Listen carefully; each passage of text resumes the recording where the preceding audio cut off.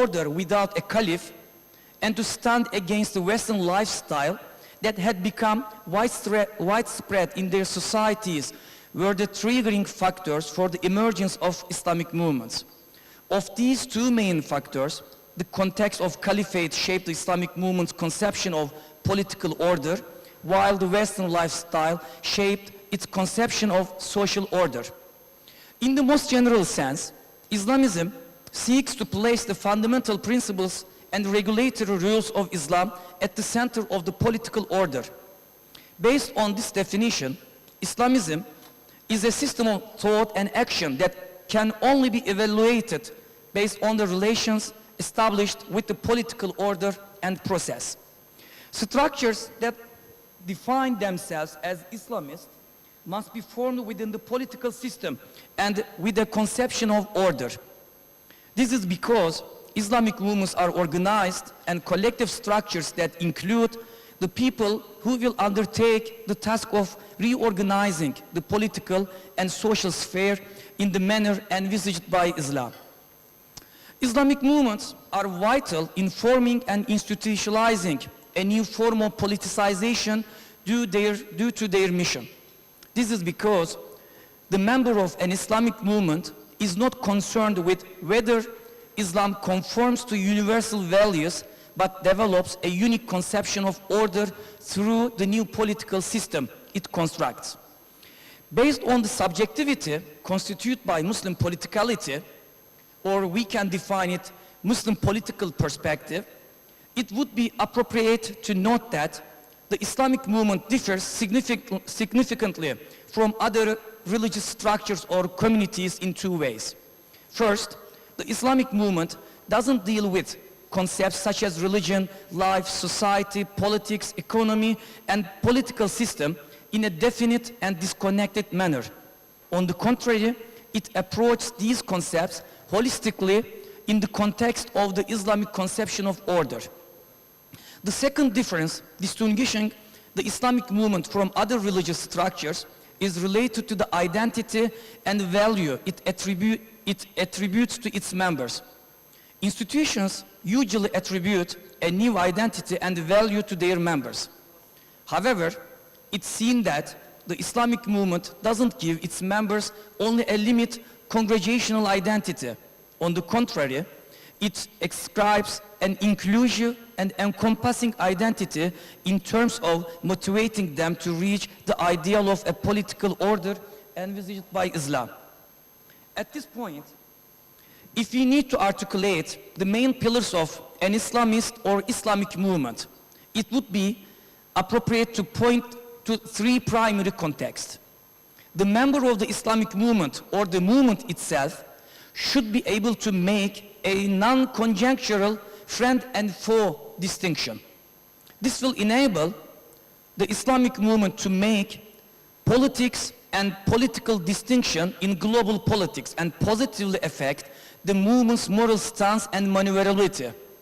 Secondly, the Islamic movement must be compatible with the traditional and cultural codes of the geography in which it's located and shouldn't have any problem, any political and social legitimacy problem in that society.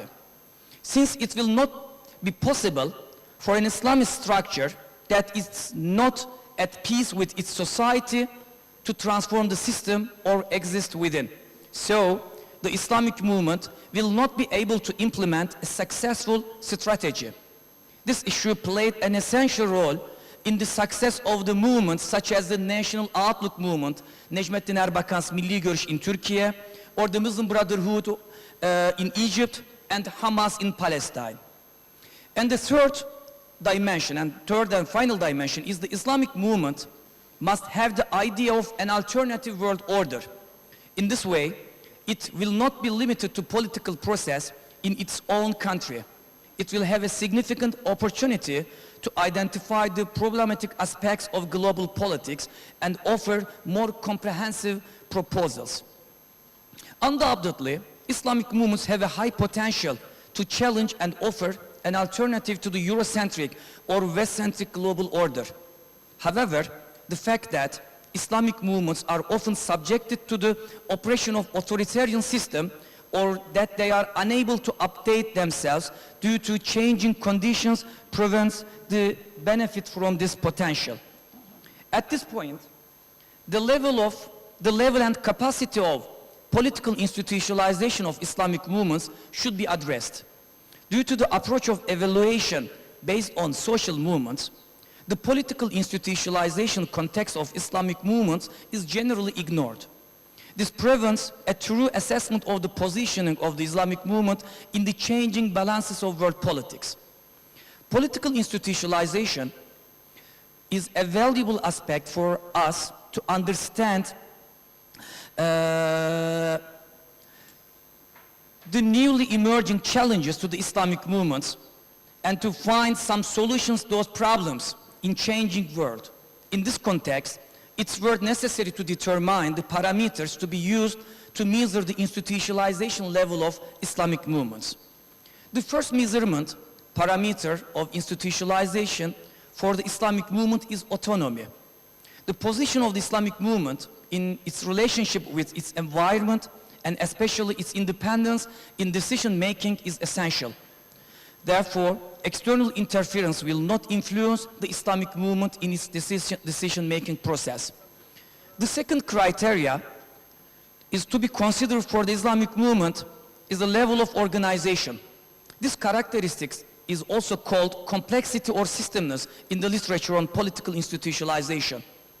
The organizational level refers to the strength of the movement's membership, its ability to use human resources effectively, and managing relations between its subunits. The third criteria for institutionalization is the level of adaptability. Issues such as generational change, the life of procedures, the position of functional principles in the change process, how the movement reacts to crises it faces, and its ability to adapt to the new method are related to adaptation. It's assumed that a sign with an increased ability to adapt will be more resilient in the face of political or social crises and will not experience continuity problems. This will provide the Islamic movement with important room for maneuver to continue its existence in the aftermath of crisis.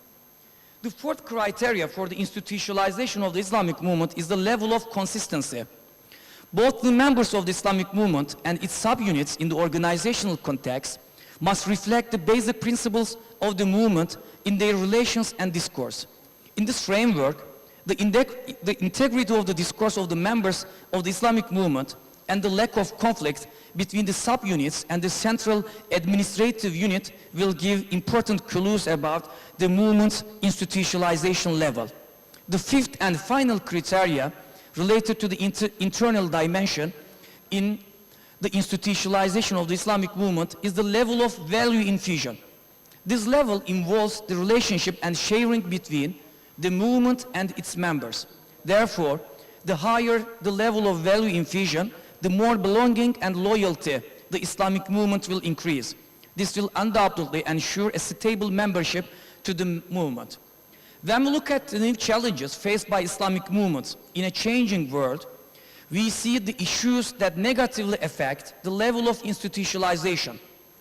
Political, economic, and social transformation under the influence of globalization, the new generation perceives political issues in different ways compared to previous generations, and the fact that the Western-centered narrative is less questioned in new generation causes Islamic movements to experience difficulties in finding new members and indoctrinating them. Islamic structures that fail to update themselves and understand change face a major crisis as they cannot instill values in their members. The most crucial factor in Hamas' recruitment of new members compared to other Islamist movements is that it has updated, developed, and even harmonized the resistance with political and technological developments. The main reason why the Muslim Brotherhood, Jamaat al-Islami, or National Outlook movement in Turkey in recent years have less of an impact on the new generation is their lack of value infusion.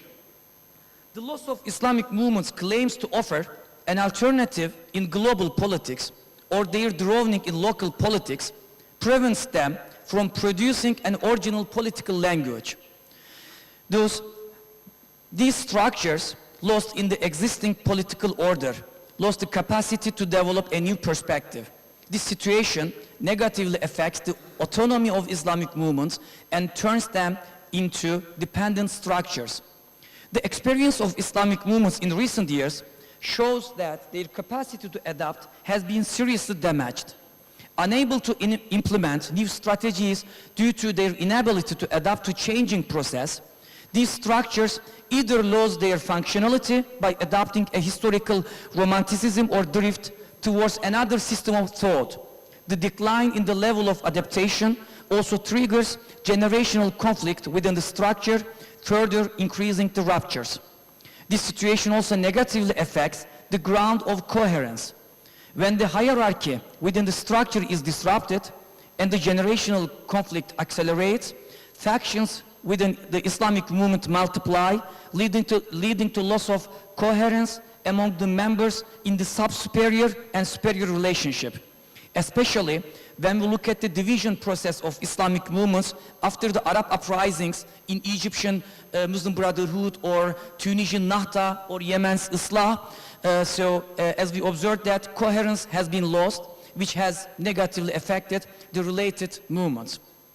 As concluding remarks, since Islamic movements emerged due to changing conditions in the world system, they are structures that should always be ready for similar change.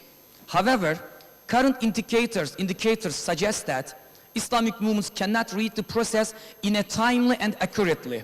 The mission to be undertaken by Islamic movements, considering their potential to offer an alternative to the global order, is very important in international politics and the construction of the new world order. Islamic movements may play a more active role in the coming period, primarily since we have heard the footsteps of a recent systemic change in the global order and political discourses determined by religious argument and eschatological approach after Operation Al-Aqsa flood. Therefore, analyzing the context of political institutionalization correctly and making the necessary interventions in weak areas will allow Islamic structures to return to global politics. In addition, producing new concept sets that will develop the idea of an alternative world order rather than the given concept sets as Islamists used in Arab uprisings transitional process. So the development of new concept sets will strengthen the position of Islamists and Islamic movements in a changing world to bring new perspectives and to present an alternative approach to Eurocentric understanding, Eurocentric interpretation of international order. Thank you very much.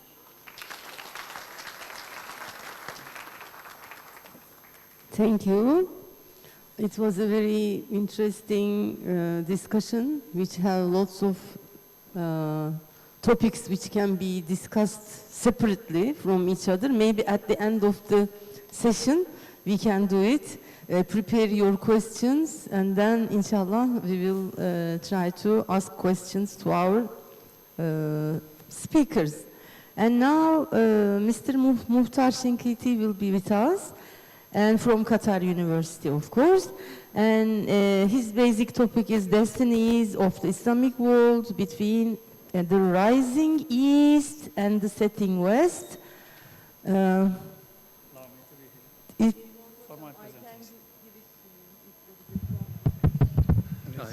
There's no problem. That should be okay. Yeah, okay. How many minutes I have? Yes, Hocam. How many minutes? 20, Hocam. 20 minutes, okay. Assalamu alaikum. Thank you very much for this opportunity. I'm very happy to be with you today, and well, it's embarrassing to talk in front of these great scholars and academicians, especially about a very big title and a very broad topic as this, destinies of the Islamic world between rising East and setting West. It's basically a geopolitical point of view about the position of the Islamic world within the shift of the global system that we are living today. I'd like to talk first about the revival of all the dichotomies, and then about the rising of China, or the Chinese gathering storm, if we use the term of Professor Mearsheimer, and the new awakening that is going on today in Russia. Then on the Indian dilemma, and finally I'll talk about some features, quickly, some features of the Islamic geopolitics and the situation of the Islamic world today as a shatter belt or crash zone, if we use the terminology of geopolitics. So let's have ad break first. What I'm talking about is more detailed in a study that I published in Arabic a few months ago with this title, The Rising East and the Setting West, Shift of the Global Powers and the Destiny of Islamic World, and fortunately it's translated into Turkish thanks to my friend Latif from Mana Publisher, for those who want to read more about it. Today I think we are living a revival of the old dichotomies in geopolitics. What people used to talk about as a clash between great land powers and the great sea powers, or the clash between emerging powers and established powers, or what some call falling into Thucydides' trap, especially when they talk about the Chinese emerging power versus the American established power. Napoleon was reported to have said in the early 19th century, "Let China sleep, for when she wakes, she will shake the world." That was at the beginning of the 19th century. At the beginning of the 20th century, one of the great geopoliticians of all times, Mackinder, talks also about what he called the yellow peril from China. Today, at the beginning of the 21st century, we have many, many others who are talking about the rise of China and the risk of the rise of China for the Western established powers. That's what Professor John Mearsheimer called the Chinese gathering storm. Well, there are many interpretations and debates today about the rise of China. For Chinese academicians, what they are saying basically, we're super nice people and we are building our power, but it's good for all, so don't worry about it. Win-win solution, don't worry. This is an example of the literature written by Chinese academicians on that. For some American academicians like Graham Allison, he believed that United States and China are destined for war, and that's the title of his book. Of course, I cannot give any details about all of this, but it's enough to give some hints. For Professor Kishore Mahbubani, very important intellectual and politician from Singapore, he believes that China has already won the battle. So don't worry, Westerners, you're part of the past. China is the future. Just live with it. And he wrote actually several books about this, including this book, Has China Won? For Professor Mearsheimer, he used the concept that he called offensive realism. And from perspective of offensive realism, he believed that some kind of confrontation is coming from the United States and China. It doesn't have to be military, but at least some kind of Cold War is coming because United States will never allow, as an established power, will never allow an emerging power like China to rise.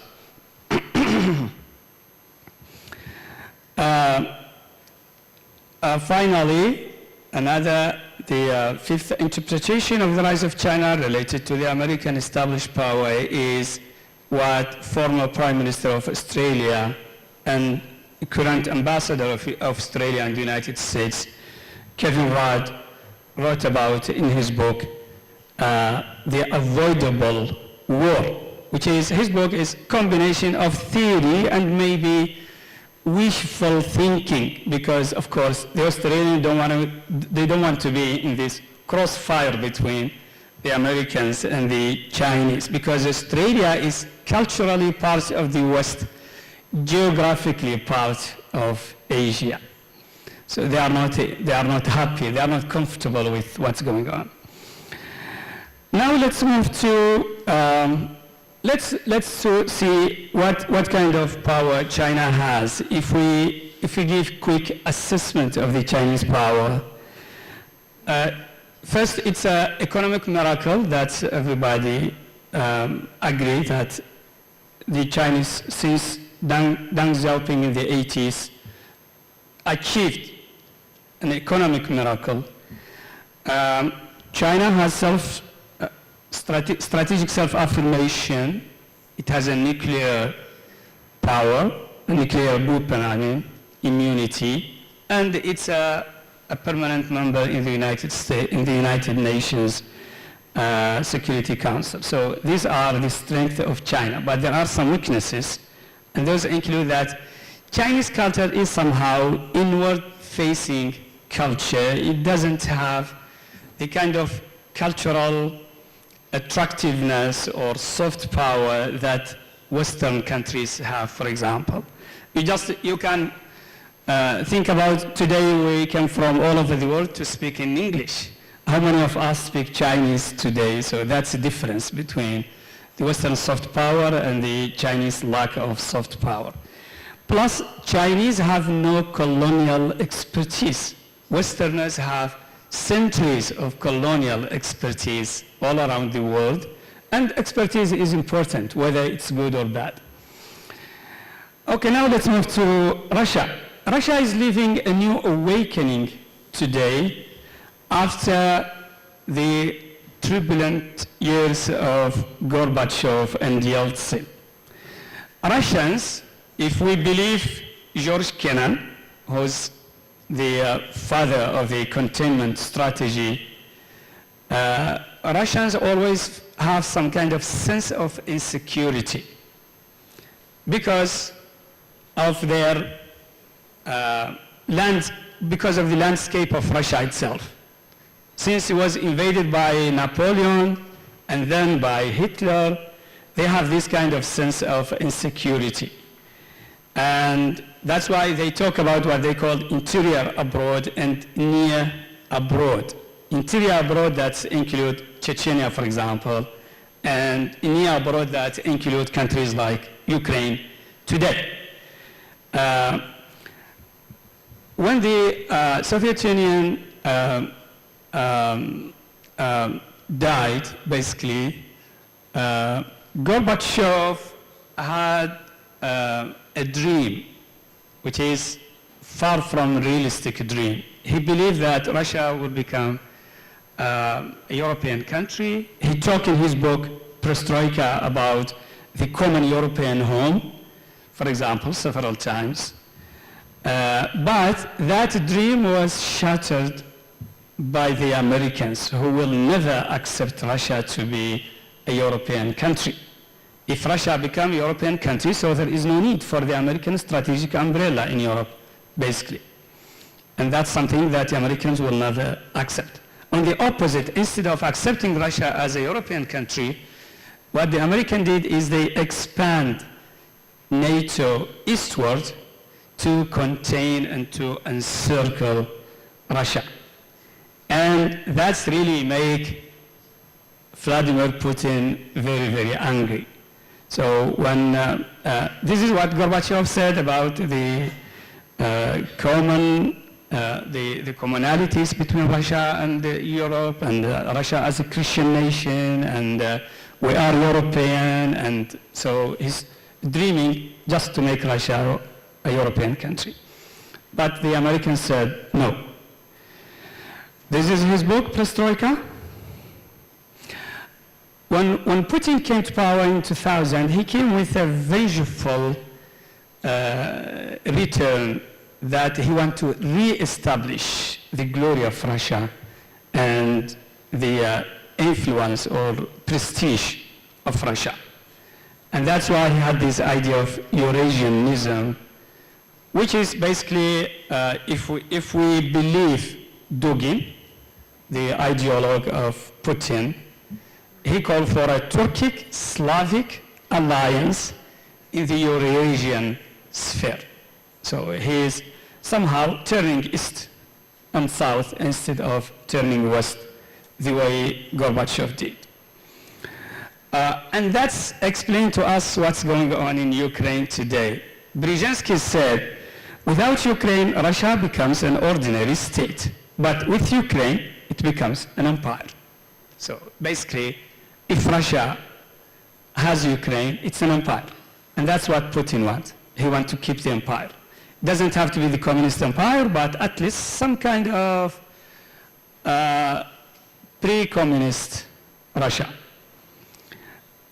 So what's going on in Ukraine today, I believe that it's very difficult for Russia to win victory in Ukraine, but it's also impossible for Russia to be defeated in Ukraine. So it's a very complicated issue. Hard to win, impossible to lose. And that's what makes the war in Ukraine very complicated.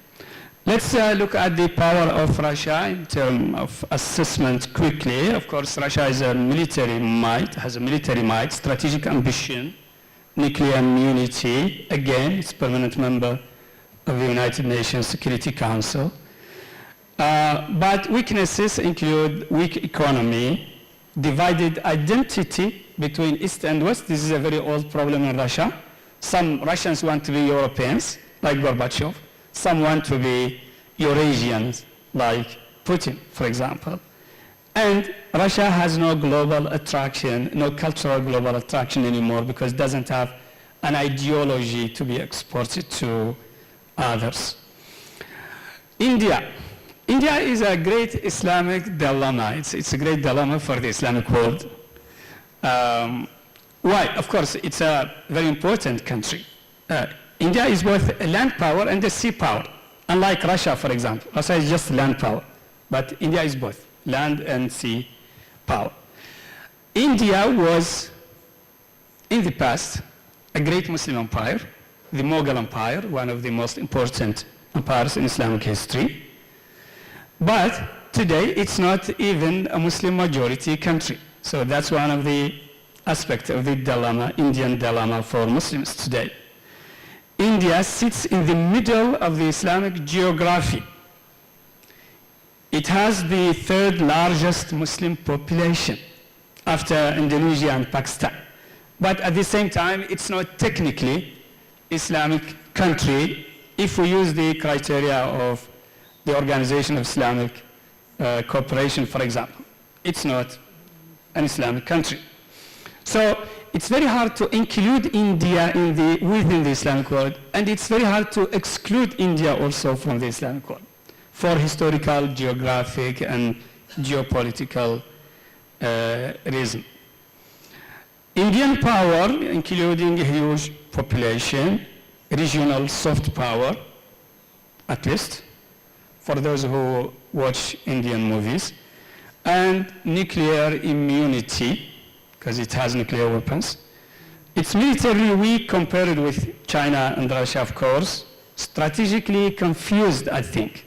India is strategically confused and confusing also for us, because India is surrounded by Muslims and Chinese, basically.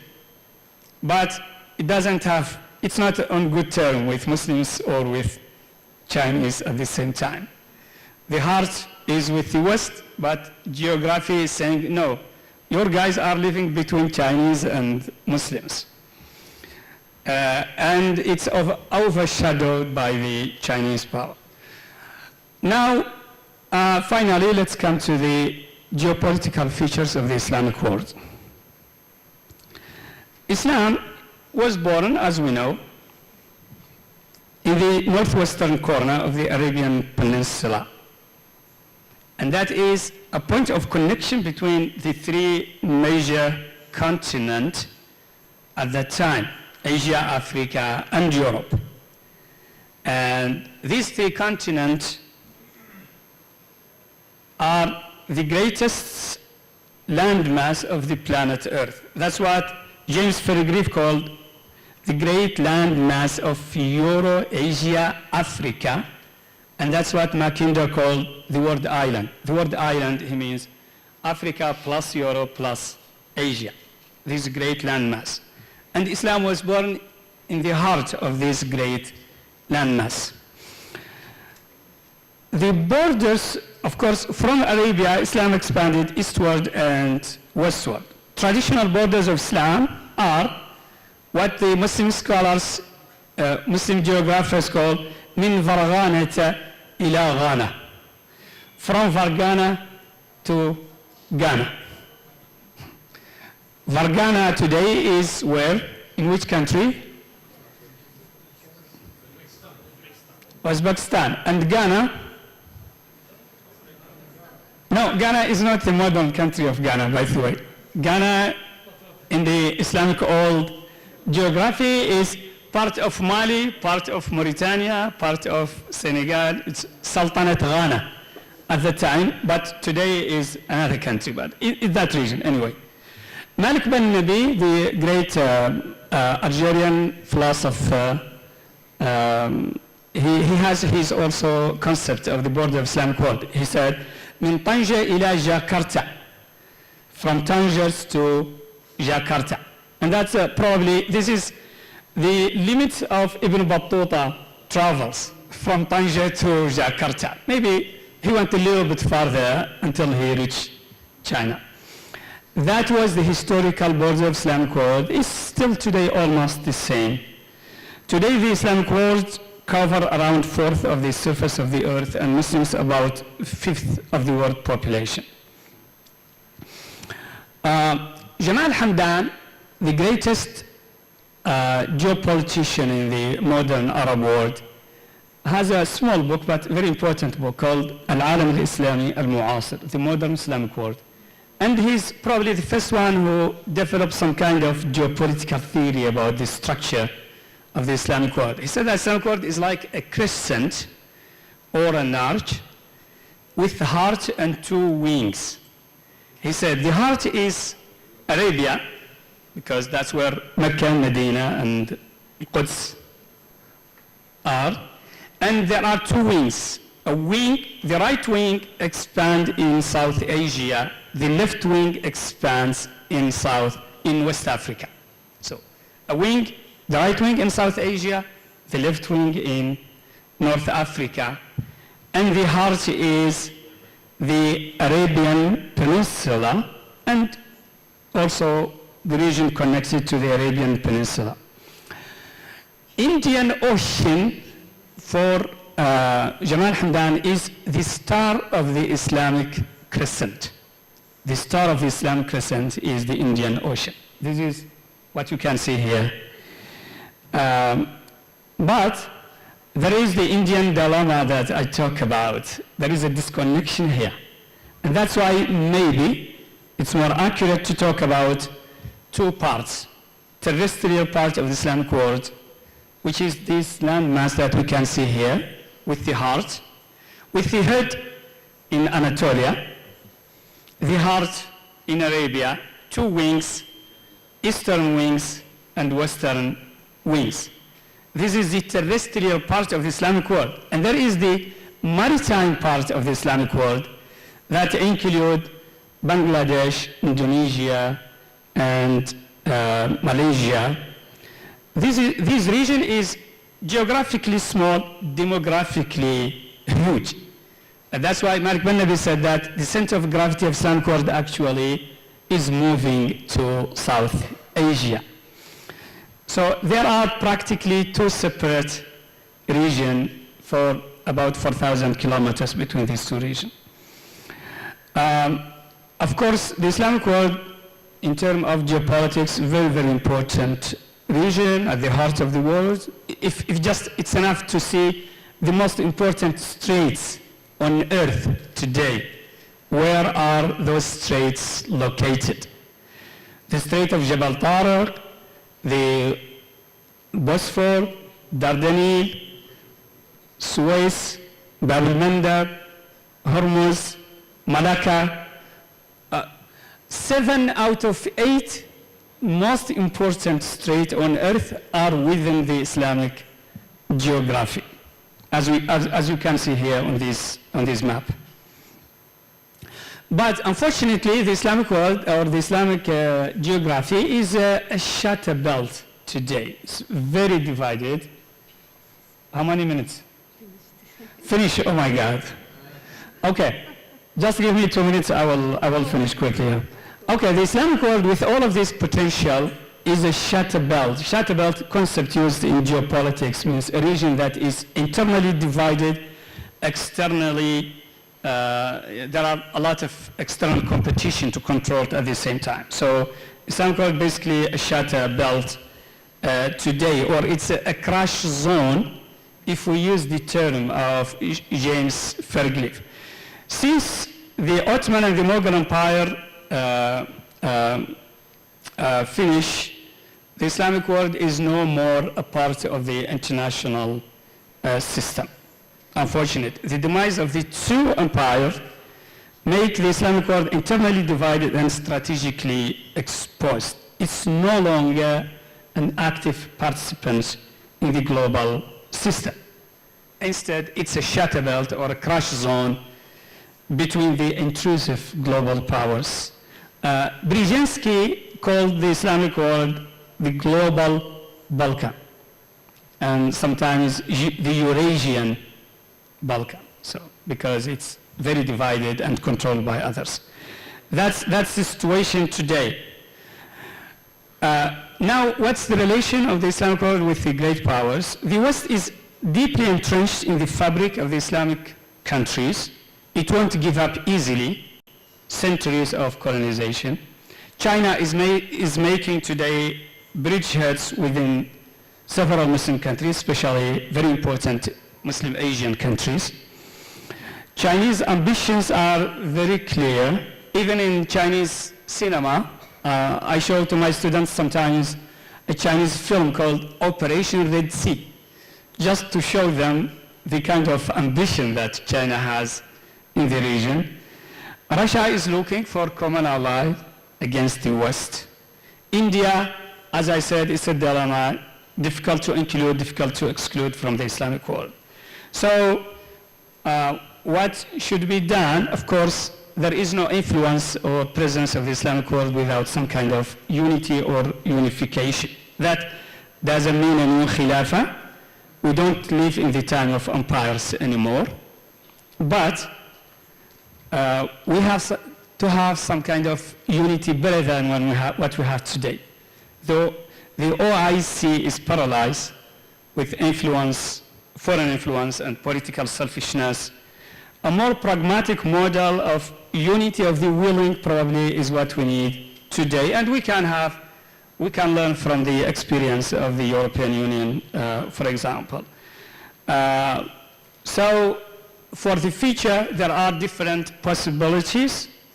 For Samuel Huntington, for example, predicts that there will be in the future what he called an Islamic Confucian axis, or some kind of alliance between China and the Islamic world, and that will be a real challenge to the Western influence. That's the theory of Huntington in his book, Clash of Civilization.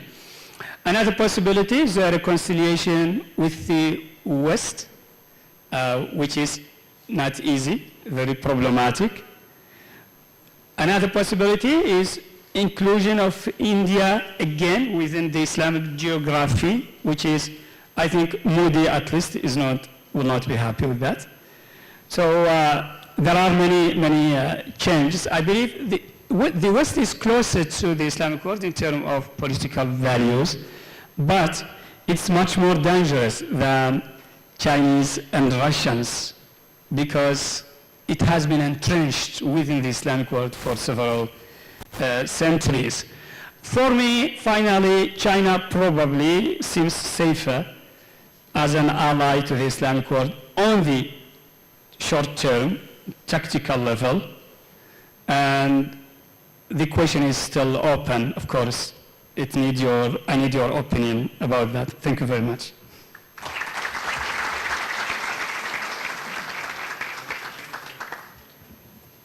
Thank you, Hocam. And now we have our final speaker, Mr. Wadah Kanfar from El Sharq Forum.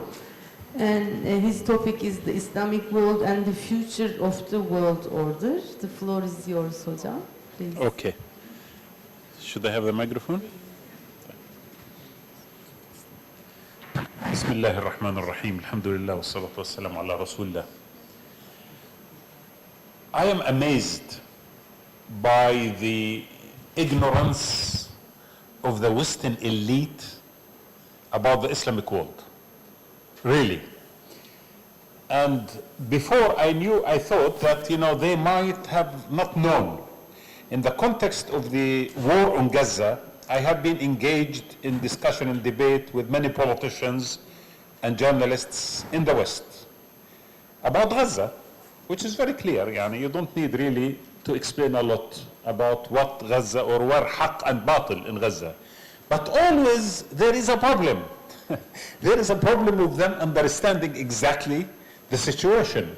It occurred to me that, in fact, they have their own software, their own perceptual framework, their own paradigm of knowledge that cannot process the complexity and the multi-layered reality and the epistemology of our Islamic thinking. So when they think about us, they try to fit us within the certain framework that they have in mind. And the output always wrong. Always stupid decision. And I have seen this in Iraq, I have seen that before that in Afghanistan, and I have seen that in Palestine, and we see it everywhere. Always they choose wrong decisions, and eventually they do not learn.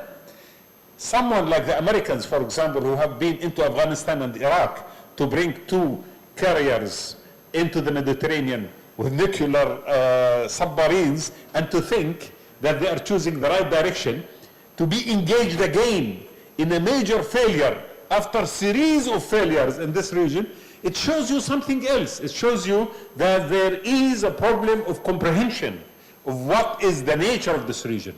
When you talk to them, and I have done that to some politicians, they will tell you, no, everything is covered.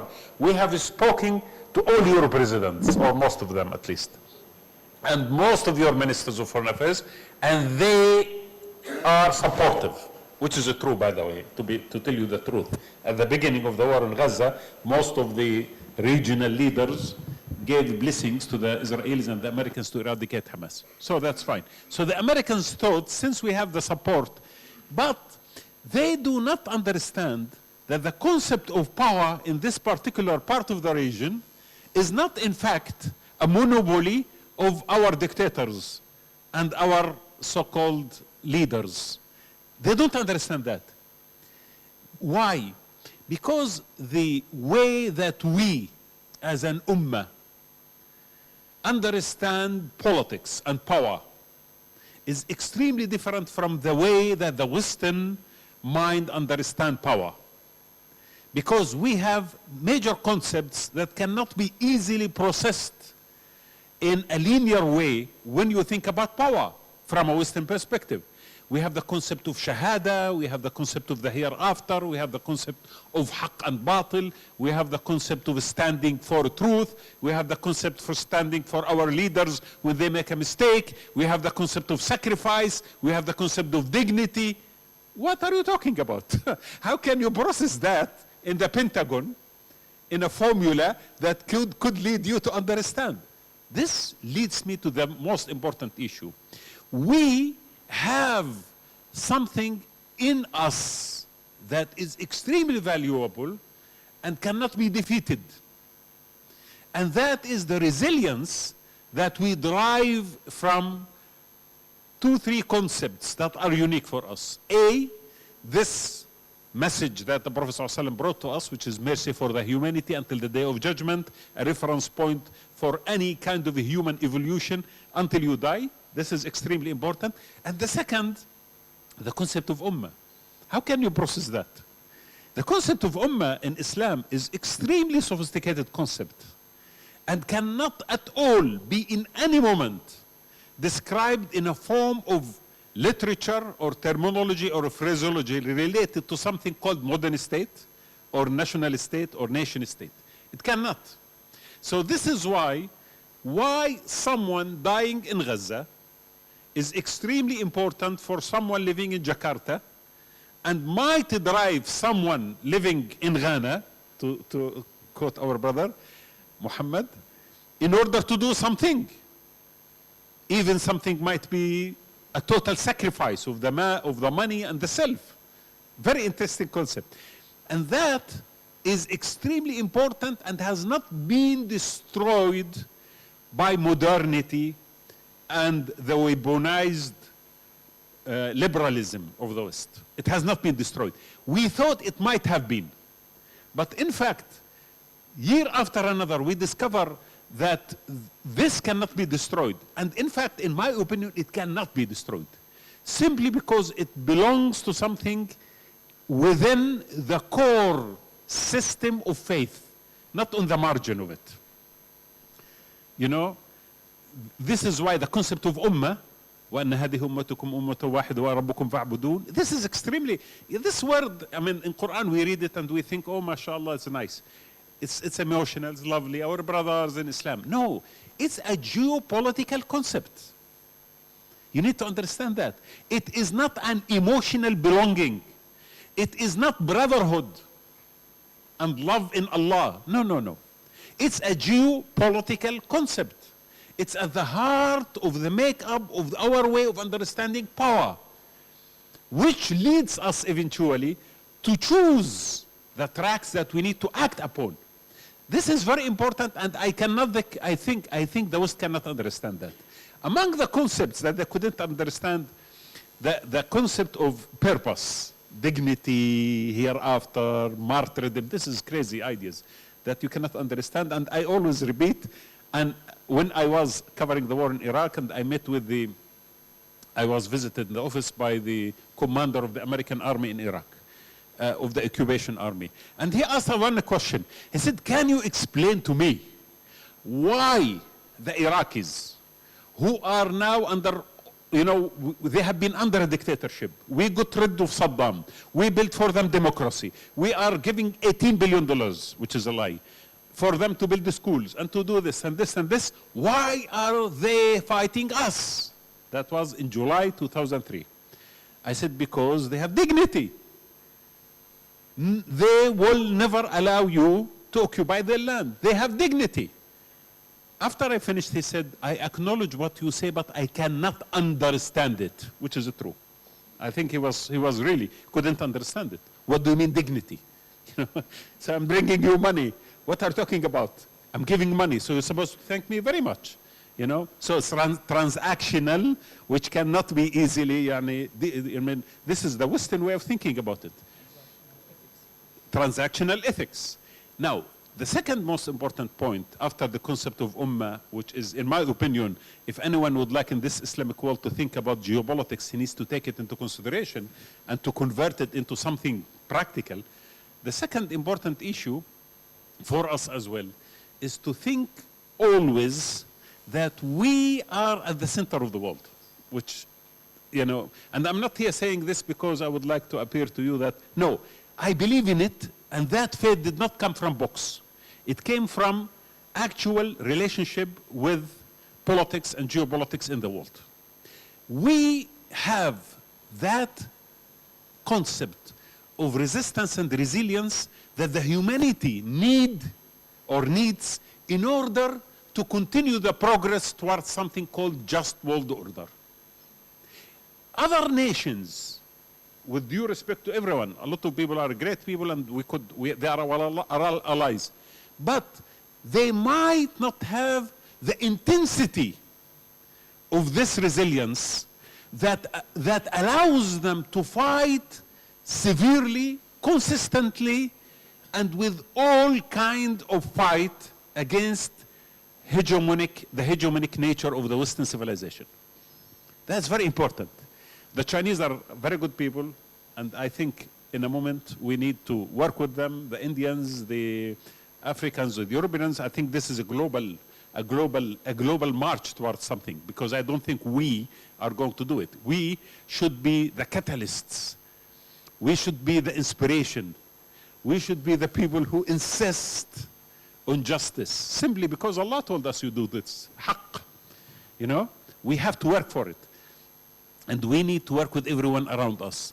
But we should never be complacent to some other part of this world to lead this transformation into a final end that matches our values and ideals. That is very important. So we have alliances, which is great. We should work together. But remember that every geopolitical center of gravity will eventually turn into a center for monopoly over power and wealth. Be it China, be it India, be it Russia, be it America, be it me or you or anyone else. It is going to happen like that. Unless you find new foundations for something that create at the heart of it, at the core of it, the quest for values and haqq, in a way or another, value-centered approach to international and geopolitical, we will continue to face one threat after another. You know, that doesn't mean we shouldn't have alliances. We should and must have alliances in a long way and path towards change.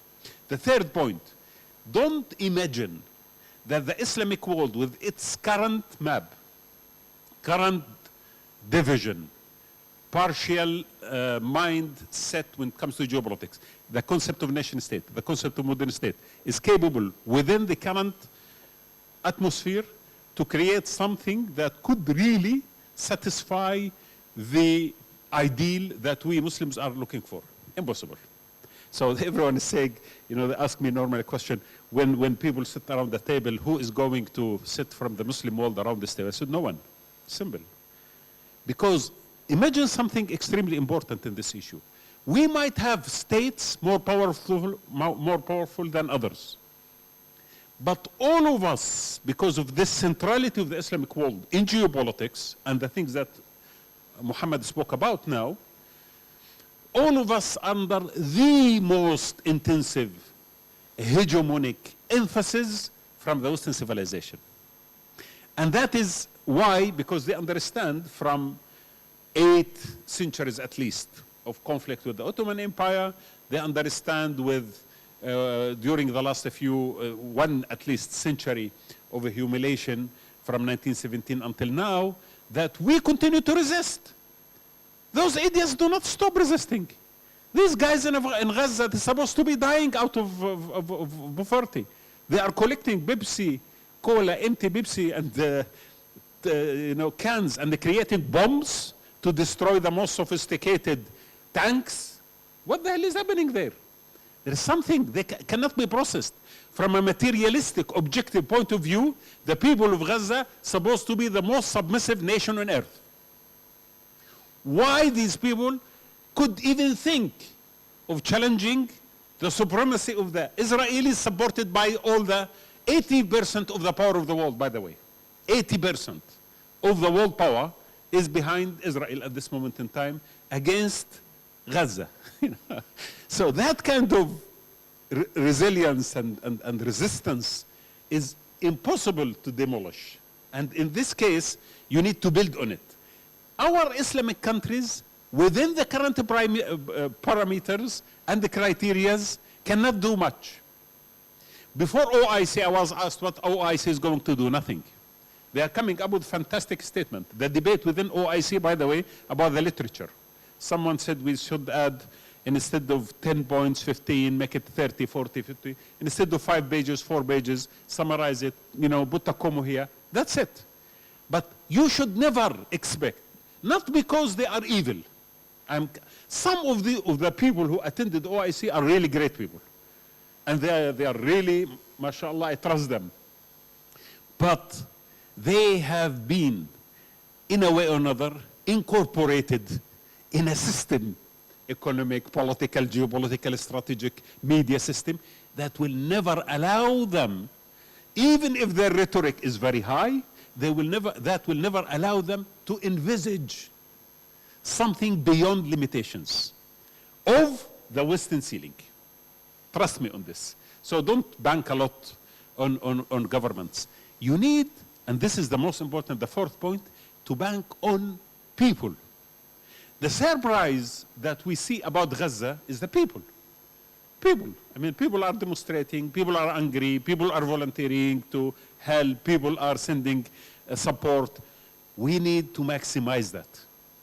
And we need to discover the alliances within the people level. Now, when I see people demonstrating in Washington and New York and in Venezuela and in Brazil and in South Africa, I feel really very happy. Because that is our geopolitical alternative. Our geopolitical alternative is not going to be nation-based state system. It's going to be a global movement to liberate ourselves from the hegemony of weaponized liberalism. I call it because liberalism in its origin, nice values, alhamdulillah, justice, equality. But it has become a tool of subjugation, a tool of supremacy. We need to be aware of that. We need to have that kind of a global alliance, and we need to move forward, and we should do that because we have our own nuclear weapon, which is called Palestine. And imagine any event in this land, subhanallah, a very strange thing. It's not very strange for me, but at least very strange for everyone. Any event in Palestine becomes international automatically. Don't you think so? The amount of sacrifice you do in Palestine is multiplied by hundreds. We have a lot of massacres happen everywhere in the world. We'll have to have nations under oppression. But Palestine, when something happens there, the whole world is pro or anti or against or whatever. Don't you think that this is the interpretation of the verse in Quran that says, إِلَى الْأَرْضِ الَّتِي بَارَكْنَا فِيهَا لِلْعَالَمِينَ, that the land that we have blessed in it, everything for al-alamin. Al-alamin, of course, all the worlds.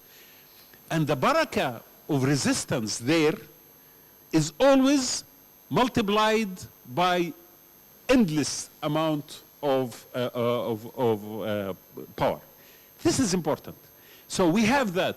And we discovered lately that the Palestinian issue could be the catalyst for the Ummah and the catalyst for this global alliance with the margin, call it the South if you like, call it the marginalized people, and for those who historically have been subjugated. And now they start to discover. I mean, people in America, the indigenous people of America, of Canada, of Australia, of New Zealand, and the nations in Africa that have been enslaved, there is a huge legacy, at least 300 years of legacy of crimes and genocides that have been done. But they succeeded in subjugating, actually, and in covering all these crimes. If it is necessary, they will make apology. And luckily, I mean, funnily enough, while we were debating Gaza and the massacre in Gaza, and Germany is taking the most astonished, support of the crime committed in Gaza, the chancellor is apologizing to Namibia about a massacre that was done in 1824. You are committing a massacre right now. Why are you apologizing only for that one? It doesn't matter for him. Because also he might apologize after 100 years for the Palestinians. They could. It doesn't matter. And they feel good about it. We apologized. It doesn't mean that I'm not going tomorrow to commit another one. So this kind of legacy in my opinion, could be easily triggered again. And a lot of people will join that kind of movement in order to establish a world order that is based on values rather than on the rules of the center of the West. We need to work with these people. And that memory that has been covered all over in Congo, where 10 million people lost their lives, 10 million, imagine, 10 million humans were killed in 25 years under the Belgium rule. In Kenya, in Namibia, massacres that the Germans have done, in the massacres the French did in North Africa, everywhere, massacres and genocides were committed. This is when Netanyahu tells them that I am going to deal with these people as Daesh, ISIS, you remember? What does he mean? He will tell them, you see, what are you blaming me for?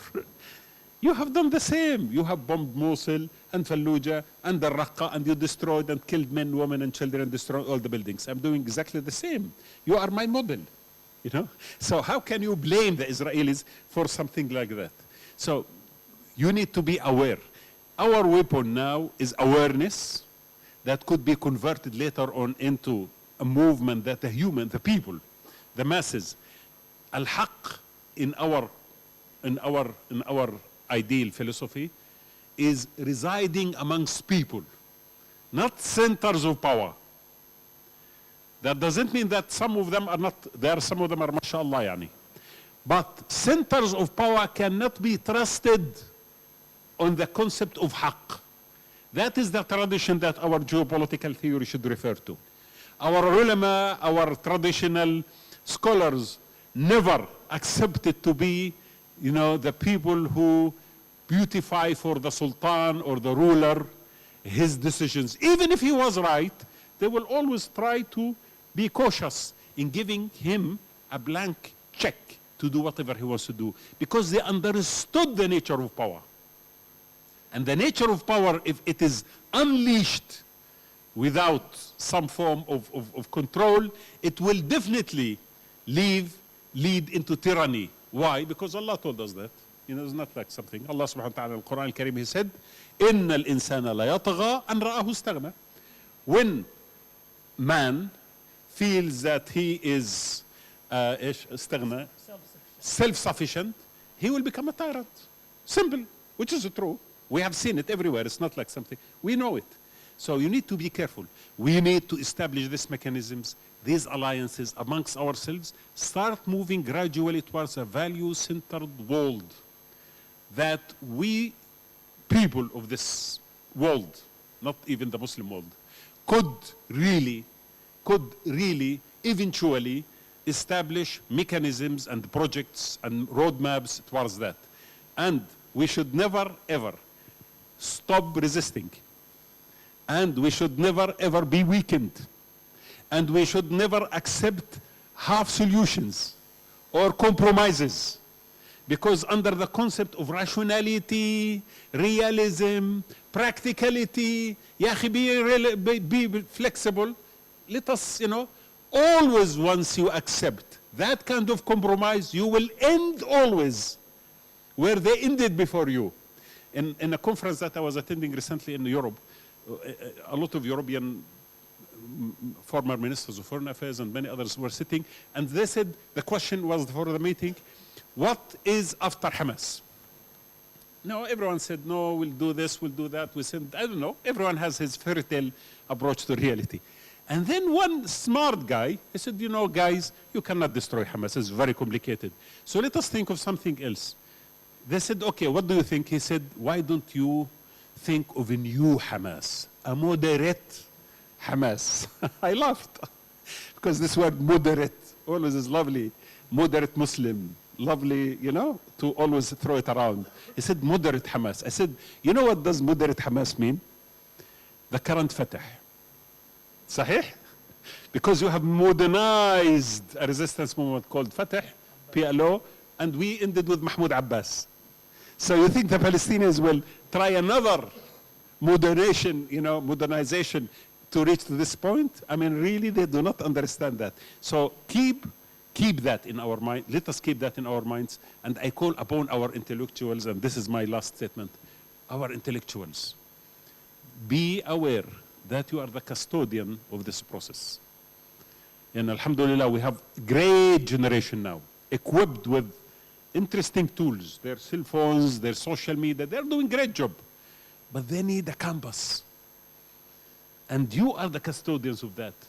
Don't be the servants of power, and don't be the custodians of half solutions. Because all of us are going to leave this world, but the next generation can follow something more authentic. We need to detoxify our Islamic mind from these kind of issues of half solutions and modernization and all this nonsense, in order for next generation or the third or the fourth to come up with something that they will thank us for, inshallah ta'ala, when we will receive our ajr when we are dead. Assalamu alaikum wa rahmatullah.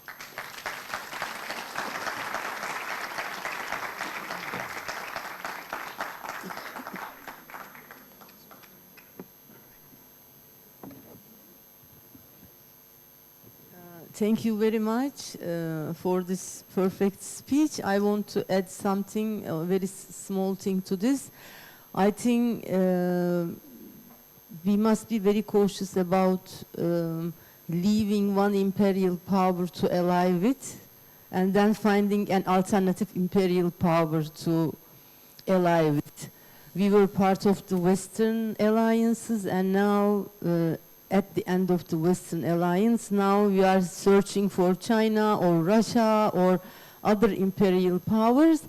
We can never ever trust on them. We can never forget China's genocides on Chechnya.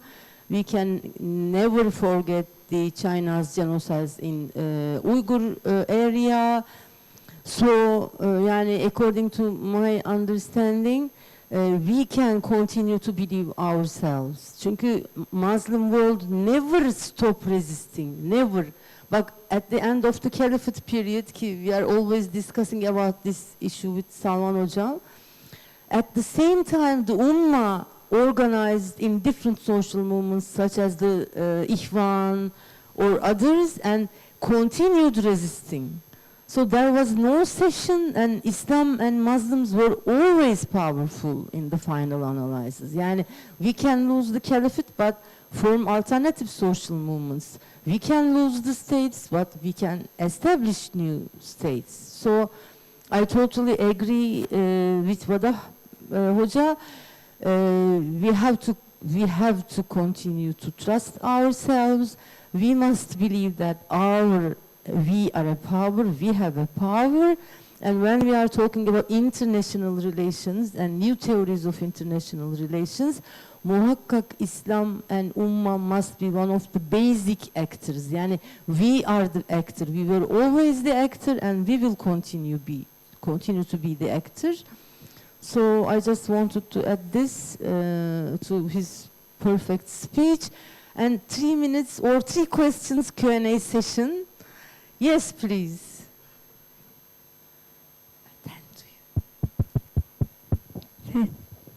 Assalamu alaikum wa rahmatullah. Thank you.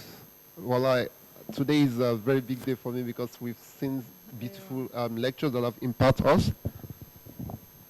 That have impacted us all today. But my first question is regarding China. In as much as we need partner, China also needs us. Because without us, China cannot do anything in this world. My question is, it will be next year that the caliphate will be 100 years, we don't have any caliphate anymore in the Muslim world. And the first question is, what next? The second question is, now we've seen democracy, we've seen the worst of democracy. For a very long time, the academicians in the West have equated Sharia to be backwardness and democracy to be I don't know how to say it in English, modernism or, advancement.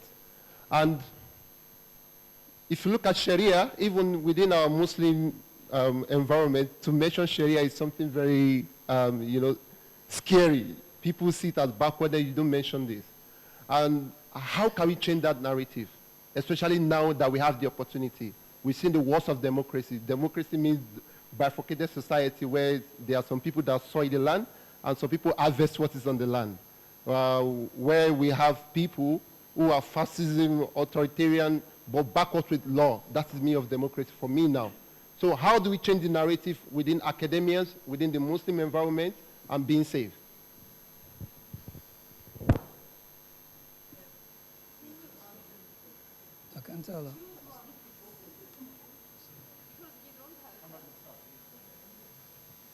Okay, I will say briefly about China and alliance with China.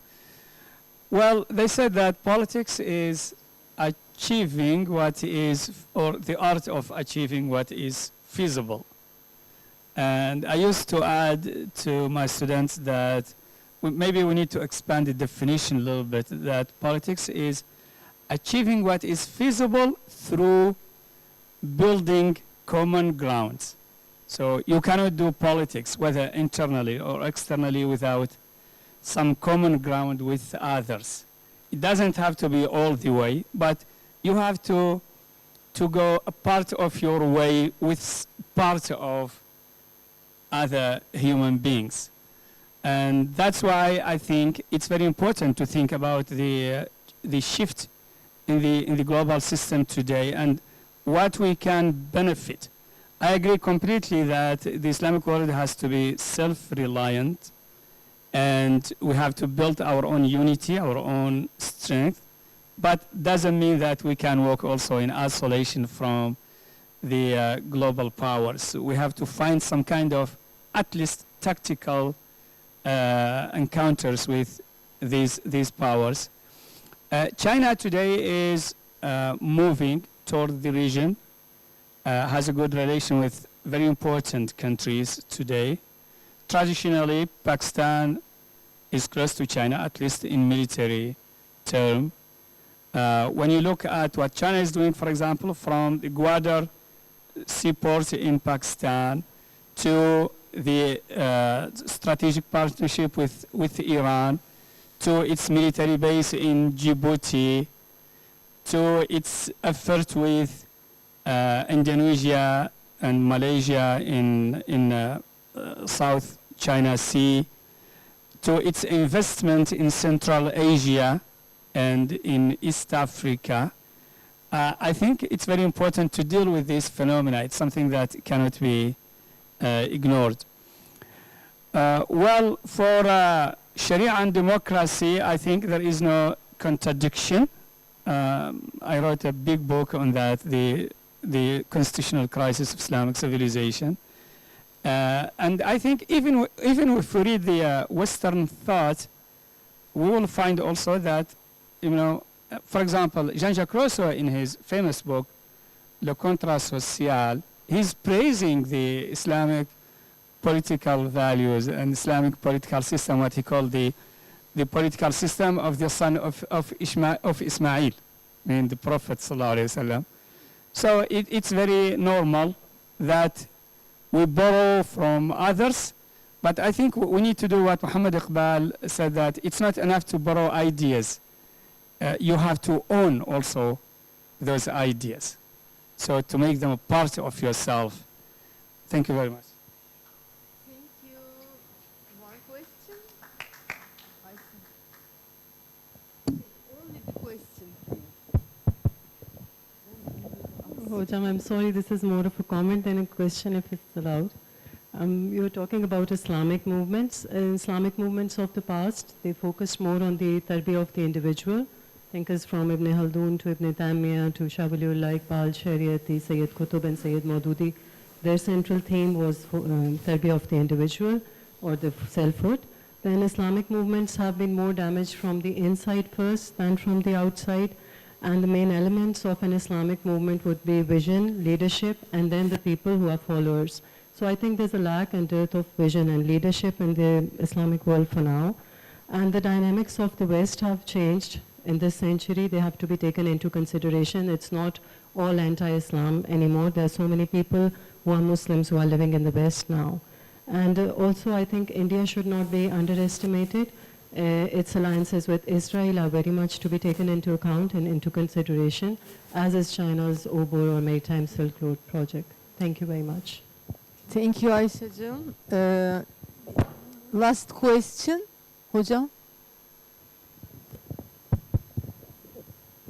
Assalamu alaikum.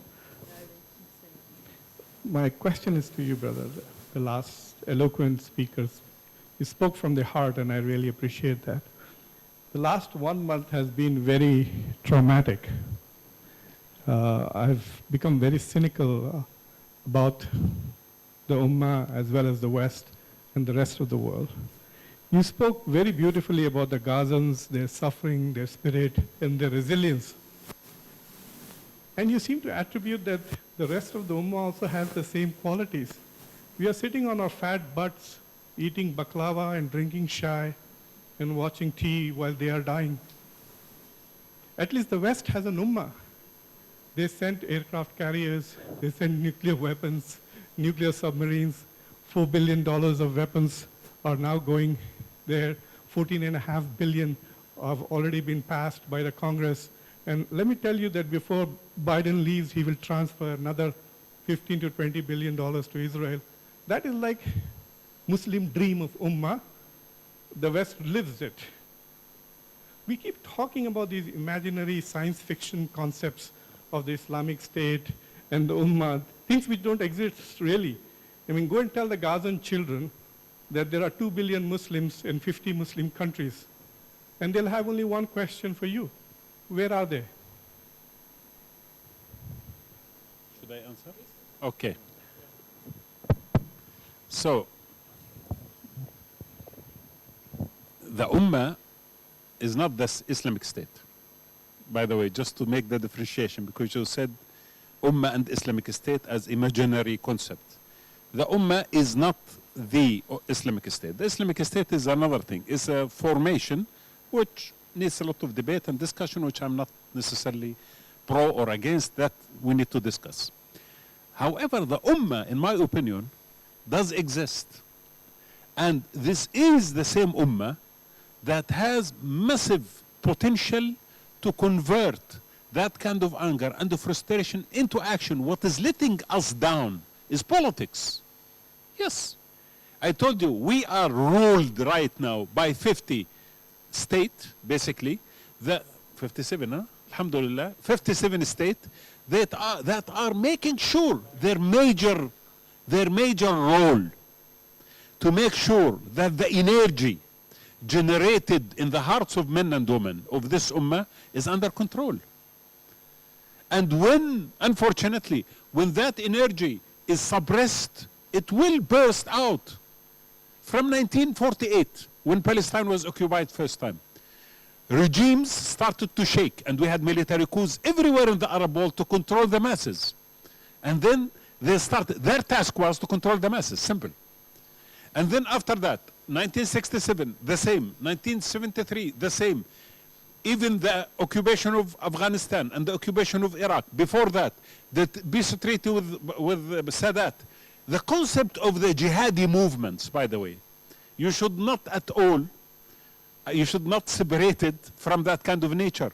Although I might not be happy with it, I might feel that it is too much misleading into certain kind of endless suffering and useless even techniques. But that was a result of this kind of political manipulation and suppression of our ummah's fitra.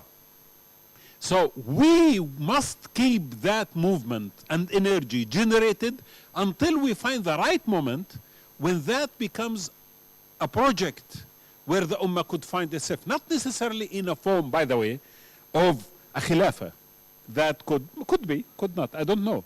But always I'm arguing, and this is very simple and naive argument. The Western state created for us the concept of a nation state. Sahih? Does anyone say no? I mean, the concept of nation state came from the West, and we were fascinated by the concept of nation state, and after the demise of the Khilafah, we adopted the concept of nation state. The current nation state of the West, of Europe, from Maastricht until today, is establishing its own Khilafah and reducing the sovereignty of the nation state to the minimum for the sake of the union. Call it Khilafah, call it union, call it whatever it is. And we are fascinated by it, a European Khilafah. fascinated by it. We who inherited the concept of ummah initially, right now are worshipping the concept of nation state. To an extent, if you are caught thinking or talking about something that goes beyond it, it is a crime. So I'm asking simply, okay, forget about the brand, Khilafah, which is the West too much. Don't we have, for example, an imagination or an alternative imagination of a union to follow the Qudwa of the West? Let us have the union of the East, of the Sharq region, which I am, by the way, established a think tank called the Sharq region. Sahih. Why not? And what is wrong with that? Keep our flags and honorable presidents and prime ministers in place. Keep our national anthems and our linguistics in place. No problem. But there is a problem to imagine an economic sphere of action or political and geopolitical coordination and cooperation and integration that could make from this place that he's describing as one of the most important places on earth, where we host the most important 7 international passages for international trade, convert it into a geopolitical center and an economic center. What is wrong with that? Don't call it Khilafah, call it the union of the Islamic, not even Islamic, just call it whatever you want to call it. Call it Sahih. Yani. So my concept, really, my concept is our minds, to a large extent, have been for a while paralyzed of generating alternatives to our traditional thinking. And either we are advocating a traditional model that cannot be implemented right now, or we have inferiority towards models created by others. And we cannot even convert it into reality in our Islamic mind. Thank you very much.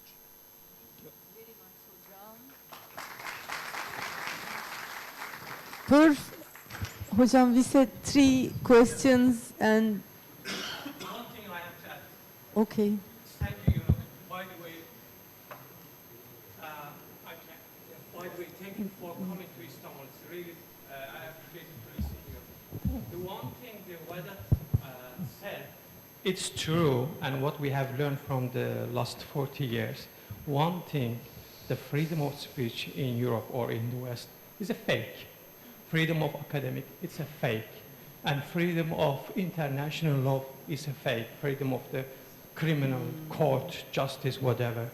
So whatever we've seen in the last 40 days, what they have been taught to us to liberate all the mindset by the Orientalist.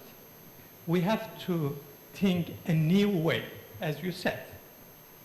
Why and how we have to establish this? We have to talk about this. It's the time, yes, maybe exactly. the conflict between Palestine and Israel have to think us to rethink a new path for Islamic world. Thank you. Thank you very much, and thank you for your passion, arkadaşlar. It is the end of the session. Thank you. See you in the other session, inshallah. Yeah, I also would like to thank all the participants and panelists. And now we will have another break. We will meet at 2:20 again, inshallah. So hope to see you soon.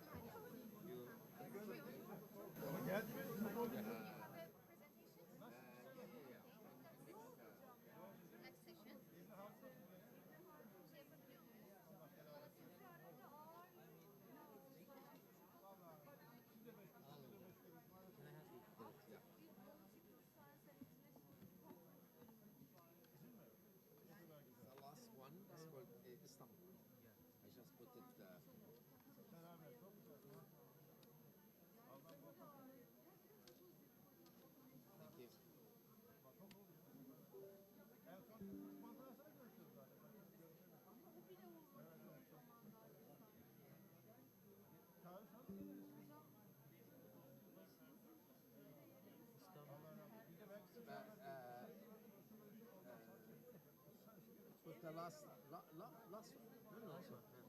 Yeah, yeah. So, yeah. Put like this. Yeah, this one. Okay. Yes. Just a second. Biri daha var, ben de onunla ilgileneyim. İrfan Ahmet.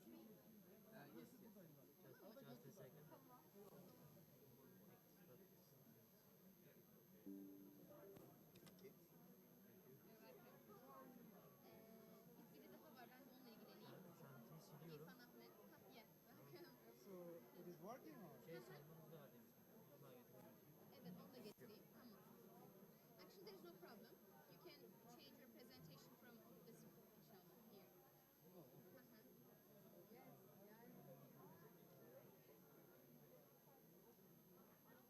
Üçüncü seçim. Okay. Mailinden indireyim ben. Tamam. Because I was thinking, I'm not a tall person. I have a paper. Okay? Actually, you look. You can see up there. Right. No, but my point was, then I'll have to put the hard paper here, right? Yes. It's not yours, Sarı Hanefi. For example. Yeah. No, the laptop is. No, like Laptop senin mi? in sense, right? Yes, ours. İlke Foundation. That's what I was just thinking. Okay.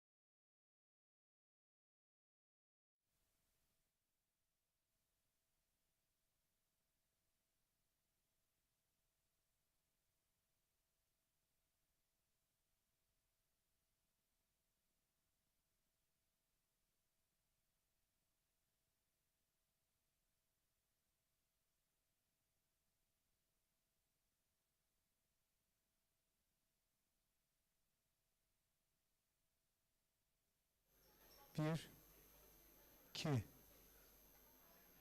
üç. Bir, iki.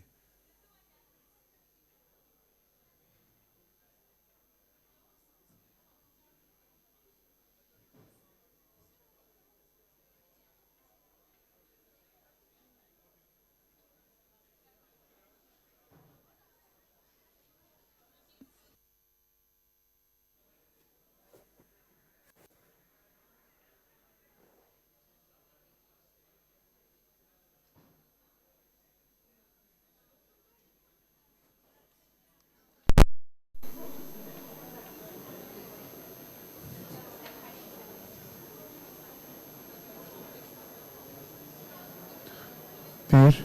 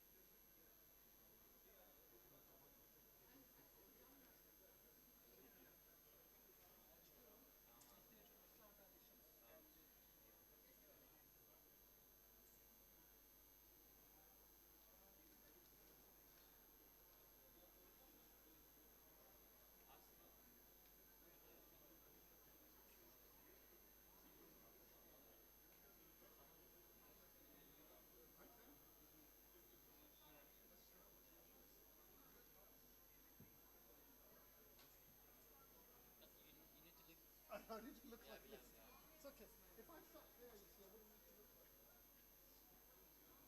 Yeah, it's much more easier to do it this way. Yeah, no, you can help me. So I can move.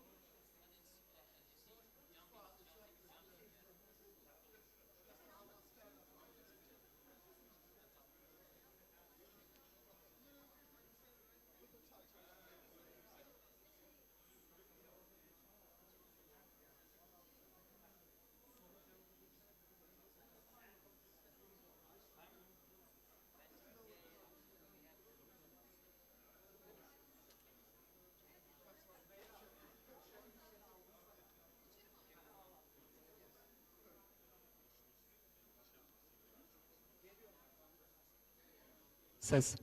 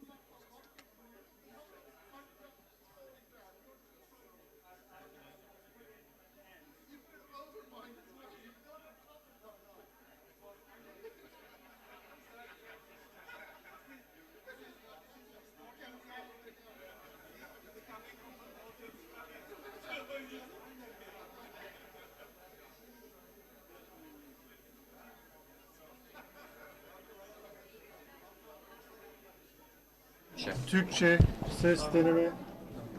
Kime gidiyor?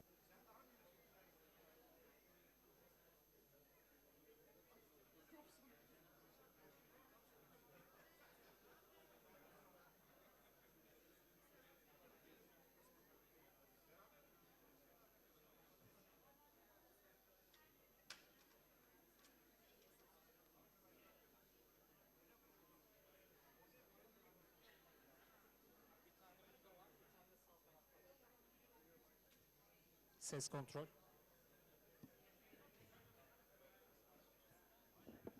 Ses kontrol.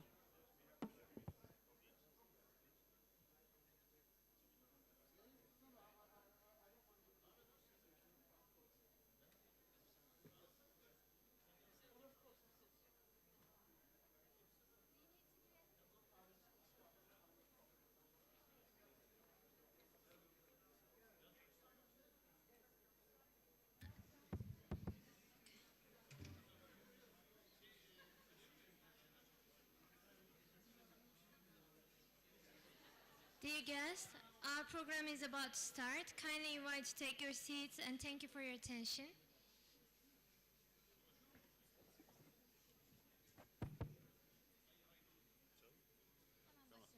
Ve programımıza devam ediyoruz.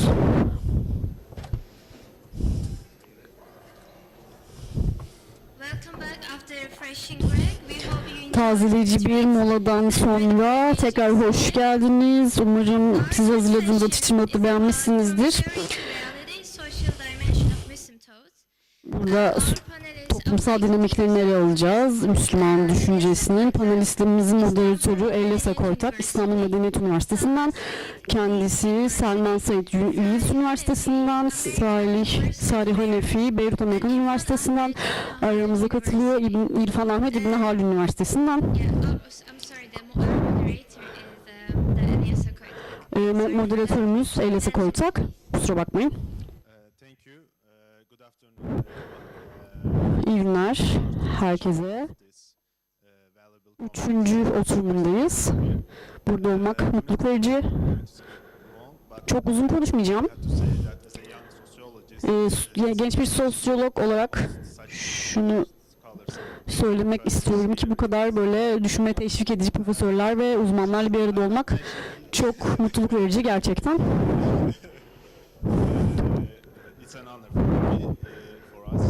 Harika bir şey benim için. Muazzam tutkulu bir tartışma oldu ilk oturumlarda. Bu oturumda sosyal meselelerden bahsedeceğiz, sosyal sorunlardan bahsedeceğiz, bilhassa kimlik. Bunlardan bir tanesi ilk konuşmacımız Profesör Selman Said. Leeds Üniversitesi'nden aramıza katılıyor kendisi, İngiltere'den. Profesör Said, sahne sizin.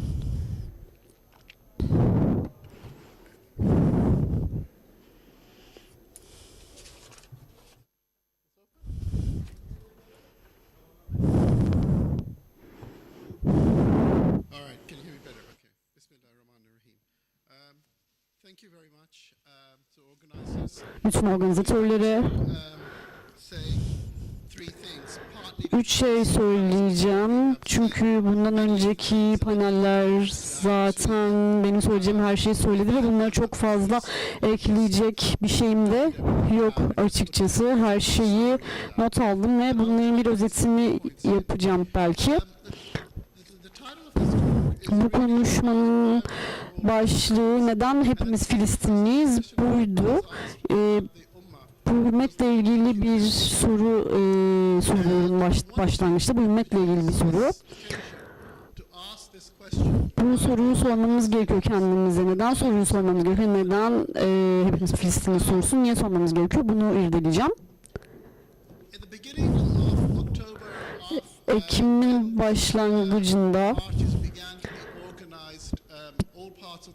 dünyanın her yerinde yürüyüşler düzenlenmeye başladı. Sadece İslam dünyasında değil, sadece büyük Müslüman nüfusların yaşadığı ülkelerde değil, bütün ülkelerde, bütün kampüslerde, şehirlerde vesaire birçok gösteri düzenlendi. dünyada bu bir şarkı ve bir slogan vardı. Şöyle bir şey, binlerce, milyonlarca kişiyiz, hepimiz Filistinliyiz diyordu bu sloganda. Bu Londra'daki son gösteriden, yürüyüşten sonra 1 milyon kişi vardı orada en azından alınan resimlere göre. Fakat şarkı biraz daha farklı hale geldi. Çünkü milyonlarca insanız ve Filistinliyiz şeklinde çevrilmişti artık. Peki neden böyle? Bu bölgeler Müslüman nüfusunun pek de fazla olmadığı, çok Müslüman, çok küçük azınlıklar olduğu Müslümanların olduğu yerlerde bu yürüyüşler düzenlendi. Bu yürüyüşler neden bu kadar geniş çaplı oldu burada? Buradaki ülkelerde, bu ülkelerdeki, bu mekanlardaki yerlerdeki Müslümanlar yerlerde aynı zamanda bir Filistin olmasına rağmen Müslüman olmayan bir nüfus da var. Dolayısıyla burada sormamız gereken asıl soru, niçin birçok Müslüman olmayan insan bu yürüyüşlere yatırım yapıyor? Bunu da sormamız gerekiyor. Latin Amerika'daki hükümetlerin neredeyse hiçbiri Müslüman değil. Hiçbirisi gerçekten Müslüman değil ve Tel Aviv'le bazı diplomatik ilişkilerini askıya aldılar. Yok, bu ilişkileri kestiler. Benzer tepkiler verdiler. Birleşmiş Milletler'e yine bu konuda birçok nota verdiler. Gazze'de olup bitenlere dair yine bazı durumlarda yine hiçbir büyük Filistin nüfusunun, Filistin mülteci nüfusunun olmadığı yerlerde de böyle tepkiler verildi. Yine Güney Afrika'da, yine hiçbir Müslümanın olmadığı Güney Afrika'daki pek çok ülkede de bu tepkiler verildi, bu yürüyüşler düzenlendi. Bazı nüfusun Müslüman olduğu, yöneticilerin Müslüman olduğu ülkelerde namazlar kılındı, dualar edildi. Bazılarında da hiçbir şey yapılmadı. Bu niye böyle oluyor? Bu soruya sonra geleceğim. Bana şöyle görünüyor ki bu konuşmam 3 ana kısma ayrılıyor. Çok soru cevap kısmında daha detaylı konuşabiliriz ama biraz özet geçeceğim şimdi. Söyleyeceğim ilk şey şu. Filistin'le ilgili bizi burada bu türde bir hareketlenmeye sevk eden şey neydi ve bunun önemi nedir? Argümanı biraz daha kısaltmak için şöyle bir şey söylemek istiyorum. Filistin'in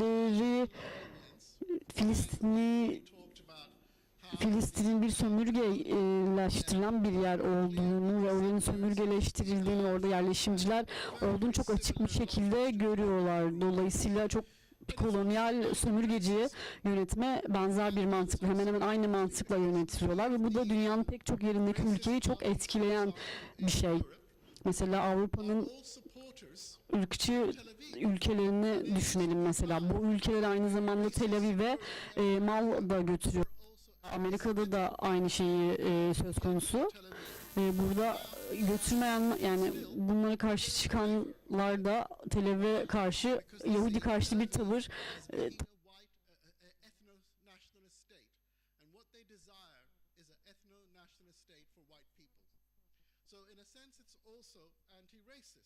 Those who oppose the far right and the mainstreaming of the right were also on those marches. And I think it's really important to görmek mümkündü antisemitizm yani for anti-colonialism and anti-racism was most successful when it was actually combined. When people saw what was happening inside their countries as being part of the same process of what was happening in outside their countries around colonies. There's an argument here that why is it that we had the concept of racism emerge in the 1930s to describe what the Nazis were doing in Germany. The Nazis in Germany were doing exactly what the Dutch were doing in East Indies, what the French were doing in their colonies, what the British were doing, what the Belgian were doing. There was no difference between what the Nazis wanted, and this is why many colonial thinkers thought about Nazism was really colonialism and your imperialism brought home to Europe. What was the horror? That it was occurring in Europe rather than outside Europe. If they had carried out what they wanted to do outside Europe, no one would have thought it extraordinary. So this is important to recognize that the concept of racism emerged to maintain the distinction between Europe and the West and the rest. And the struggles against colonialism and racism were at their most powerful when they were able to combine that. We have the very famous example of the great vernacular intellectual, world heavyweight champion of the world, Muhammad Ali, refusing to fight in Vietnam because of the fact that he saw this link between his struggle in the United States against racism and the Viet Cong struggle for liberation, etc. So in a sense, Palestine allows us to see these struggles between anti-colonialism and anti-racism, which have been separated, brought together again. And that, I think, is one of the important things. The second thing is that the third thing is that the Palestine struggle is also a struggle against the power, against the police, against the repression of the state. And just to give you an example, some of you may have seen the situation around police techniques against African Americans in the United States. These are learned by practices which have practiced in the West Bank, Gaza, etc. They are part of the general kind of technology of repression, which, for example, circulates from Gaza, Palestine, to the Uyghurs, etc. You have a similar circulation of techniques of how to repress people. So that, in a sense, when you march for Palestine, you're also marching for the end of a repressive state. You're asking for a state which doesn't repress you, doesn't use the same kind of techniques there. So I think Palestine has become a surface of inscription for imagining the universal beyond Eurocentrism. And what Brother Wada was talking about, I think, in a way, is really the idea that you can generate something of universal importance which doesn't need you to basically talk about Enlightenment values. It doesn't need you to talk about worshipping Europe to be universal. You can talk about it and proclaim what you are doing is in the name of we the people. In itself is its attempt to generate universal values in the art of struggling for Gaza. And I think that's really, really important. Now, it's important that we think that the universal isn't something that has to go through the Enlightenment. This used to be the idea that you could not be universal unless you went through Europe. And this is shown when people are horrified when they see Europe, Germany refusing to allow Palestinian protests. France, which had huge marches and told us how freedom of expression was central to France, not allowing these pro-Palestinian marches. The game is up. In a sense, everyone can see that the process of global gaslighting from Guantanamo to Gaza has now become untenable. It is very, very important that we recognize that. So I would say to you that the first thing I want to say that Palestine sums up many of these various struggles and becomes a way of thinking about a world which is different than what is the present state. So when you say Palestine, you are saying Kashmiri, you are saying Uyghur, you are saying Rohingya, you are saying the dispossessed, you are saying the imprisoned, you are saying many, many things in that context. So I think the Palestine is also important because it sharpens the divisions between the rulers and the ruled right now, and it mentions the lack of accountability.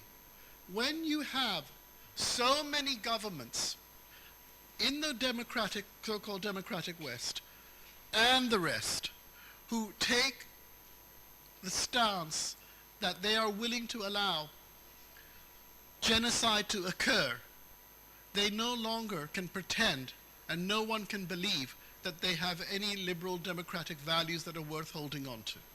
The genocide at the heart of the Western colonial projects the colonial racial projects is exposed, that all of these state formations were founded upon ethnic cleansing of one kind or another.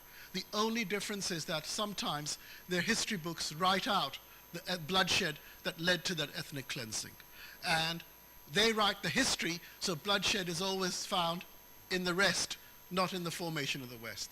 The United States would not be possible, not just without slavery, but without the wars of ethnic cleansing and genocide of the native populations. And that is true of France, that's true of Britain, it's true of the Dutch, it's true of all of them. But this is something they conveniently forget, and we learn through that, and we forget ourselves. So the third point that I want to come to, really, is talk about political theory.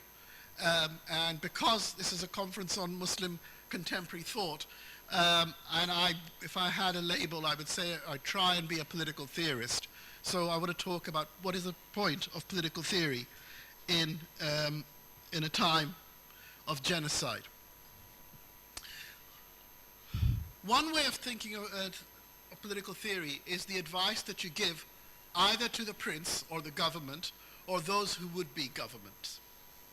And in that sense, we have a situation that the idea of political theory and the idea of contemporary thought must be to try and give advice, to try and imagine a better alternative to what is going on.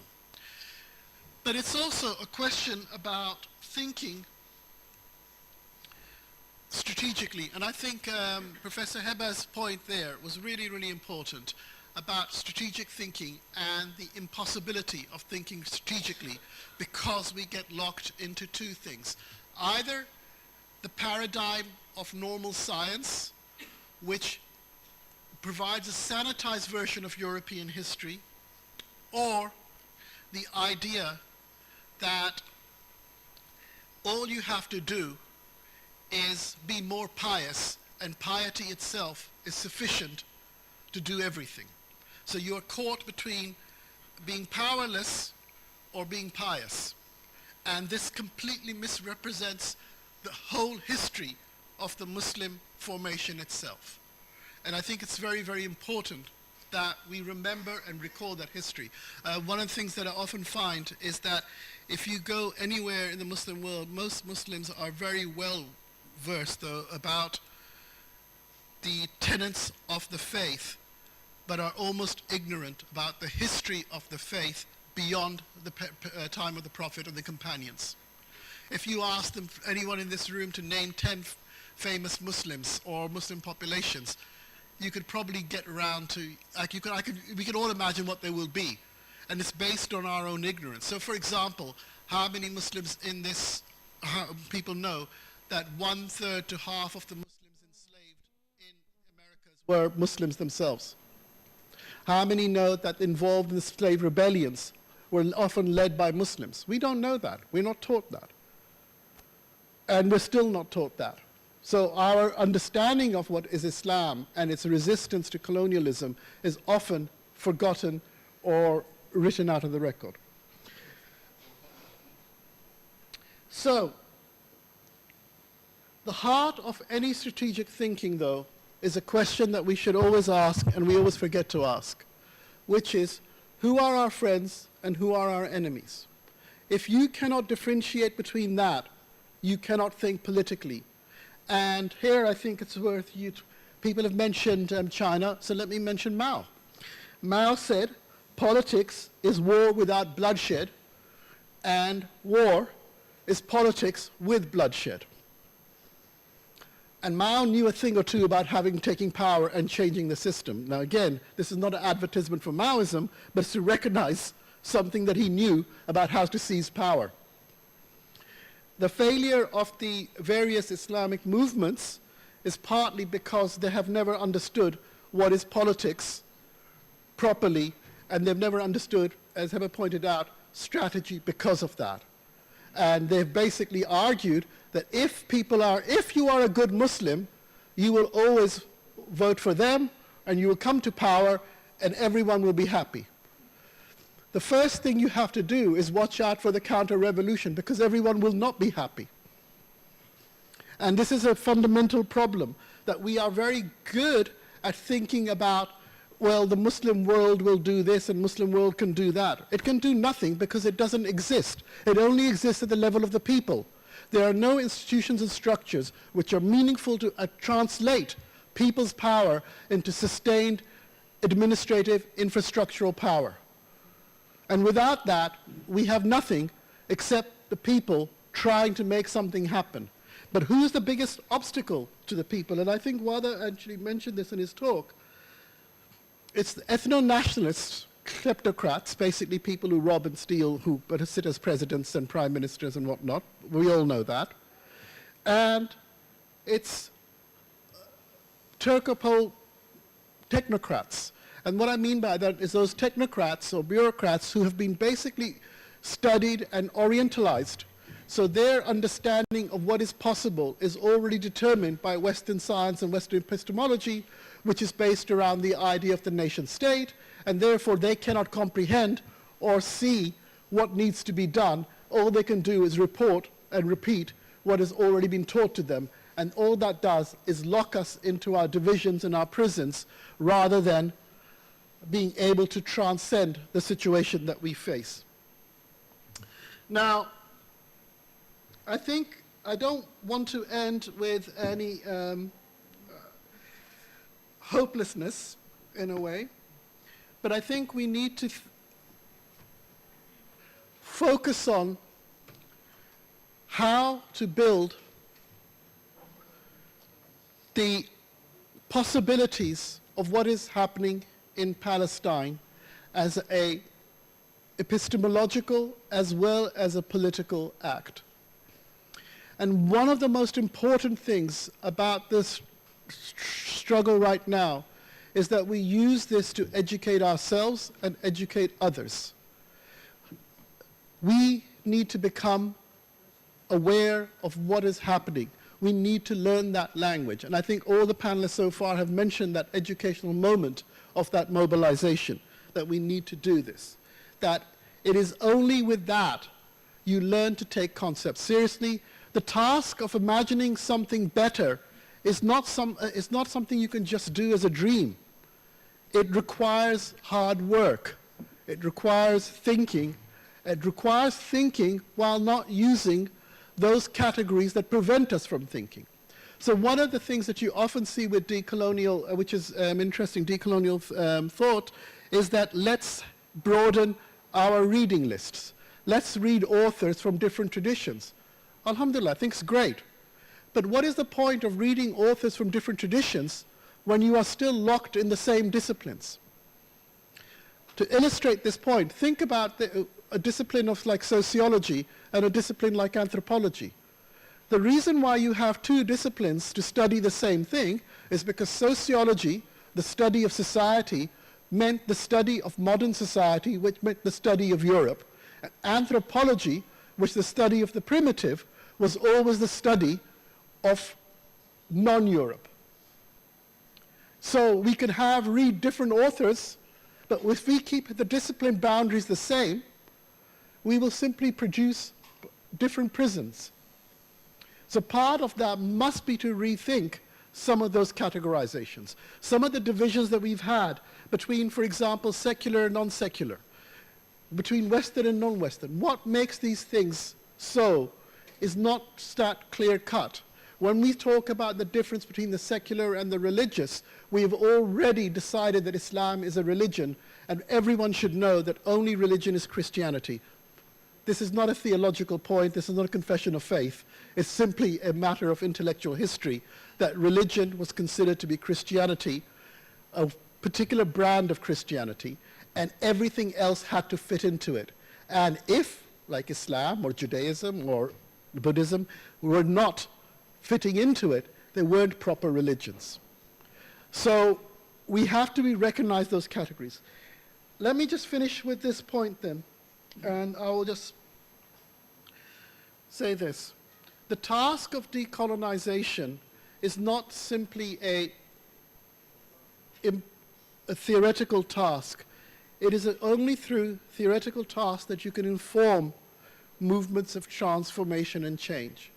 And what Gaza illustrates to us, that the world as it is now will lead to genocide. The Palestinianization of Muslims is what can be defined as Islamophobia. But Palestinianization is dehumanization. And the dehumanization of all of us is what is at stake. That is why when so many people who may not be Muslim, who may not be Palestinian, take to the streets because they can do nothing else, is because they recognize in that dehumanization is the fate that awaits all of us. You see that dehumanization in the treatment of refugees, you see that dehumanization in treatments of minorities, and you will see that dehumanization in the treatment of all of us if we do not do something to use this moment to liberate ourselves, liberate our minds, and to liberate the people of Palestine. Thank you.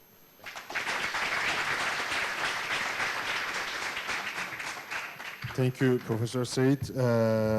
He talked about a lot of things. I took notes. Hope and hopelessness, decolonization, dehumanization, and rehumanization. I'm sure you have all questions and opinions. Please, let's receive your questions after all the speech. So the next speaker is Professor Salih Hanafi from American University of Beirut. He was also previous president of International Sociological Association. Professor Hanafi, please, the floor is yours.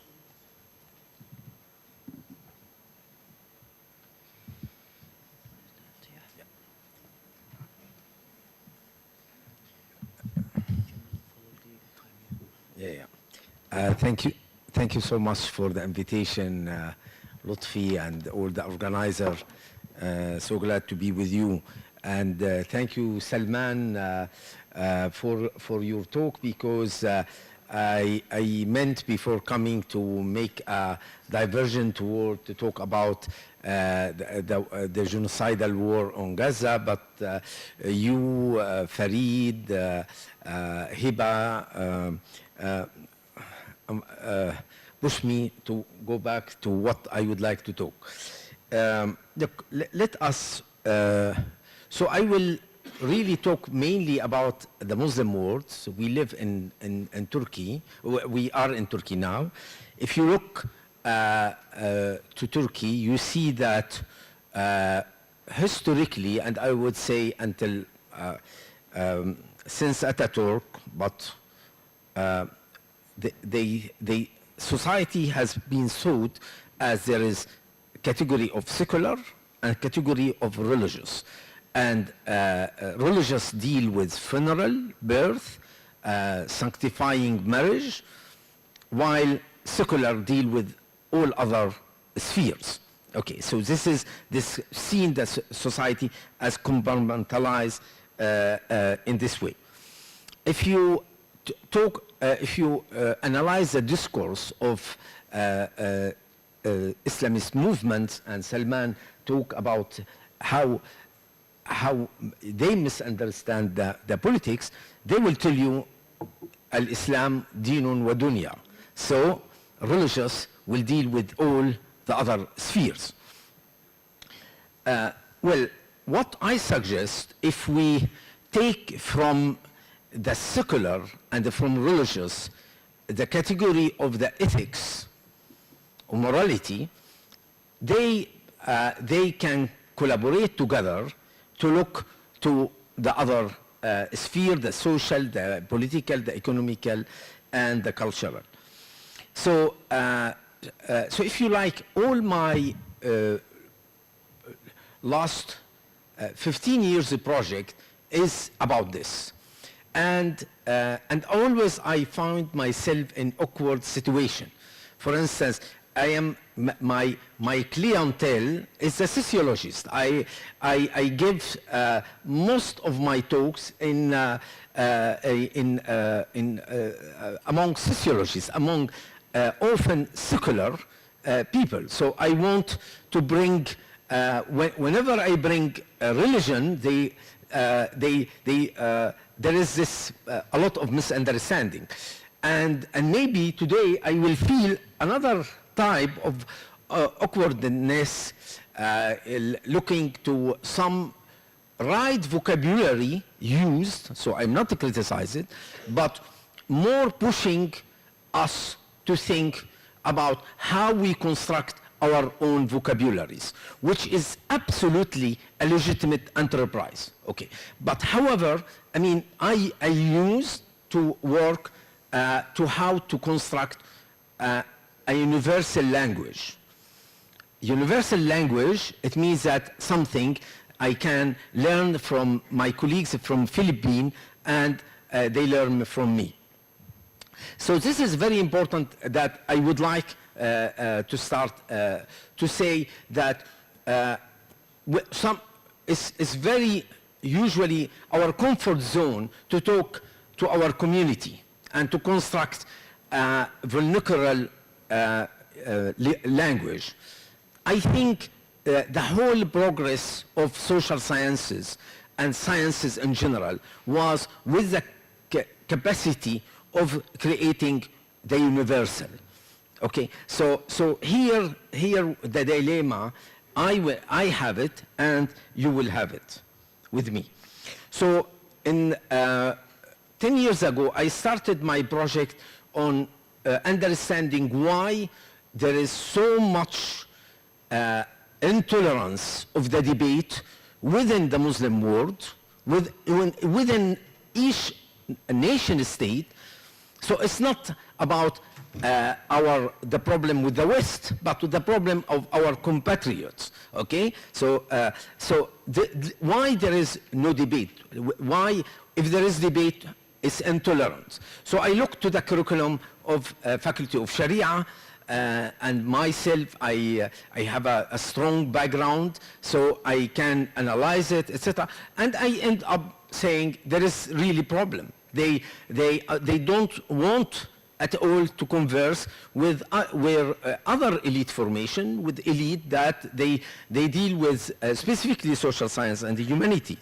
So, and I propose for that to say, instead of being happy with Islamization of knowledge, and you feel comfortable that you want the knowledge to bring it to your ontology and epistemology, etc., can we do other things? So I propose approach, I call it separation, connection, and pluralistic praxis, where we respect the epistemology of each science. So we take any problem, any social problem has an ethical component. Whenever I say ethical component, it means religion will play a role. So always we need to deal with this ethical problem. You need to study it from point of view of Islamic heritage, but also from how to understand reality. How to understand reality, we need psychology, we need sociology, we need political science, etc. So, but we need to respect each epistemology. I mean, the idea that there is one epistemology for science, a tawhidic one, I feel comfortable, but doesn't for me have much meaning. So we need to work on epistemology. And when I say epistemology, it doesn't mean for sociology one epistemology. I mean, I think my really Bible that I teach in theory in American University of Beirut is a book of Sayyid Farid al-Attas with Sinha, Vinita Sinha, Beyond Canon. How we understand us by reading Marx, political sphere, for instance, Marx and Ibn Khaldun in the same time. How we understand Muslim woman problem by reading Fatima al-Marnisi and Nancy Fraser, and so on. So I think it doesn't mean that there is one epistemology for each science, but we need to respect that kind of separation, and then the connection where it should be done through our worldview. So the Islamic Turkish worldview is different from Islamic Syrian Lebanese, but also there is other than Islamic, there is Christian, there is etc. So if you like, the worldview where here we try to find a synthesis between these different approaches. And then we need to go to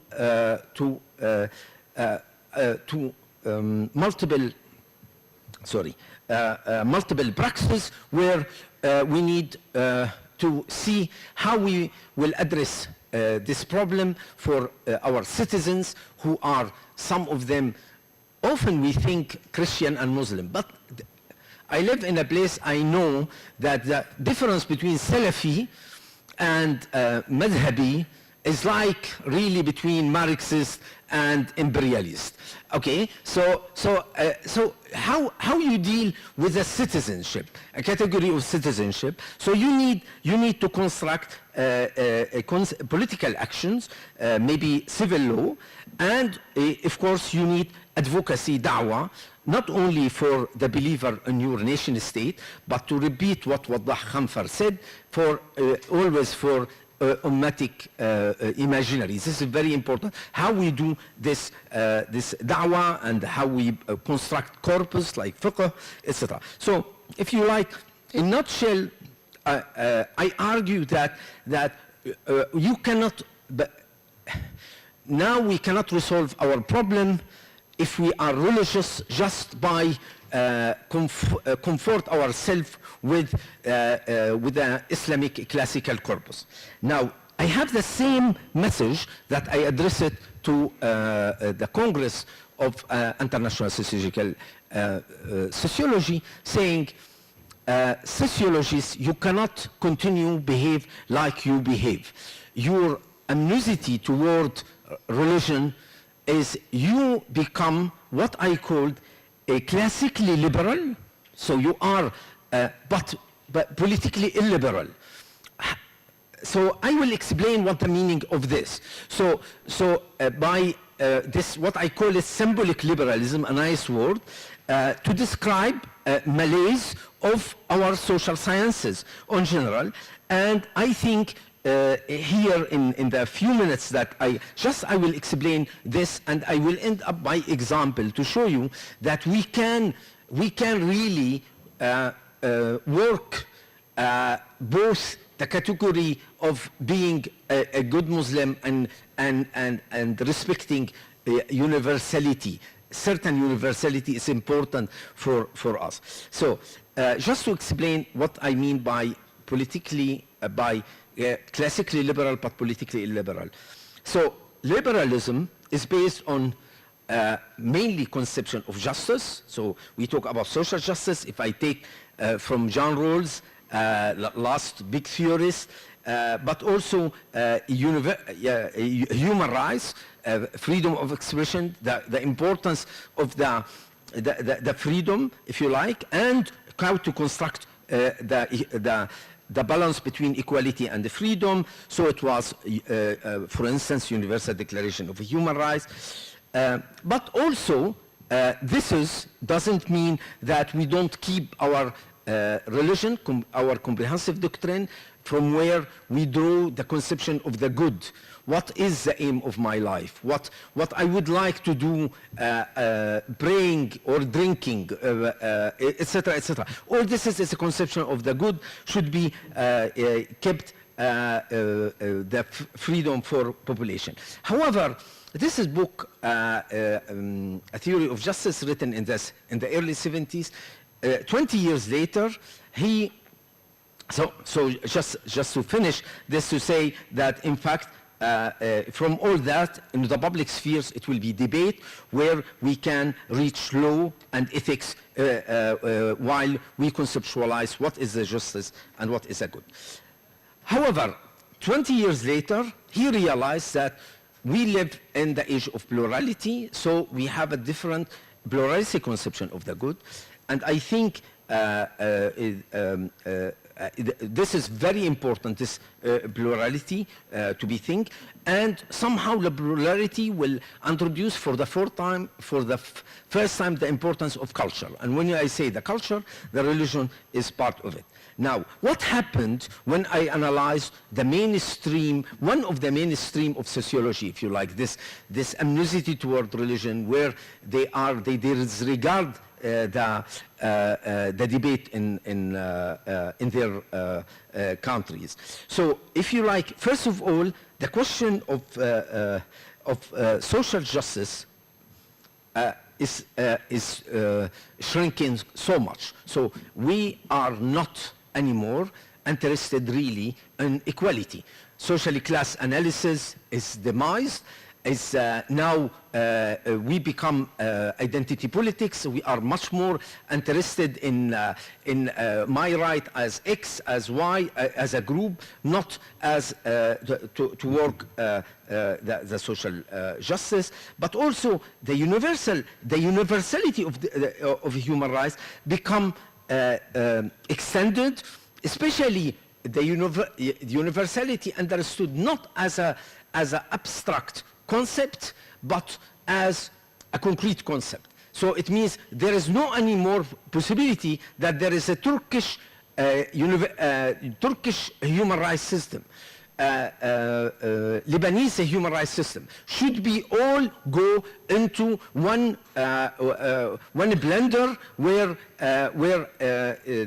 the Universal Declaration? I give example Universal Declaration as example, but there is many other universalistic ideas very important. And I know many of you horrified by the word universalistic, but bear with me. Now, what happened? That in fact, some group,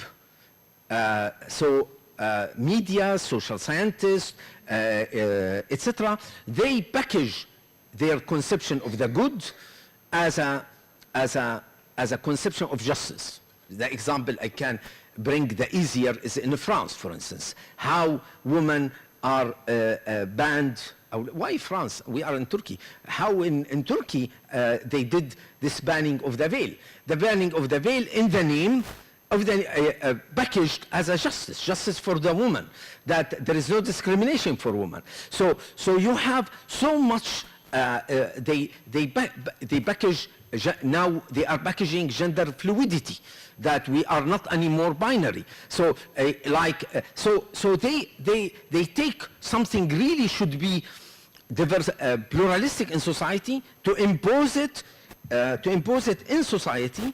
Of course, using neoliberal and emotional capitalism, I don't have time, and impose it through a formal public spheres. Now, like in France, today, what you can discuss is a specific issue, and issuing so much laws. You have last 5 years, 8 laws against Muslims in France.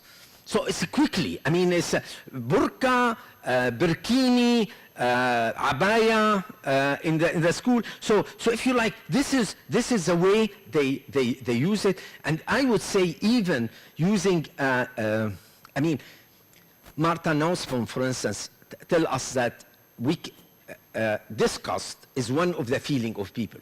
But you cannot issue a law based on the disgust, because you don't like the snail, that you do a law against eating snails. But in fact, this is what is going on. This symbolic liberals, they are packaging their conception of the good, that things they don't like it in society, they impose it by law, and very little about ethics. There's extension of the normativity. Today, every identity politics need to be protected by laws and so on. So what happened with the other conception of the good?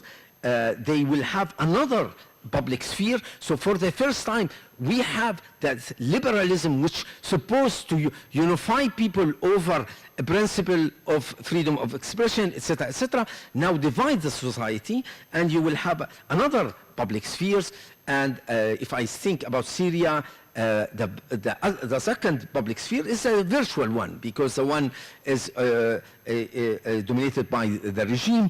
But if I think about other countries, become like Turkey, is communitarian public spheres. So you end up by really dividing this. So what I propose, I said exactly like I propose to people on Faculty of Sharia. I say you need to enter into dialogue with the other, and the same thing I say we need to enter into dialogue with those we disagree with. So we need to rehabilitate the social justice project. We need human rights to make it a duty-based right, abstract universally,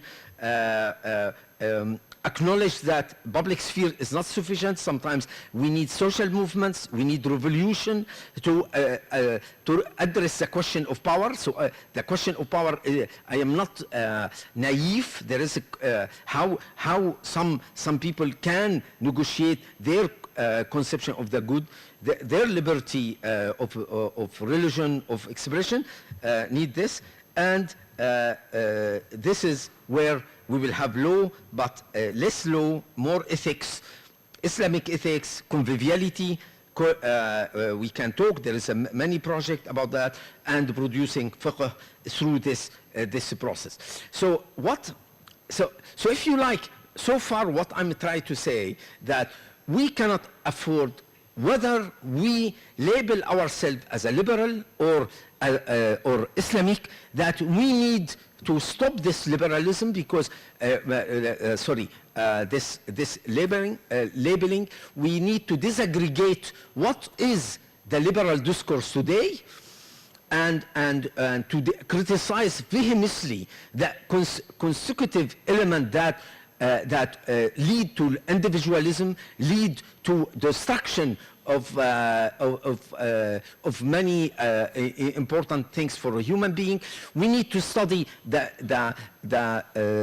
Islamic discourse, also disaggregate the element that really cannot work in our reality, and this is how we can enter into ideological, if you like, what I call dialogical political liberal project, accommodating religion. I will end up by example, just to show you that how people can succeed to do this. So if you like, according to this schema, the way if we take a very hot potato issue like LGBTQ, you don't find more than this in the Muslim world and in many other countries. So if you like, we need to work, what is the minimum, what is the conception of justice in terms of citizens, for citizens. So we need to think in terms of acceptance, some social recognition. This is a conception of justice, but the remaining, whether visibility, promotion, kids' education, how to deal with this is absolutely is a question of the conception of the good. And this is why it was horrible the way Western countries dealt with Qatar, for instance, that they want to bring a promotion of LGBTQ flag, etc. And this is a conception of the good. It means that it should be discussed within the society to reach. So just to show you how Yasser Qadhi dealt with this. I don't know if you know Yasser Qadhi. Yasser Qadhi is an influential member of the Fiqh Council of North America, who co-wrote 3 documents, not wrote, but co-wrote. One about a statement of advocacy mobilizing Muslim community leaders, 300 Friday mosque preacher signed it. It's called Navigating Differences. He co-wrote a fatwa addressed the Muslim believer, fatwa regarding transgenderism, and he wrote an article in Al Jazeera, Muslim oppose the LGBT curriculum for their kids. So what I found it very interesting, that really he succeed to respect the religion, how he understands it classically. You should know that he did his study in Medina al-Munawwara, but in the same time using a language that respects all this multiple practices. So while acknowledging that some people are born with sexual dysphoria, Qadi holds that it is acceptable to feel outside a male-female binary, but doesn't condone acting on such feeling. Acting and promoting are thus considered a sin. Also, he wrote against delinking gender from biological sex. He wrote, I quote, "The contemporary claim that gender is an imaginary or cultural human construct with no necessary link to biological sex is untenable in the light of scripture, the Sharia, biology, common sense, and the cumulative history of mankind." So he refers only to the science and not to Sharia. About recognition, Qadi doesn't propose any punishment but provide advice for family and friends. So about the LGBT, he writes in the statement, "We also acknowledge their constitutional right to live in peace and free from abuse.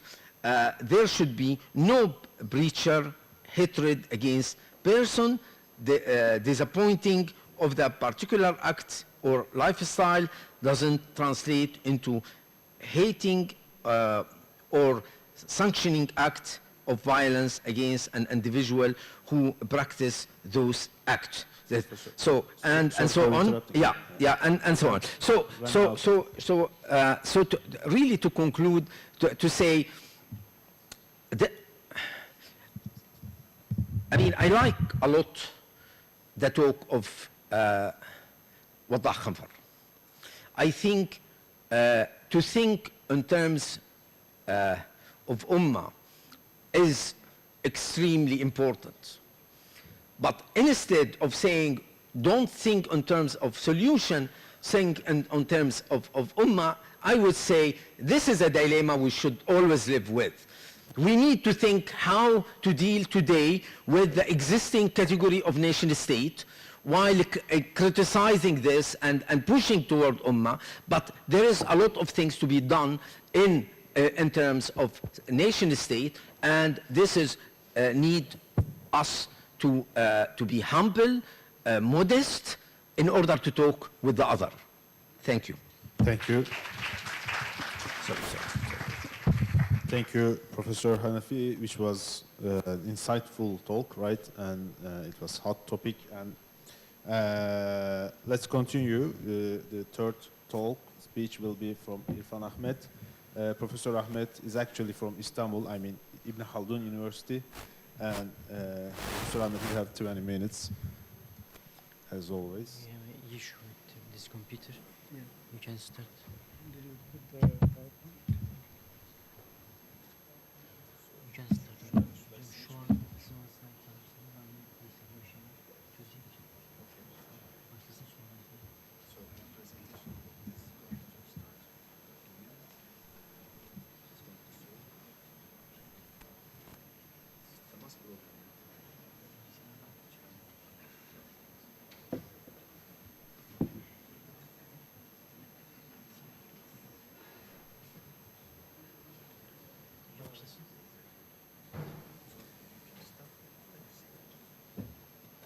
No, let it come because it is connected.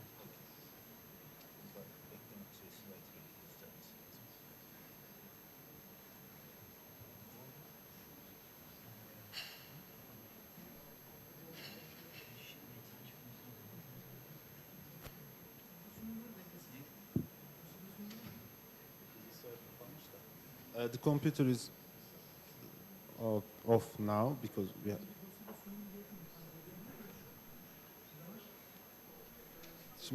Right now it's working. Just electricity is cut off. This is why. Temas, the connection problem with the cable. So. This is fine. Okay. The floor is yours, please. So, as you see, the title of my presentation is How Not to Write Muslim Thoughts. And I take Shahab Ahmad's book as a case study to illustrate the larger point. So, as many of you know, Shahab Ahmad's book has been quite important, and he opens it, and the book title is What is Islam? The Importance of Being Islamic, with a dinner party at Princeton University, where a Cambridge professor asks his wine-drinking Muslim companion if he regards himself a Muslim. And the reply is that his family has been Muslim for 1,000 years, during which time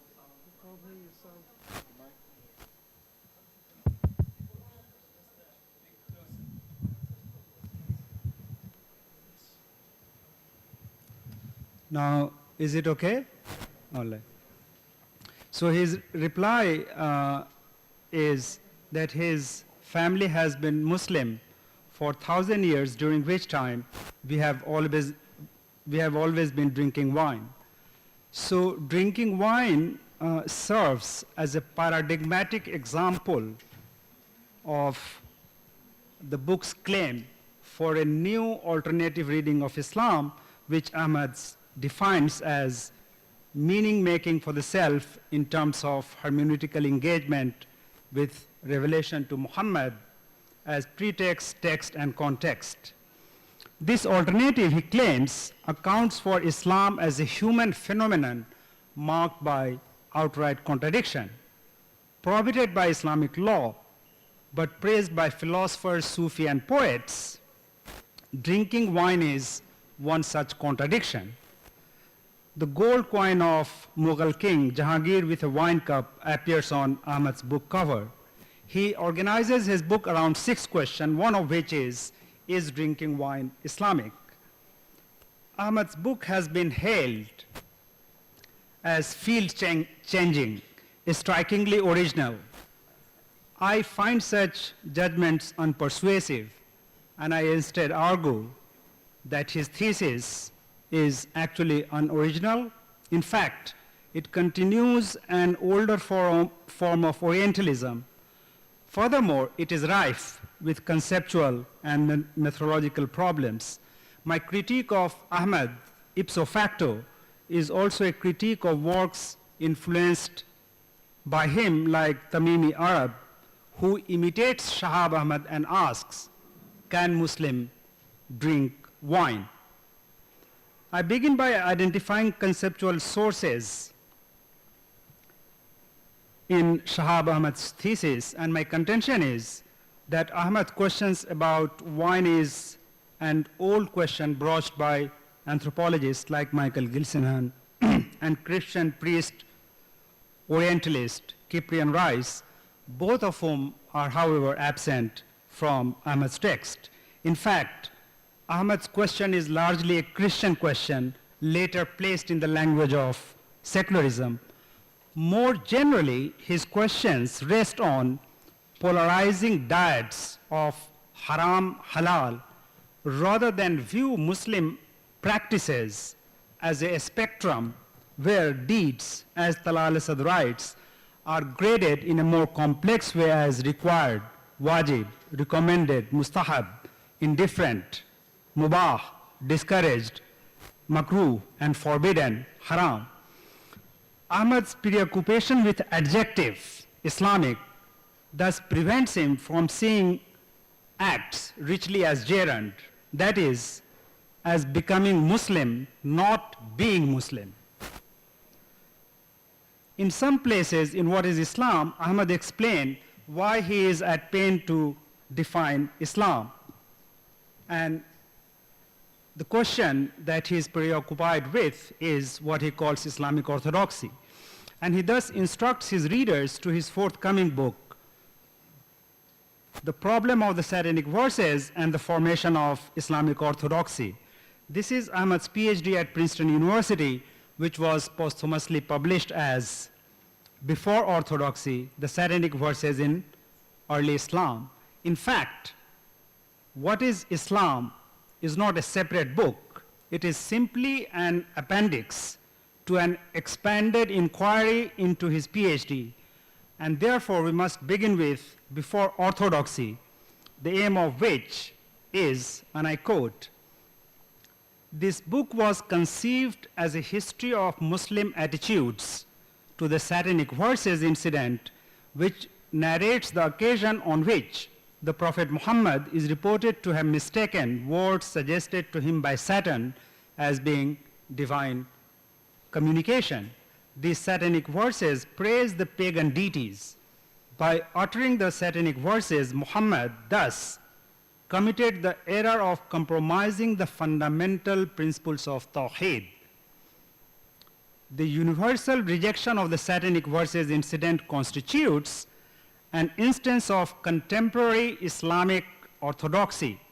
For the last 200 years, to be a Muslim, one should believe that the satanic verses incident did not take place," unquote. For Ahmed, orthodoxy is a belief that is universally held to be true, and its example is the universal belief that the earth is round. Ahmed's example, however, is misplaced, and it really hurts the differentiation that William Dilthey, the German philosopher, made between human and natural sciences. What is also interesting, that despite the satanic verses being central to his inquiry, neither of Ahmed's book discuss Salman Rushdie and his novel, The Satanic Verses. Notably, the way in which he frames the question of orthodoxy is misleading. Recall him say, "To be a Muslim in the past 2 centuries, one should believe that the satanic verses incident did not take place." Notice that this is an absolutist claim which also annexes the realm of belief itself. One should believe. And he gives no evidence to back his claim. More to the point, what is the term Muslims themselves use in Arabic to express what Ahmed terms orthodoxy? Is there even an Arabic word resembling orthodoxy in English in the first place? Early on, Ahmed passingly notes that what Westerners call satanic verses, Muslim scholarly tradition calls it Qissatul Gharaniq, a story of the cranes. Here, a key question is this: why does Shahab Ahmed then use Western term throughout his book, including in the title? Like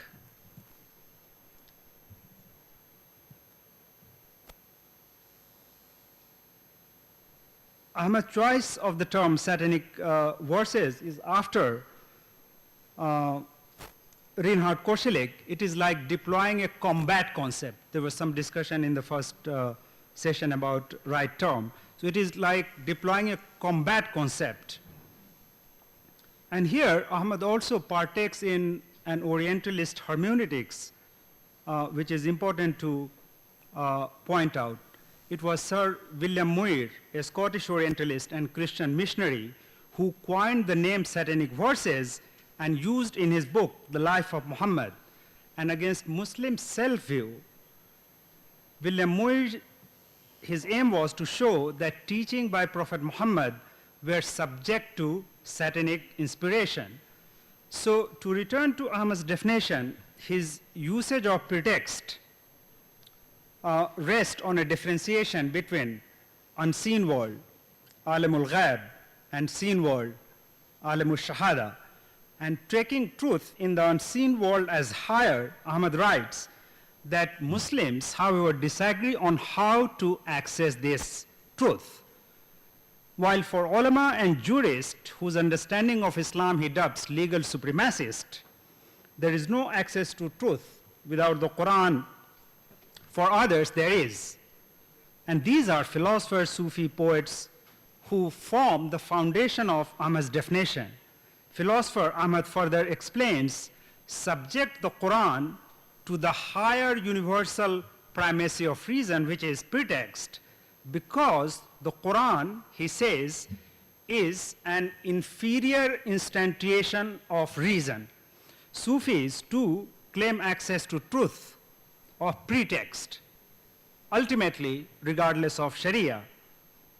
Poets in Ahmad's book do not form a separate category. They are, however, important because poetry, especially in Farsi, Turkish, and Urdu, is the most popular genre of Sufism. And here, the poet Hafiz is at the core of his discourse because he is called Lisanul Ghaib, the tongue of the unseen, and his divan is known as simulacrum to the Quran. Indeed, Ahmad takes Hafizian discourse as madhab-e-ishq, in which love is both carnal and spiritual, and the line separating halal from haram simply disappears. In his own words, Ahmad aims to de-stabilize understanding of Islam based on what he calls the supremacy of the Quran, Hadith, or the Islamic law, and instead privilege what he calls philosophical Sufi amalgam, which marked Islam in the Balkan to Bengal complex from 1350 to 1850. Compared to primitive Islam, he announces Islam is mature in the Balkan to Bengal complex, the foundational language of which was Farsi, not Arabic. Now, this more or less is the summary of how Shahab Ahmad intervenes. Now, let's go to his, one of the 6 questions about the wine. Ahmad contrasts wine prohibition in legal discourses with its positive valorization in philosophical Sufi amalgam. He states, grape wine is prohibited by all schools of Islamic law on the basis of the verse of the Quran, Al-Ma'idah. In brackets, he notes that though Hanafi school allowed some spirits from non-grape sources, by 13th century, it joined majority school to favor blanket prohibition. This is simply incorrect. The prohibition on alcohol, for which the Quran uses the word khamr, stems not only from the verse in Al-Ma'idah, as Ahmad maintains, but also from other verses, which together synthetically constitute a holistic discourse. Initially, alcoholic drinks made from date palms and wine were not forbidden. The Quran, An-Nahl, refers to them as wholesome drink and food. In Al-Baqarah, it says, in both, that is, intoxicant and games of chance, there is a great evil as well as some benefit for man, but the evil,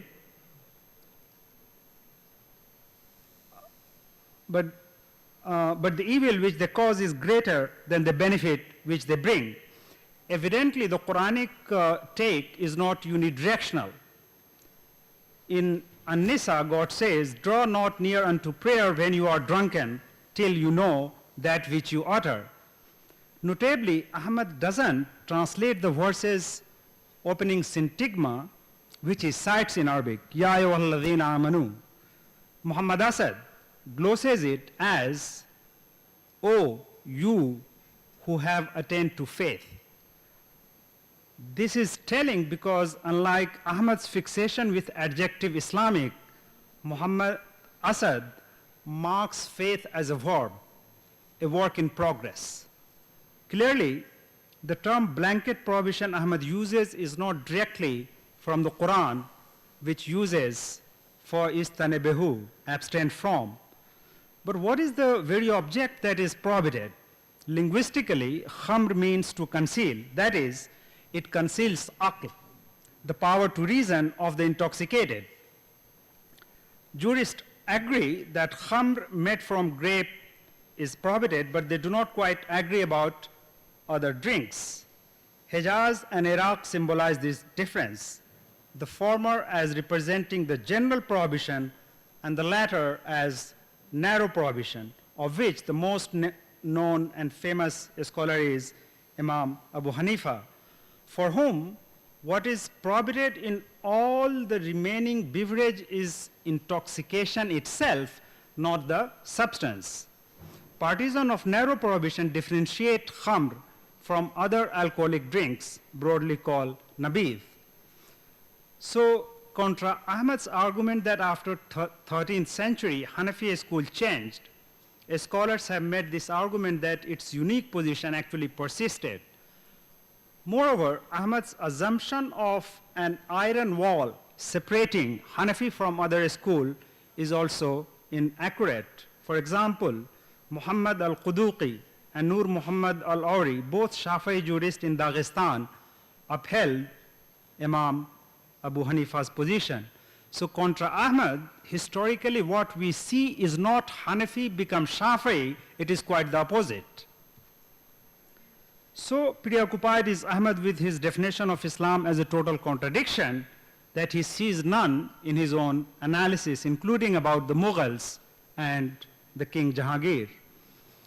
Historians have written amply about alcohol as a scourge in the Mughal dynasty. Jahangir's uncle and two of his brothers had died due to alcohol addiction, and Jahangir had forced his son, Shah Jahan, to drink alcohol. However, pursuing his faith, Shah Jahan later quit drinking. While himself a drinker, Jahangir banned alcohol and other intoxicants. Now, is it not contradictory for Jahangir to issue a gold coin depicting himself holding a wine cup while his decree banned alcohol? More importantly, is it reason when Jahangir, a fan of Hafiz, and who Shahab Ahmad crowns as an icon of reason of the philosophical Sufi amalgam, forces his son to drink alcohol? Ahmad also doesn't ask comparative question, namely, why does Sikhism forbid alcohol? Why Christians in Pentecostal movement call alcohol a demon? Before Protestantism, for Christians, and this is where I want to show that how Shahab Ahmad's question is a Christian question, not a Muslim question. Before Pentecostalism, for Christian, wine was mostly valued, though the biblical discourse on it is far from univocal.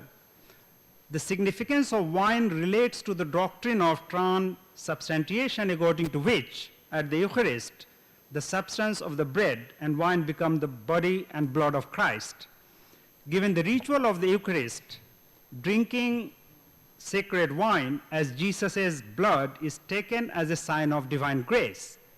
Though the Protestant Reformation examined the link between wine and faith, importance of wine in Christianity and secular culture persist. Due precisely to this,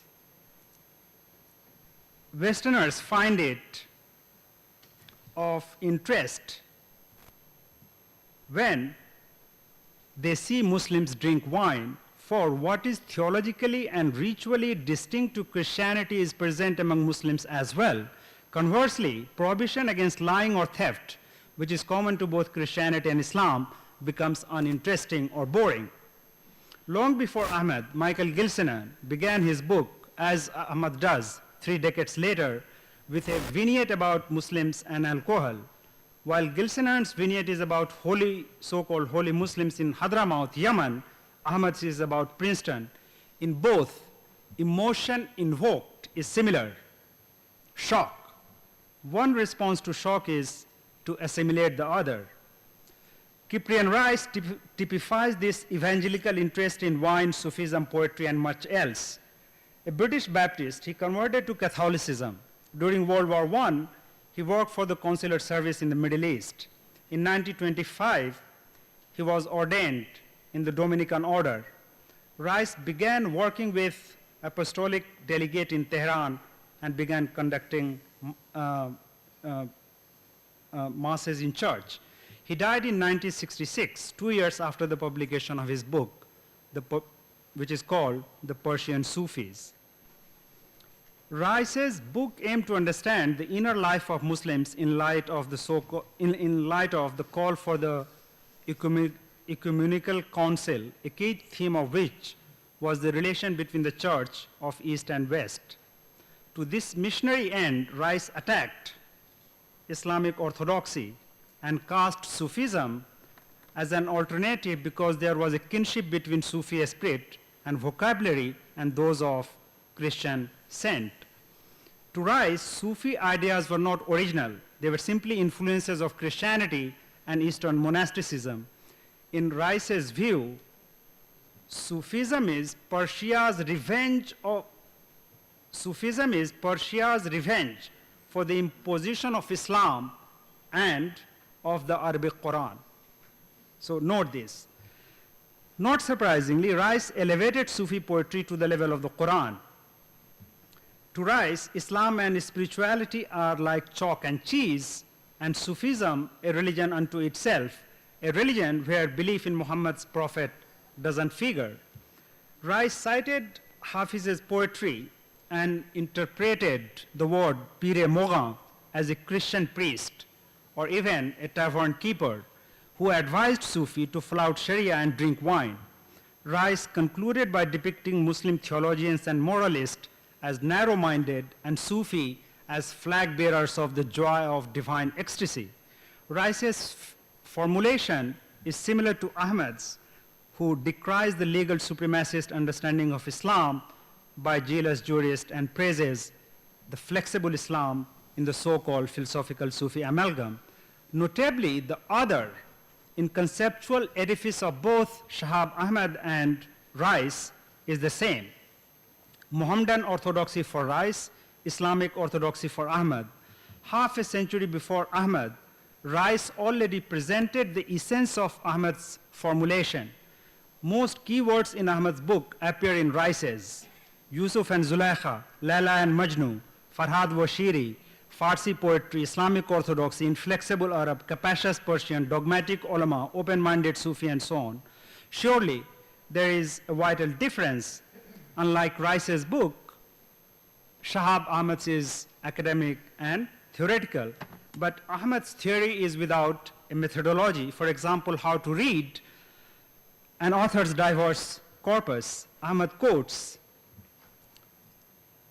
the 19th century poet Ghalib, "These, the conundra of Sufism, and these, O Ghalib, your solution for them, we would have acknowledged you a saint were it not for your wine drinking." Interpreting it, Ahmad writes that there is no contradiction between Ghalib's insight into Sufi puzzle and him being a notorious wine drinker. However, rather than support this claim from Ghalib's own work, he rushes to Rumi, who justified wine drinking by Shams Tabriz. From Ghalib's work, the evidence is quite opposite. In a couplet Ahmad doesn't cite, Ghalib in fact says, "With what face, Ghalib, will you go to the Kaaba? You do not have a sense of shame." My point is this, and I'm about to conclude in 1 minute. Running out of time. Right. In order to say for Sure. Q&A. My point is this, beyond the fact of Ahmad being picky about a specific couplet, more important is to note that he doesn't have a methodology to read Ghalib's couplets like the one I cited. Ghalib indeed undoes Ahmad's thesis in prose. In the terrible aftermath of 1857, Ghalib was asked by a British colonel called Colonel Brown, "Are you a Muslim?" And Ghalib replied, "Half a Muslim." When asked, he clarified, "I drink alcohol but do not eat pork." Elsewhere he wrote, "I reject hypocrites, unbelievers, and consider wine haram and regard myself as a sinner."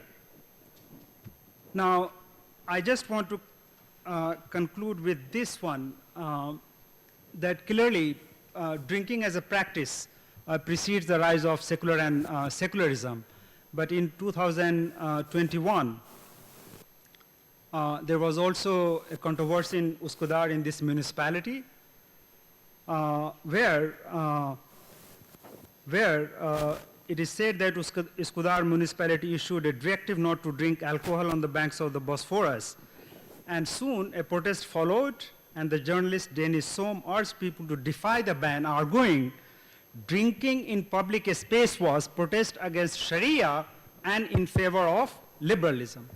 Now, this is a book, travel book about Turkey, and it shows how drinking is put, an affinity is struck between drinking and secularism.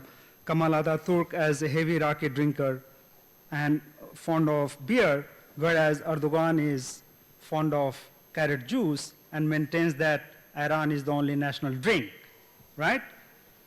Now, this is 30 seconds, okay? Now, some friends of Shahab Ahmed laudably narrate a story. In a class at Harvard University, a student asked Ahmed, "Are you a Muslim?" Rather than reply, he turned to the blackboard and wrote his own name. Compare this with Ghalib's reply to the same question asked by Colonel Blount. Ghalib's reply and subsequent quote from him I gave recognize his own flaw as well as humility, which gestures towards becoming, not being. This doesn't seem to be the case in reply from Shahab Ahmed, who, much like Ghalib, drank wine.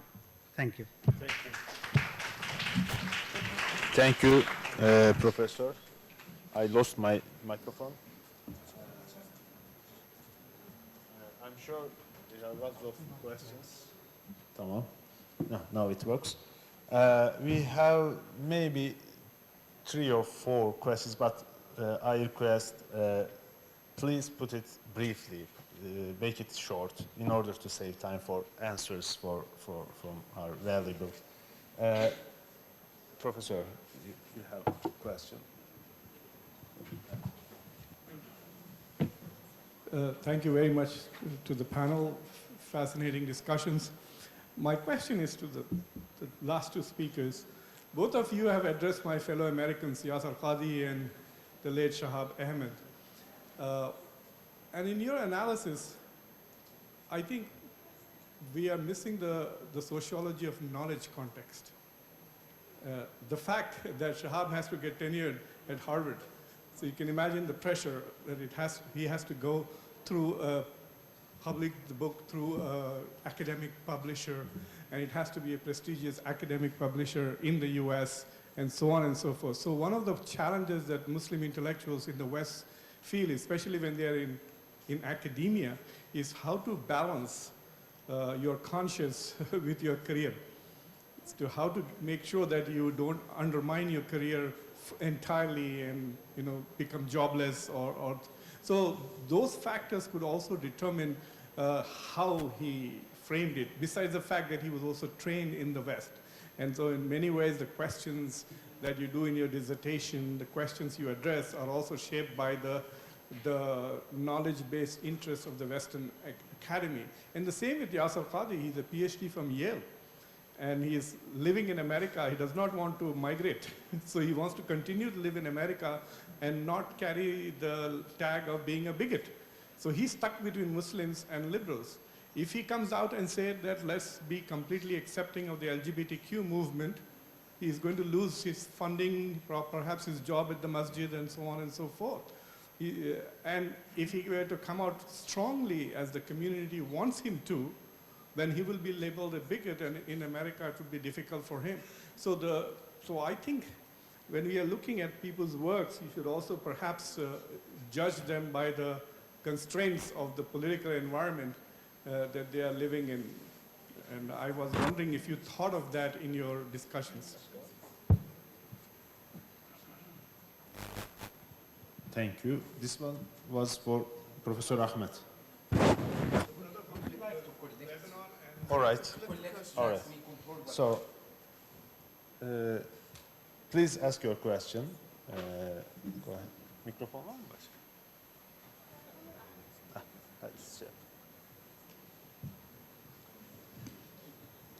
First of all, I would like to thank the panel. You've raised very interesting insights. My question is for Salman Said. So you said that when you march for Palestinians, you are indeed asking all the states not to oppress people. Were you describing what's going on in Muslim world, if you will, in Muslim countries, or were you describing your ideal? Because it seems to me that the majority of Muslims, and maybe I should first say that I am not questioning even slightly the moral clarity that we should have on the Israeli state when it comes to its crimes against war crimes and ethnic cleansing and so on and so forth. I'm not even slightly questioning the Israeli state's actions. But what I'm questioning is the motivations of Muslim societies, because it seems to me the majority of Muslims are not acting as you described, because they don't notice the first, it seems to me the first they noticed who is the oppressor, not the oppression, because they don't seem to act similarly when they see Yemeni children were dying because of hunger, or Rohingya Muslims, or Muslims in China, Uyghurs, so on and so forth. Or when they see a Muslim oppressing another Muslim, exploiting economically, so on and so forth. But it is so easy to notice the hypocrisies of the West, but it's not as easy to notice the hypocrisies of our own governments throughout the Muslim world. So my question is, because the panel was also about universality, it seems to me Muslims can contribute the universal, the new approach to universality. Because it seems to me that when we look at the Quran, it's not the identity, it's not because you carry a Muslim name or you belong to a Muslim political union. What matters is what you do and the conscience you have, your faith. So in that sense, it seems to me that Muslims can contribute to the world's problem, including the immediate problem, the Gazan problem. So my question is also about universality. Do you think that Muslims want to create a political union? In other words, do they want to grab power, or do they want to justice for everyone? So this is my question, and thank you. One more question, maybe. Arkada hanımlar var.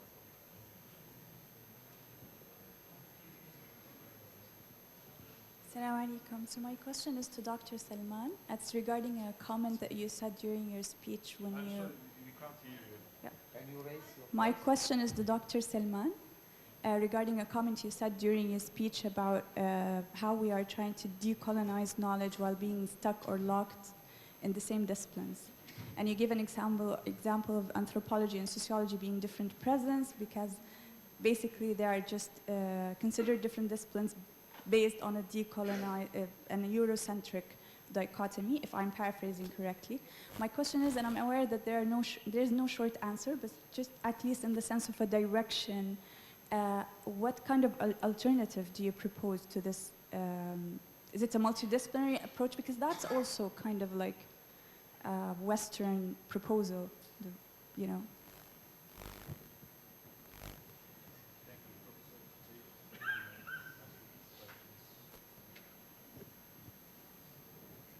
Thank you. Let me start with the last question, and then I'll get to the first question. The alternative that you asked for in a very quick way is what I call critical Muslim studies. And basically, it's a way of thinking about not interdisciplinary, but the question of the formation of the disciplines as well as the content of those disciplines. So to rethink those as a way of doing this, and it's a way of trying to move beyond the normal science that all universities in the planet have. So it's really a question of critical work around those boundaries and asking those questions in the vocabulary that we have to try and build something new. So it's a poetic element to that. So that's the quick answer. The question you keep on asking, the second question about the motivation of Muslims. I have no idea what the motivation of Muslims is. I don't know any Muslims. Because in a sense, what I mean by this is that we are all Muslims, but the idea that there is a Muslim motivation or there is a Muslim thing has to be created. And this is not just for Muslims, it's for everybody. There was, take the American Revolution. Before the last signature, the actual American independence document was simply a document written by traitors. They did not declare themselves to be independent until the last signature. If they had lost the war, they would have all been hanged for treason.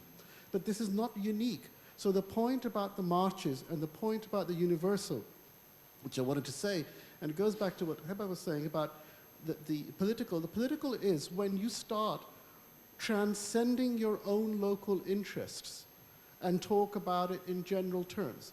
If something bad is happening to you, you can say to your friends and family, say, look, something bad is happening to me, and we care about you. But if you do it as a matter of principle because it exceeds you, then you are entering the terrain of the political. And the universal and the political go together. So when people will march for Palestine, they are exceeding their normal circumstances. Now, the very other important question, which I mentioned, the Rohingya and the Uyghurs, etc., is not because they don't care. It's also because how a particular situation, a particular way of thinking about Palestine becomes a way of thinking about other things. And the question you have to ask yourself is that, why is it that Palestine functions as a common sense throughout the Muslim world in a particular way? Wherever you go, from Tangier to Jakarta, you will get an anti-Zionist narrative of Palestine. If you go to the United States, you will get a Zionist narrative of Palestine as part of common sense. How did that happen? In 1947, there were many countries who supported the formation of Israel, but there were many countries who rejected that formation. Countries which were not even bordering what was Palestine and Israel at the time. So you have to explain, don't blame people, say, oh, they don't care about the Yemeni children. How is it they don't? And bring that translation in. That's why I was talking about a surface of inscription. Use the situation of Palestine to bring those other things in. And that's how politics works, and this is the only way forward. You don't have it ready-made for you. Many thanks. Professor. Thank you, Muqtadir, for your question. Well, I think our gauge is two things: an intellectual integrity and social responsibility. And here where I judge any scholar. So I think Yasser Qadi, looking to the trajectory and how he is very reflexive of the way where situate his talk, looking to his audience. I think he respects both, but I don't think he look at whether to be tenured or whether to continue his job or not. I think the gauge of Yasser Qadi is that there is a debate, public debate in the United States, and he wanted, he make argument within the public sphere, using public reason, and this is the beauty of his position. It means that we need to engage with our public. That we cannot make a statement because we are doctrinated by an ideology and we don't want to change. No, we engage with the public and through public reason. So this is how I understand Yasser Qadi, and I think the pressure you mentioned in the United States, I can tell you that in any academia, in Tunisia, in Morocco, there is a study about social scientists. You will not have one Islamic social scientist in the whole Morocco. It was a ban for all. So I think we need. This is the difference between working as a hairdresser and social scientist researcher. We have the social responsibility. We cannot write what Shihab Ahmed write. I mean, he can do it as, I don't know personally, but this is the point. And I think the pressure is everywhere, and the importance is really to keep these two missions that we have. The second point about Muslim contributing to universalism is exactly my point. I mean, we need to move from the defensive, which is really important. I mean, to say, to be careful about Eurocentrism, about how decolonial our knowledge, but we need to have some confidence of ourselves, and we have something to give to the humanity. So, كنتم خير أمة للناس, and I think you cannot claim that you reject the possibility of universality, and you say, look, but I will give you my, through my knowledge to what is universal. So this is what I'm talking about. That we need to engage with knowledge production worldwide, with how people make their moral reasoning, and to see how we can bring some of our normativity as a Muslim to the world. Thank you so much.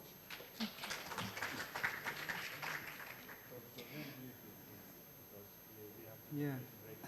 So thank you for the first question. I don't have access to Shahab Ahmed's intention. So what was there actually? But you may be right. One could critique based on what is written in the text.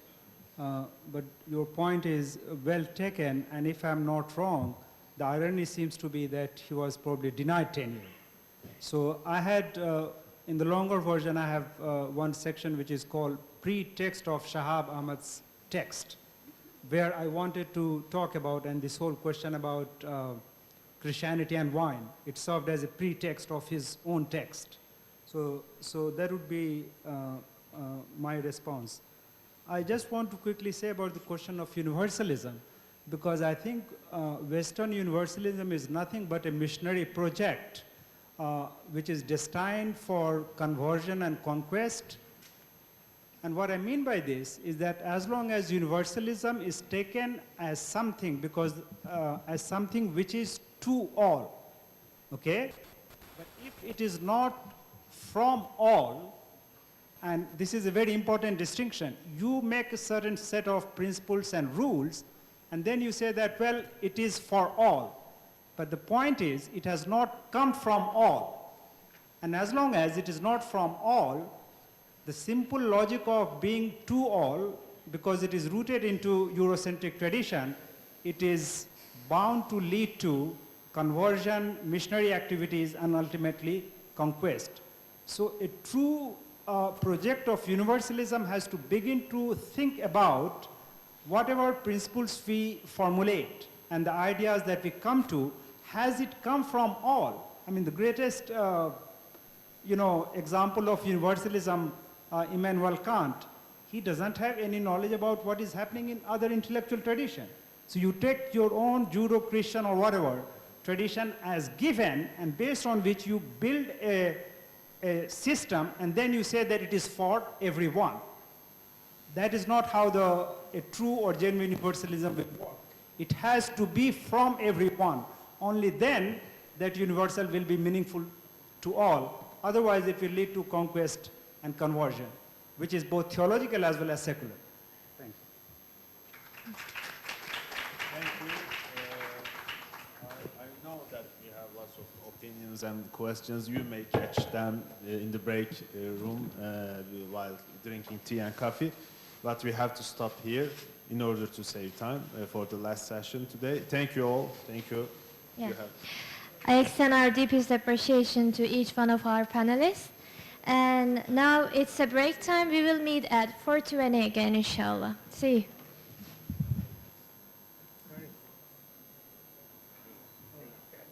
Are you leaving it for me?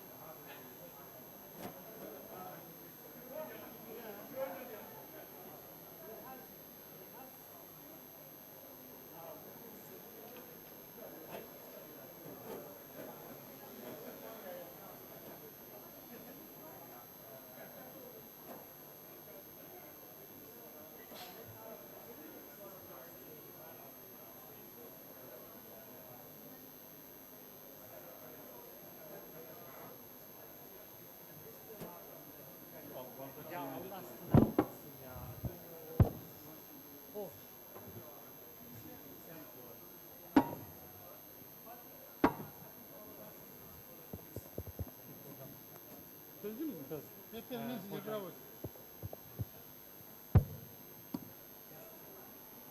Abi bozuk mikrofonu kürsünün altından alıp onu dolaştırıyorlar. Bunun sahnede olduğunu söylüyor. 2 saattir bozuk mikrofonu yapmaya çalışıyoruz. Dur düşme. O bozuk. Ses kontrol tamam. Nerede? Tamam o bozuk abi. O kürsünün altındaki bozuk, bu çalışan. Bu sahnede bundan haberleri yok sahnede. Yani yanlış mikrofon Evet almışlar değil mi? ve söylüyorum neyin nerede olduğunu onlara.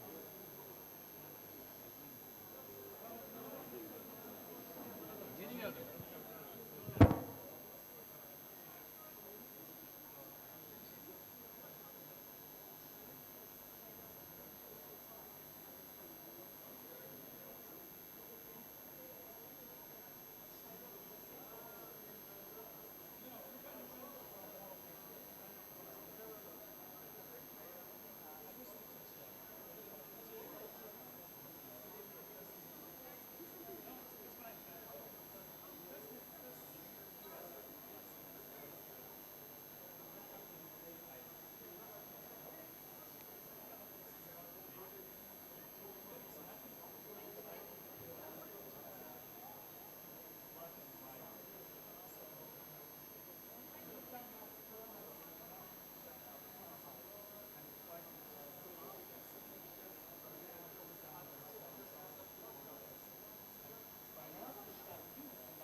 Seyircinin mikrofonunu program sırasında buraya verdim. Dedim ki kızlar, bu sahnede. Bir de Hüseyin'le istemişler, o da bunun altına bir bozluğu vermiş ve bu burada duruyor. Şimdi bir şey söyleyeceğim. Bu buranın yeri değil, bu da sahne mikrofonu mu? Bunu kullanacaklar. Ses kontrol. Bunu kullanacaklar. Tamam, sahneninki bu mu? Hayır, ikisi de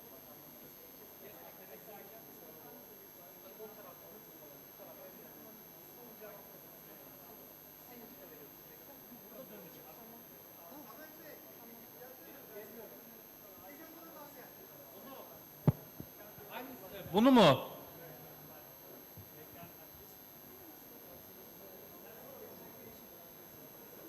Ne oldu? Ses kontrol, ses deneme 1 2. Ses kontrol. Ses deneme 1 2. Ses deneme 1 2. Kıstın mı? Ne yaptın ya? Sanki bir gitti. Ha yok, şöyle daha iyi. Ne oldu? Problem ne?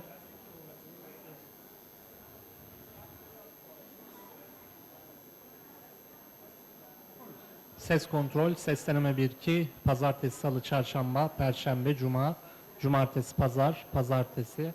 Ses kontrol, ses deneme 1 2. Devam, ses kontrol, 1 2 1 2, ses kontrol, ses deneme 1 2. Ses, pazartesi, salı, çarşamba, perşembe, cuma, cumartesi, pazar, pazartesi. Patlamalara mı bakıyorsun? Ses kontrol 1 2 1 2 1 2 1 2, pazartesi, salı, çarşamba, perşembe, cuma, cumartesi, pazar, pazartesi. Tamam mı?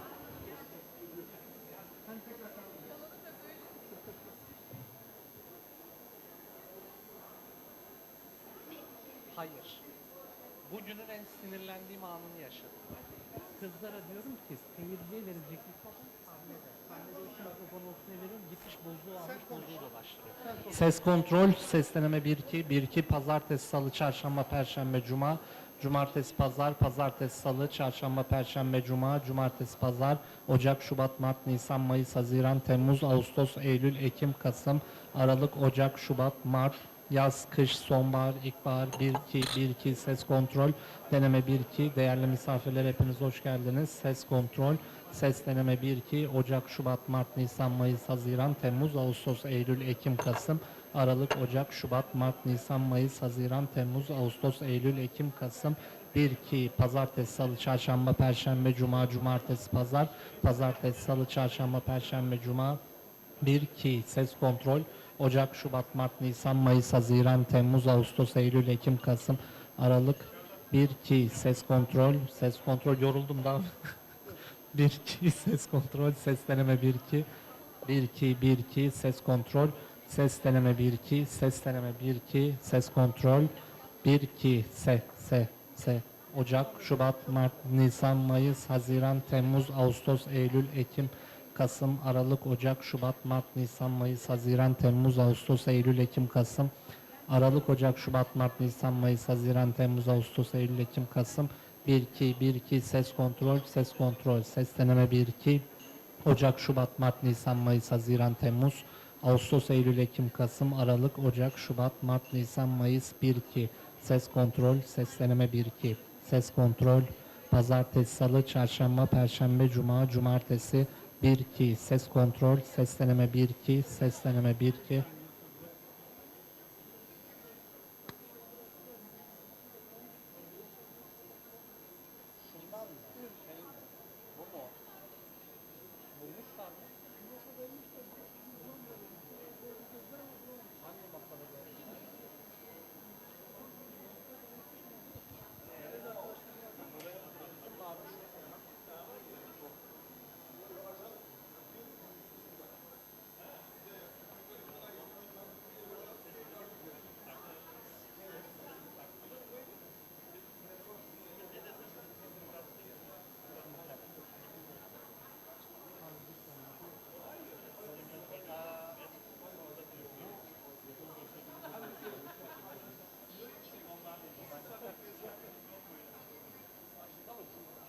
Yok abi izleniyor. Sonuç demedik.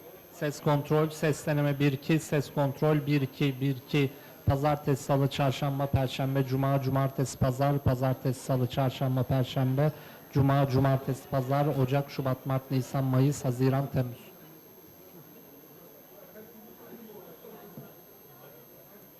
Ses. Bak bu çalışmıyor. Samet Bey. Samet Bey. Ses kontrol, Pazartesi, Salı, Çarşamba çalışıyor. Bu 1-2, Ses. O değil. Mehtap. Onu bırak. El mikrofonunu kullanacak. 1-2, ses kontrol, ses deneme 1-2, Ocak, Şubat, Mart, Nisan, Mayıs, Haziran, Temmuz, Ağustos, Eylül, Ekim, Kasım, Aralık, Ocak, Şubat, Mart, Nisan, Mayıs, Haziran, Temmuz, Ocak, Şubat 1-2, ses kontrol, Pazartesi, Salı, Çarşamba, Perşembe, Cuma, Cumartesi, Pazar, Pazartesi, Salı, Çarşamba, Perşembe, Cuma 1-2, ses kontrol, ses deneme 1-2, ses deneme 1-2, 1-2, ses kontrol, deneme, ses, Pazartesi, Salı, Çarşamba, Perşembe, Cuma, ses kontrol 1-2, ses kontrol.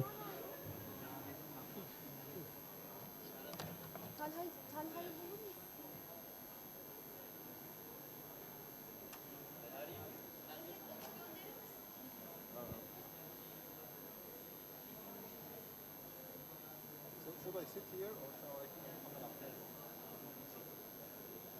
Because only we are two, so we can remove one of the chair. Yeah, exactly. Zehra.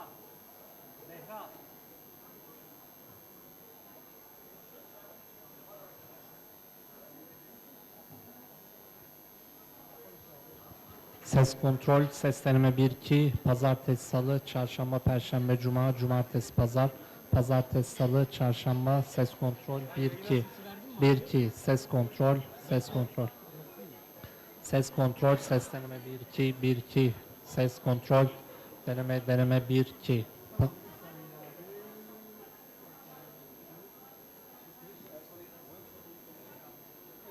Ses kontrol, ses deneme 1-2, 1-2, Pazartesi, Salı, Çarşamba, Perşembe, Cuma, Cumartesi, Salı, 1-2, ses kontrol.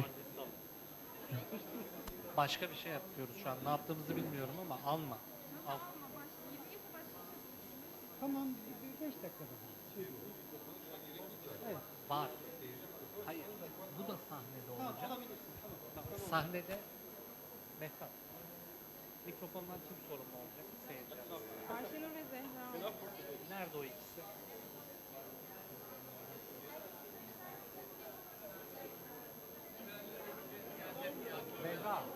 Zehra. Sen niye hiç beni duymuyorsun ya? Ayşenur nerede? Yeah, because we are the two.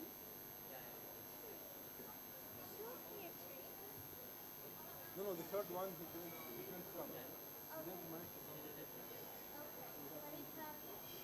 Yeah, that was the two. We have only two. So the third.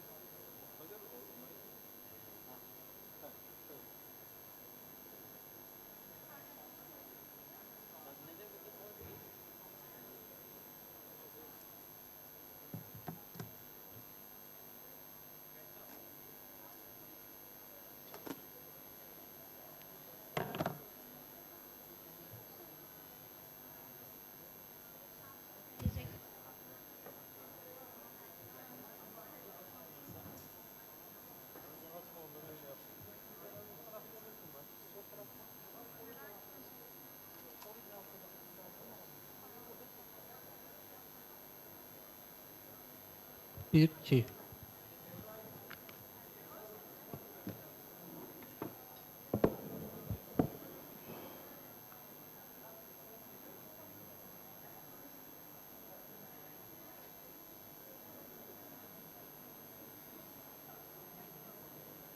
you able to pull my presentation?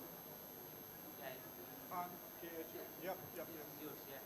Can you just take out that and provocation, not provocations from number 1. No, number 3. Yeah.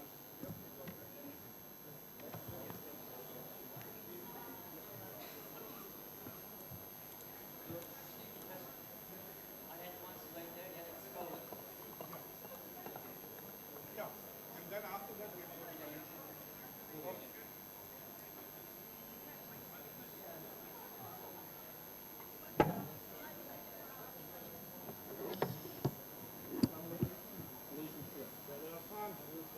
I'm doing fine, sir.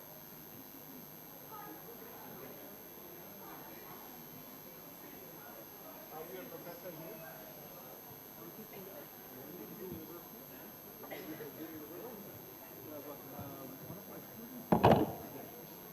Bir, iki, ses kontrol.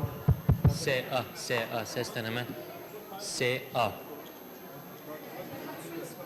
Ses deneme 1, 2. Geliyor mu ses yayına? Yayında ses var mı?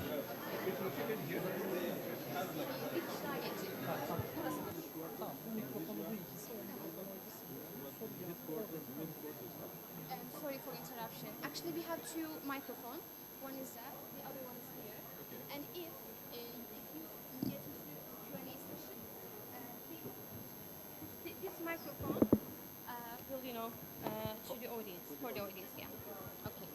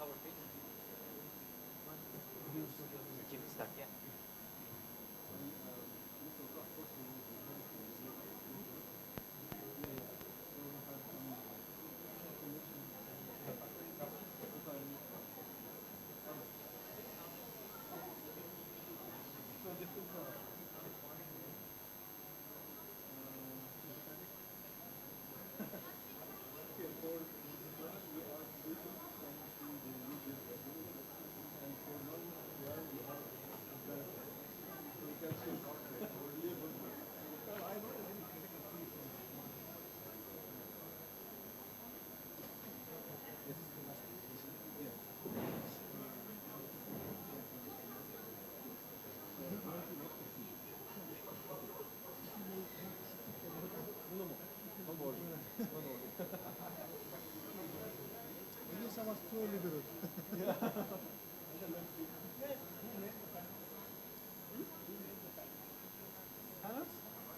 Me, we couldn't do a good distribution. We collected closest one to each other. Good. Over here and you contribute to each other.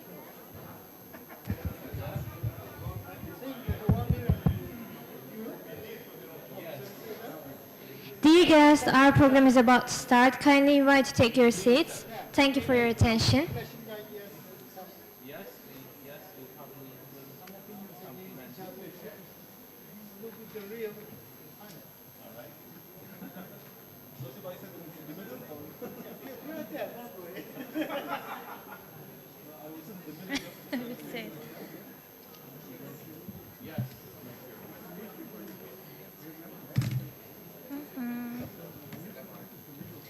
Assalamu alaikum.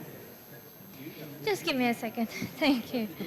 Welcome back after refreshing break, and we hope you enjoy with the trees and ready for the another engaging sessions ahead. And our first session is about reimagining Islam between past and future. The moderator of this session is Muhammad Affan from Al Sharouk Forum. And our speakers, Muqtadir Khan from University of Delaware and Uwamir Anjum from the University of Tel Aviv. Please welcome. Assalamu alaikum wa rahmatullahi wa barakatuh.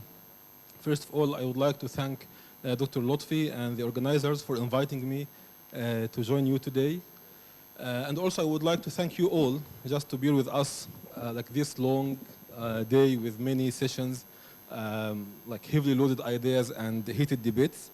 So this session actually could be seen as a recap for many debates that took place throughout the whole day. It's re-imaging Islam between past and the future. So we have two speakers, two esteemed academicians. One of them will give some sort of critical review of the idea of Islamic revivalism. So he will look a lot to the past. And the second one will look into the future. So how should we proceed? And the future of Islamic political. So the first presenter or speaker will be Dr. Muqtadir Khan from University of Delaware. Each speaker will have only 20 minutes. So please just try to take the time. And then we will open the floor for 20 minutes discussion. So the overall session will be only 1 hour. Hopefully it will be only 1 hour. Okay, so let's start with Dr. Muqtadir.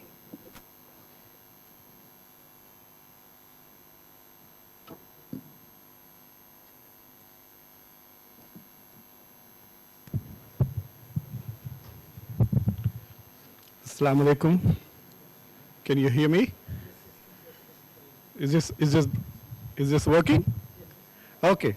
I was going to read this book, but he said only 20 minutes, so I'll have to give up the idea. I intend to make a few provocative statements today with the purpose of forcing you to think. And these questions have begun to bother me, especially since October 7. And that's why I think of conferences like this as science fiction, where we talk about imaginary things. You know, there's a joke that in the Calvin comics that he has an imaginary friend. You know, this is a big joke in America, that children have imaginary friends. Muslims have an imaginary state called the Islamic State, which they have been pursuing for God knows how long. And so I have some statements to make about that. I also want you to look at the program and notice that there is no empirical work here. There's nobody who's presenting you with data. It's all ideas, thoughts, visions. It's poetry in prose form.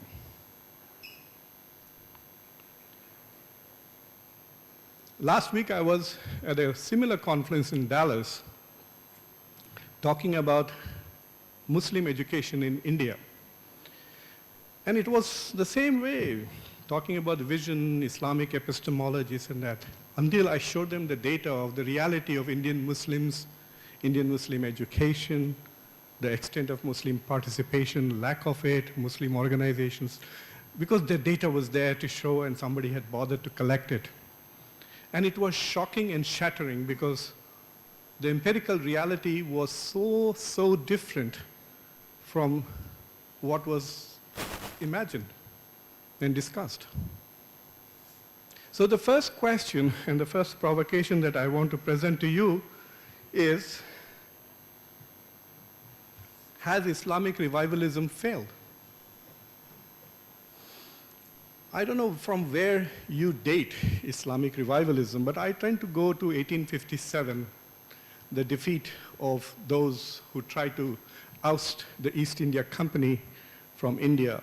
It's called the Sepoy Mutiny. Some people call it the First War of Independence. But one of the consequences of the defeat was the end of the Mughal Empire. And then Muslims responded to it. By asking this question, basically, what happened to us? Malik bin Nabi said, something very interesting. He said there's no point in asking the question what colonization did to us. We can see that. The key question is what was it that we did to ourselves that we became colonizable. So we began to realize that the Muslim world had lost power. And in the First World War, when Great Britain was fighting the Ottoman Empire, the Muslim Empire was the British Empire because it had more Muslims than the Ottoman Empire in its empire. There were more Muslims in the British Empire in 1918 and 17 than in the Ottoman Empire. So how did that happen? And since then there have been all these revivalist movements. It's been going on for 150, 160 years. When will we ask the question that it has failed? How much more time do you want to give these same ideas before you say, oh my God, this is not working? A very common phrase used in the US is, the definition of insanity is to do the same thing over and over again and expect different outcomes.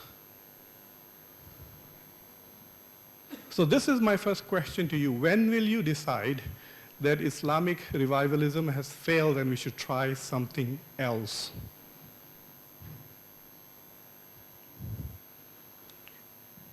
The reason why I brought up the issue of empirical sciences is because there's no empirical study done. And we have made history sacred, especially when we talk about the Islamic Caliphate. We're not allowed to ask serious questions. Even about the Khulafai Rashidin era, started with a civil war as soon as the Prophet ﷺ died, ended with civil wars. And we insist that that was the best governing period and therefore should be emulated. Why? We're also not asked this question that why did the so-called Sahaba and the Tabi'in, the first three generations, rejected the Khulafai Rashidin and replaced it with a new system? There is no serious critical discussion about it. But we want to create the same Khilafah now again and again and again. And attempts are being made over and over. For the last 200-300 years, there was one in Sudan, two small caliphates in UP immediately after the collapse of the Mughal Empire, and so on. Islamic State in Iran, Afghanistan. When will we look at it empirically and say these ideas have failed, we need to find a new idea? And will we allow people to ask that question? So this is the model broadly. Okay, I've just tried to summarize this model, that the purpose of Islamic government, Islamic governments, is to establish justice. Justice is derived from the concept of the Islamic Sharia. Islamic states are those that implement the Islamic Sharia, and therefore Islamic revival ultimately leads to the establishment of the Islamic State. You can go forward that way or you can go backward, either way. In order to reach justice in society, we need to have the revival so we can have the state so that it can implement the Sharia so that you can have justice. My argument to you is that many of these concepts are socially constructed. You know, until recently, women were not allowed to drive in Saudi Arabia. And the Saudi ulama said it is according to the Sharia. Now, the Taliban's Sharia doesn't allow girls to go to school after 6th grade. This is the Afghan Sharia. Is this what you're looking for justice? No, you will probably have your own definition of Sharia and your own implementation. So these things are socially constructed. In the present context, not based on the past at all. For those of you who attend the Jummah, you know that this is a standard South Asian format, and even the Turks do this, that we end the khutbah with this ayah, Bismillah ar-Rahman ar-Rahim. Inna Allaha ya'muru bil adli wal ihsan wa ita'i dhil qurba.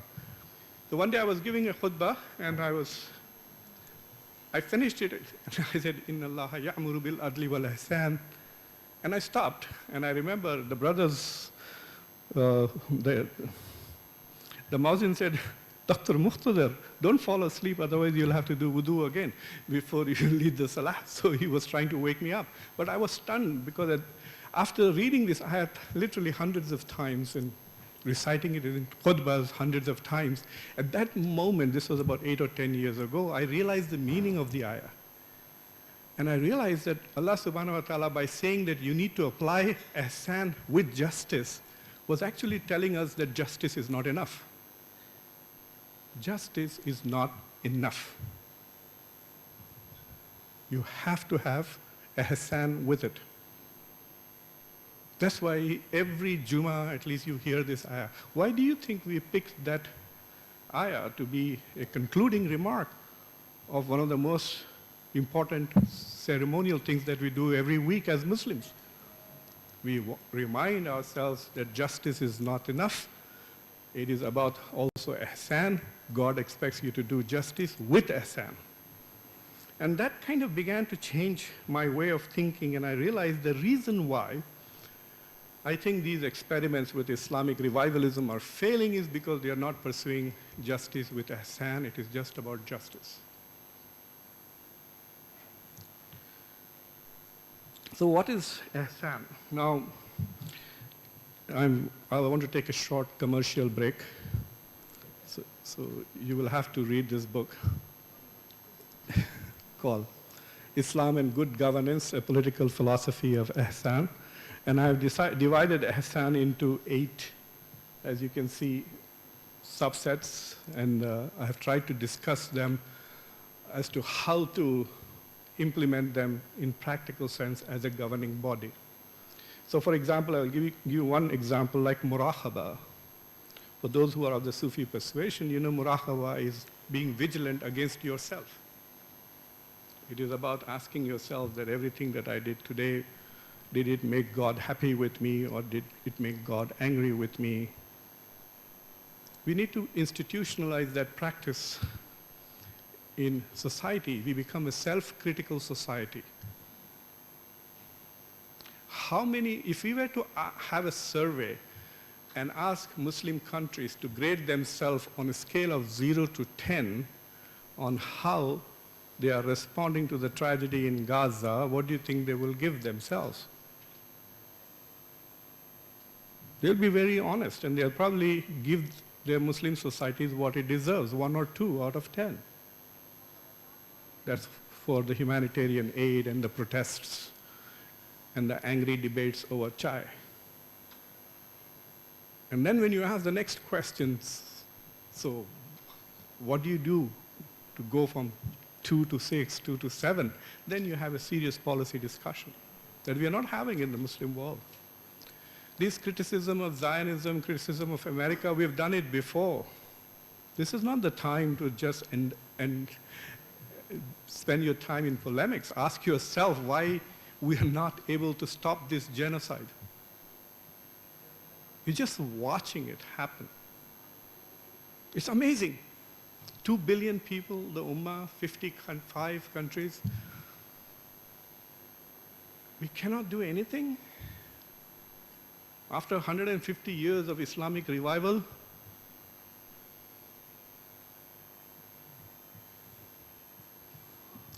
so I will humbly submit 5 shifts in Muslim thinking that I recommend. I'm not a secularist. I always insist that I perhaps am the last true Islamist standing out there. I genuinely believe that Islamic values should be informing Muslim politics.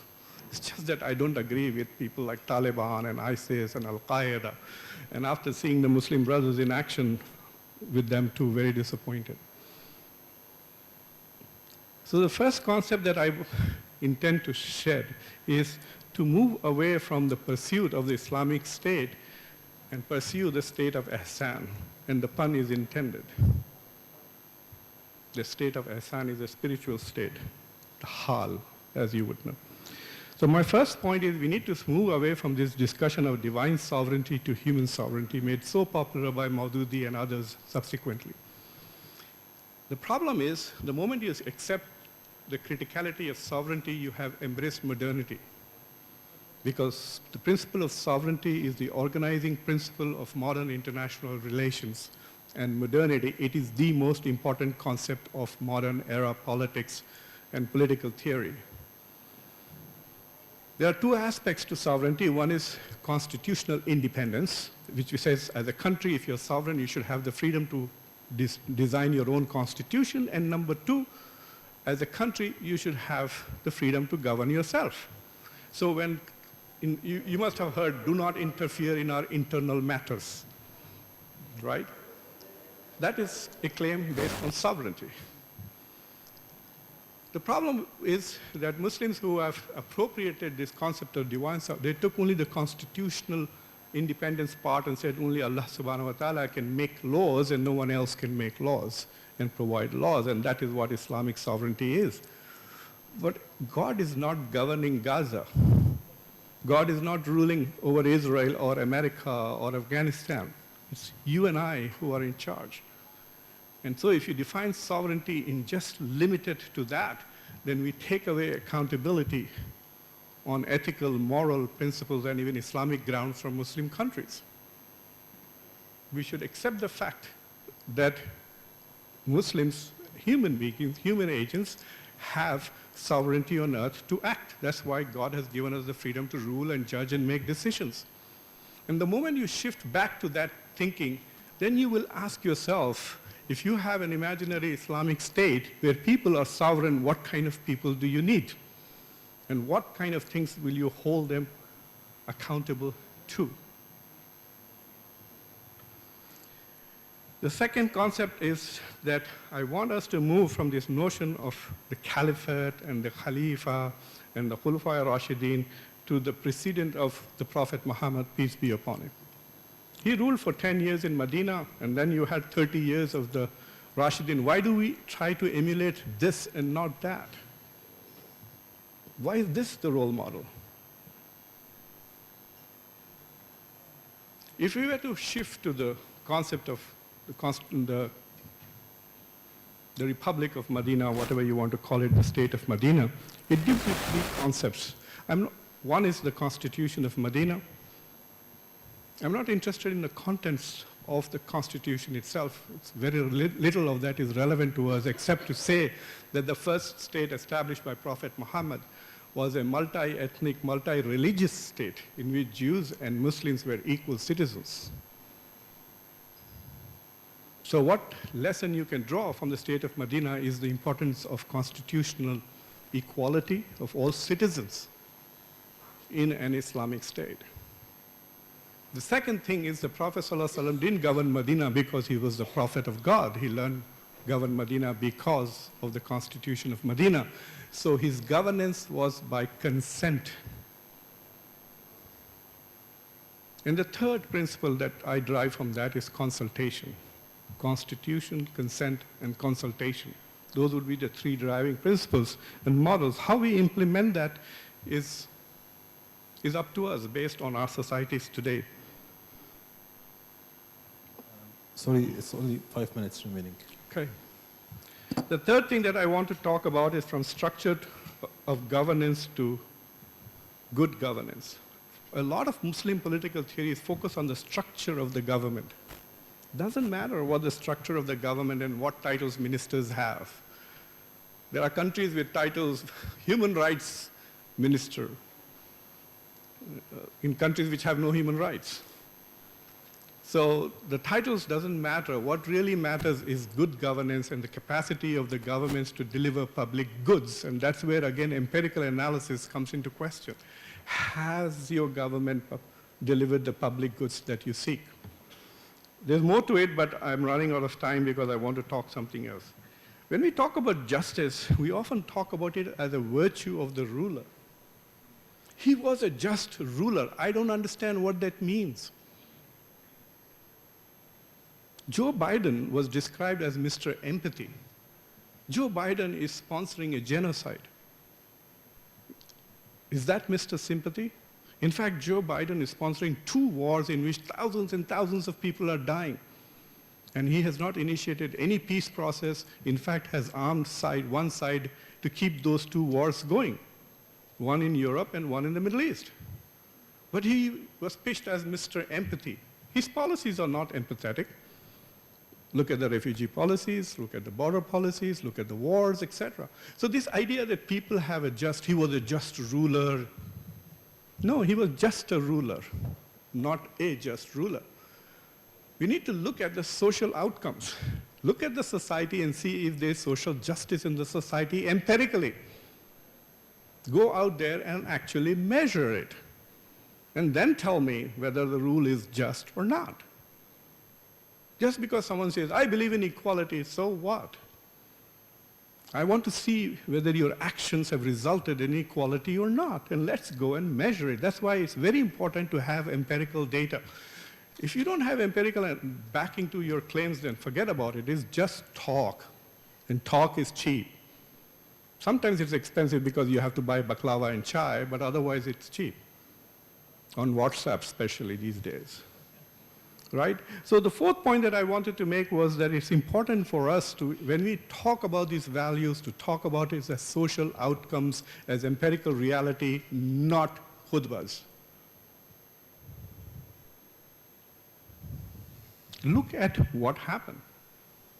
Go back and look at the data in these particular periods, whichever era of you want to be. So this is very important to be critical. The previous panel was talking about critical Muslim thinking, but it's only for the West, not inward looking. Well, look at our period, society, and apply your critical lenses here too, and collect data.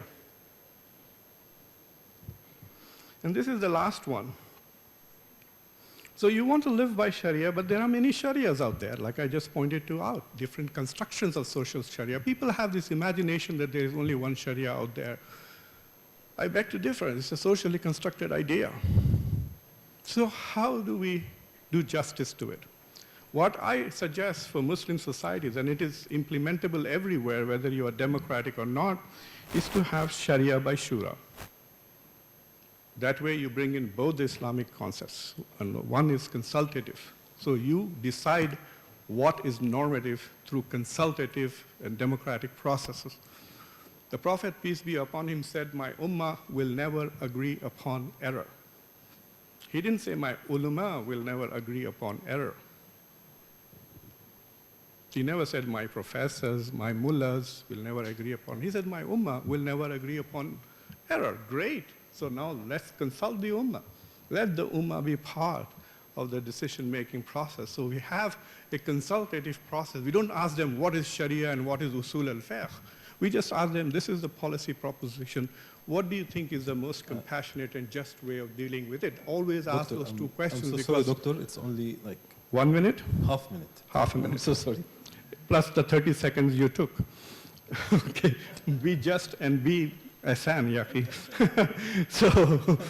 So the idea is to have Sharia by Shura, and that process is very important because then it allows us to be part of the discourse in this. Otherwise, and for those of you who are thinking it's a bizarre idea, no. Go and look at, is Azan part of our Sharia? How did Azan happen? It happened through a consultative process. The Prophet, peace be upon him, asked his companions, how should I call people to pray? And the Azan came out of that discussion. If you look at the Quran says you can give zakat to rich non-Muslims, rich and powerful non-Muslims to soften their heart, mu'allaf al-qulub, to make their hearts soft. But then Muslims decided subsequently not to do that. So now today if you ask any imam or any Maulvi or Mufti, can we give zakat to powerful, rich Christians and Jews in America? They'll say, of course not. The Sharia is against it, but the Quran says you can. So where did this Sharia rule came? It came through some consultative process that happened in the past.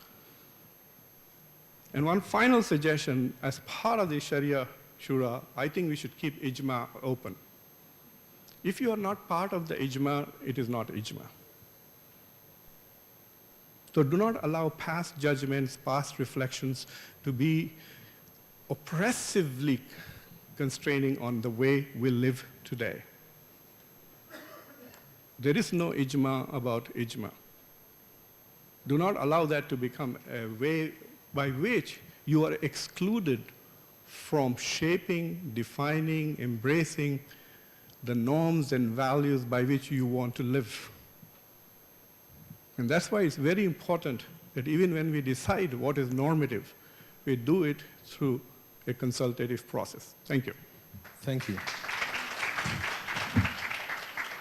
Thank you, Dr. Muqtada, for this thought-provoking talk. Many important arguments to be discussed actually about the failed revivalism or critical discussion of our Islamic history, the rereading of our concepts of ihsan and justice. So there are many arguments and many hypotheses should be really discussed maybe in during Q&A session. But now, Dr. Ovamir, the future of the Islamic political, you also have only 20 minutes. Okay. بسم الله الرحمن الرحيم الحمد لله والصلاة والسلام على رسول الله اللهم لك الحمد حتى ترضى ولك الحمد إذا رضيت ولك الحمد بعد الرضا ولك الحمد حمدا كثيرا طيبا مباركا فيه اللهم صل وسلم وزد وبارك على نبينا محمد وعلى آله وصحبه أجمعين. Why do we need classical Islamic political thought in order to think about future? Yes. Thank you. So let me start with a mouse story. Don't we all love mouse stories? There are two mice. Scientists take one and put them in water. They swim and swim and swim. And after 15 minutes, one of them is beginning to, well, both of them is beginning to drown. They take one out, give it food and water, and the other one, they leave in the water. The one in the water drowns. The one that's given water and food and then put back in the water now begins to struggle again and continues to swim. How long do you think he swims?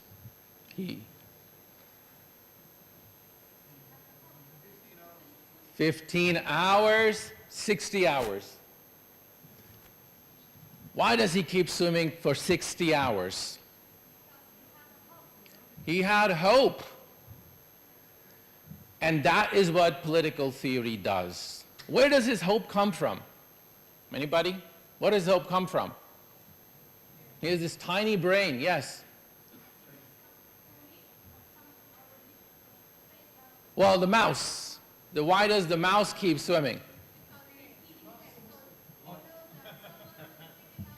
Yes, that little brain has the memory of somebody helping him, right? That little memory that somebody helped keeps him going and going and going. That is what political vision does. Some people who have a vision, they can fight for 75 years in a tiny strip, abandoned by everyone, but they will fight and fight and fight. And a little baby, 2-year-old, you pull him out of rubble, and he says, Al-Quds lana. He says, Al-Quds is ours. You cannot break me. And yes, my family has died. Yes, I don't see any hope. But Al-Quds lana, I will not give it to the greatest power. The Quran has a story that's similar. I always think about the verse when Khidr says to Musa alayhi salam, when Musa says, I want to be your disciple, Khidr says what? وَكَيْفَ تَصْبِرُ عَلَى مَا لَمْ تُحِطْ بِهِ خَبْرًا. How can you be patient about something that you haven't encompassed in knowledge? So Musa alayhi salam, a prophet, could not be patient because Khidr says, you don't know what I am doing. What keeps that little mouse going? And what makes it difficult for Musa alayhi salam, the greatest of prophets, ulul azm, why he's unable to go is this difference between one has knowledge and the other one doesn't. One has this hope that this is, if I keep doing it, somebody will pick me up. So political theory is a preservation and arrangement of visions and memories of collective life. Like that's what the word political means. And when I encountered the word political, I did political theory at the University of Chicago 20 some years ago. What struck me was, you know, we define the political as collective. The word political comes from polis, and polis means a city community. Not actually the city, the territory, the way we think of it. It actually, the word polis means community. You have a report in Aristotle where a city moved. That means what's meant by city is a community. And when I started reading Islamic tradition, I found it mind-blowingly beautiful, profound, and I read the early literature, the Kalam literature, and I found nowhere does it talk about the political. The container, the category that the Muslim scholars, when they talk about the collective, they talk about is not present, not quite clearly defined in the way we would think of it. It's always assumed to be the ummah. It's always assumed to be al-mu'minun, al-mu'minin.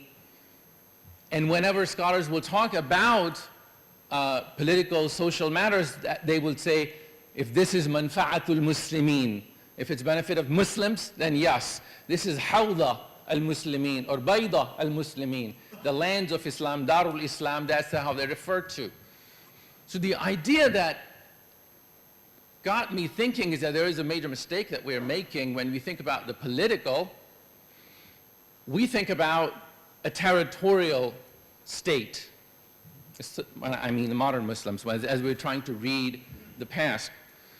But what they were really talking about and what the Quran is talking about is not politics but ummatics, right? What brings this political / ummatic thought together is a sense of a community with a solidarity and so on.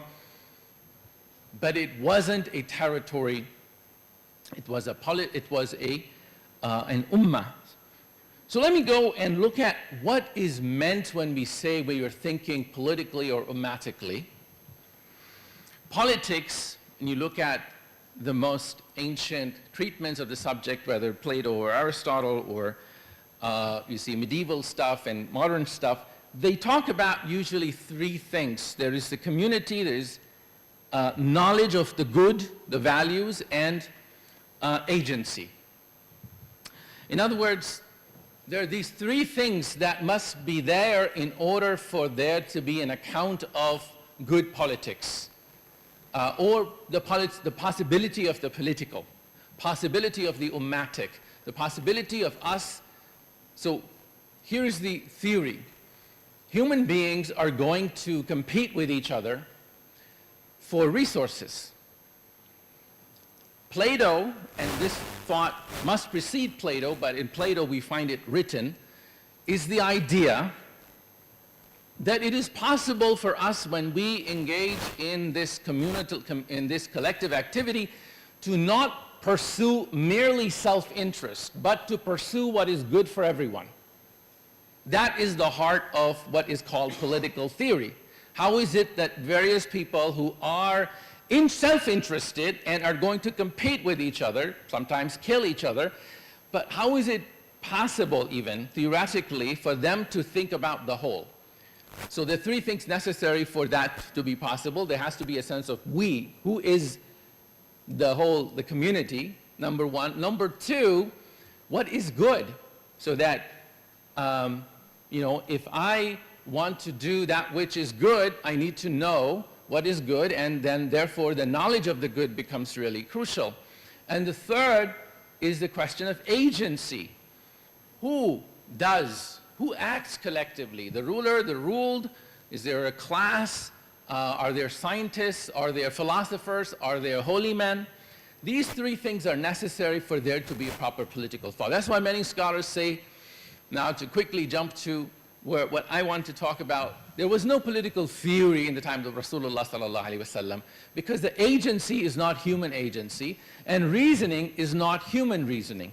Nobody argues with the Prophet when he says, God tells me X, Y, and Z, but there are some areas that the Prophet opens up, alayhi salam, for consultation, where consultation takes place. So he's teaching politics, but there is no political theory.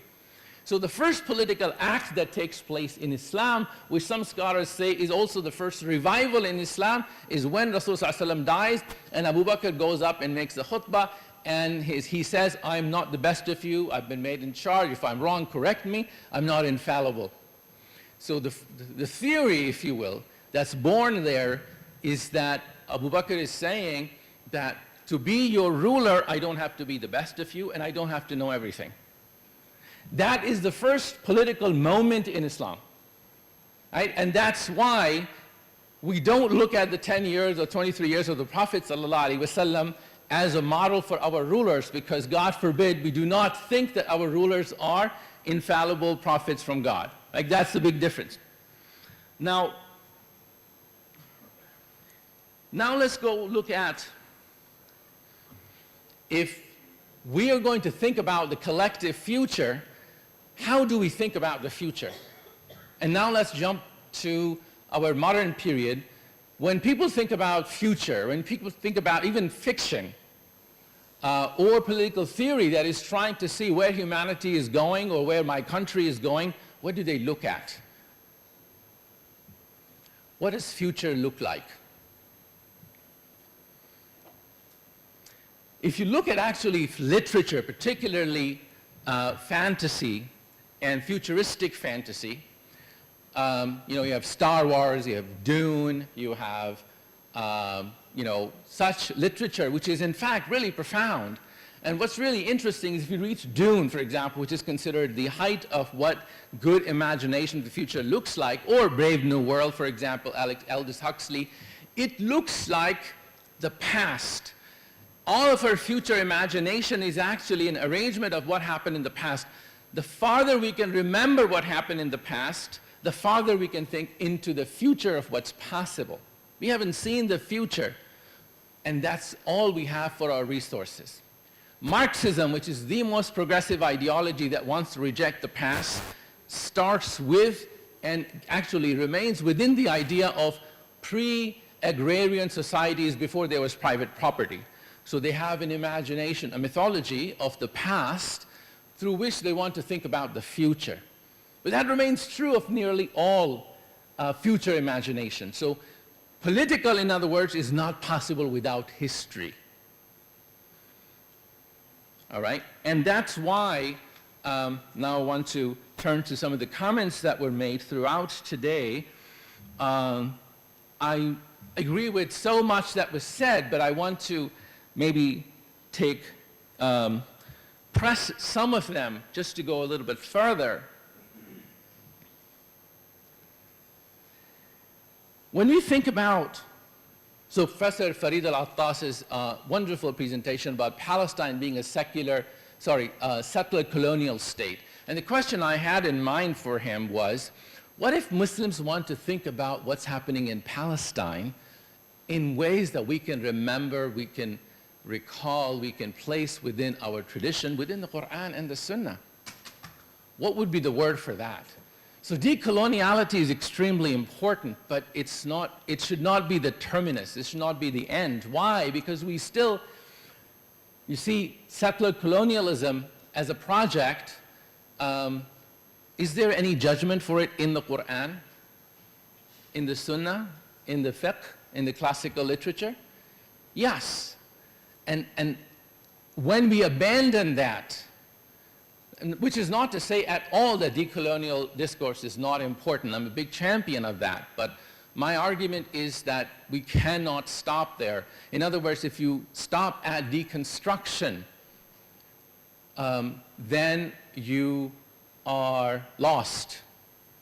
Where there is just deconstruction like onion, right? You can peel it, in the end nothing is left. And so, in fact, I will quote from Professor Salman Sayyid's book, Recalling the Caliphate, which was a great inspiration for me, a quote that he has from Emanuel Wallerstein, the author of World Systems Theory, also somebody I greatly admired. He talks about this idea of universalism that the colonial master brings to the colonized as a, what's the word, double bind, right?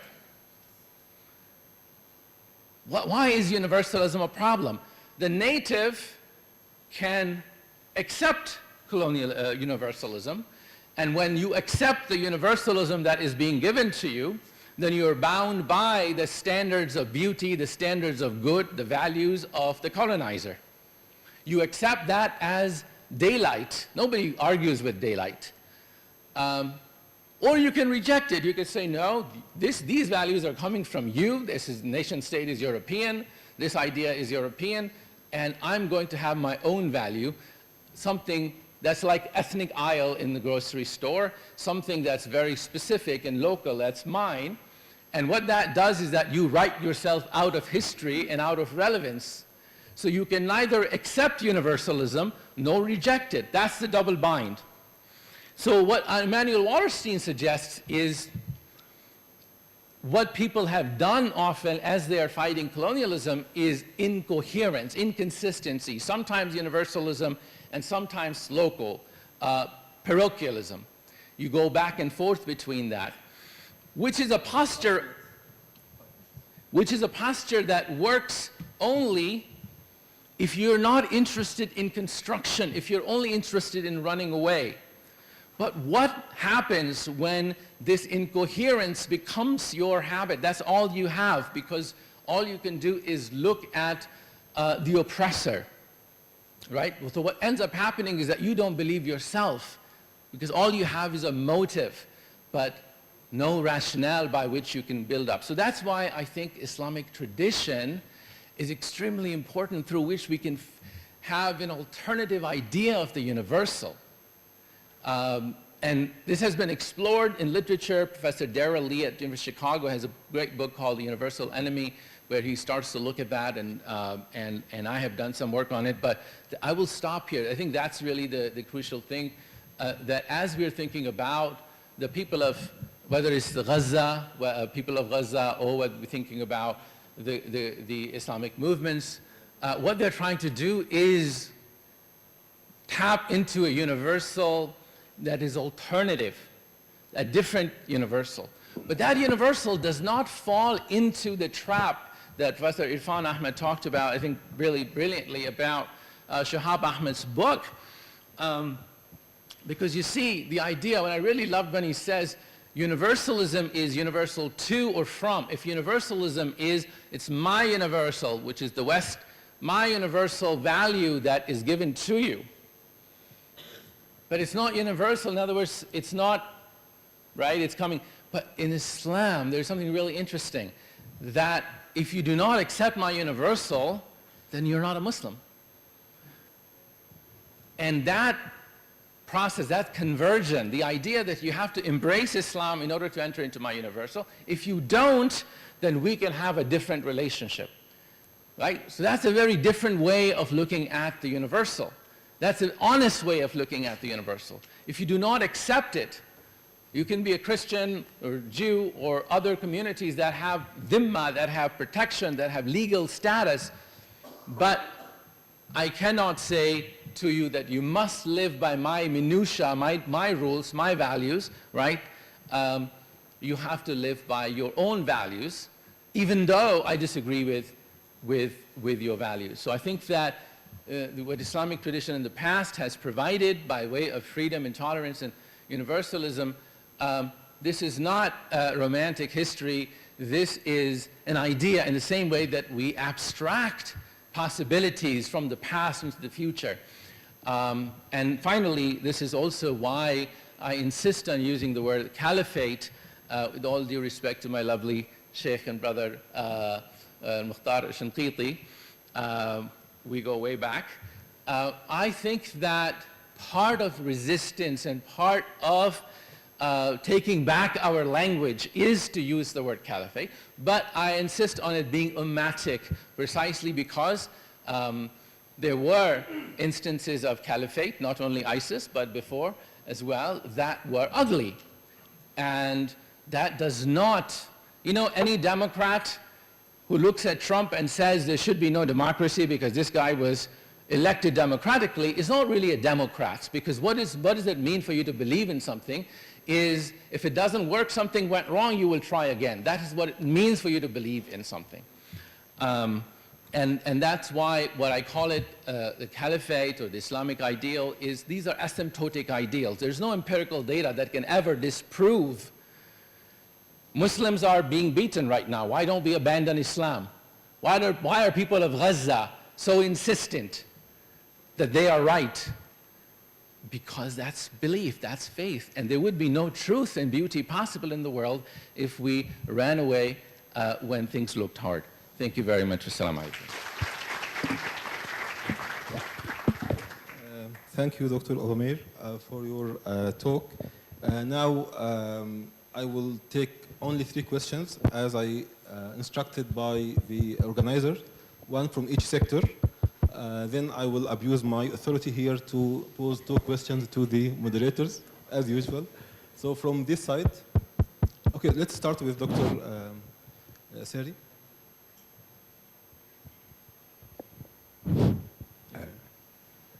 Thank you so much. I spent 3-4 days with Ovamir in Indonesia last week, and we have a conversation, and I would like to continue this conversation. How can I, me Palestinian, ask solidarity from Japanese, or let's say Filipinos, if there is no a common morality, common codes between us that why they should support us. So this is, if you like, when I talk about universality, I talk about a thin universality, and that should be elaborated culturally and religiously in each place. Otherwise, if we don't conceive at least thin universality, I mean, you know what is the difference between me and you, Ovamir? I grew up in Syria, where I debate so much with people to say, no, torture sometimes is important. So I grew up in an area where really I don't want to start from scratch to tell people that let's take Universal Declaration of Human Rights in abstract way as a baselines, and then we need to develop it culturally. So I think really this is a very important. My question to you, I mean, can humanity reach a thin universality? This is this is. I mean, as example, just to discuss Universal Declaration of Human Rights, but it can be other things. This is my question. Thank you. Thank you. From this side, yes, please.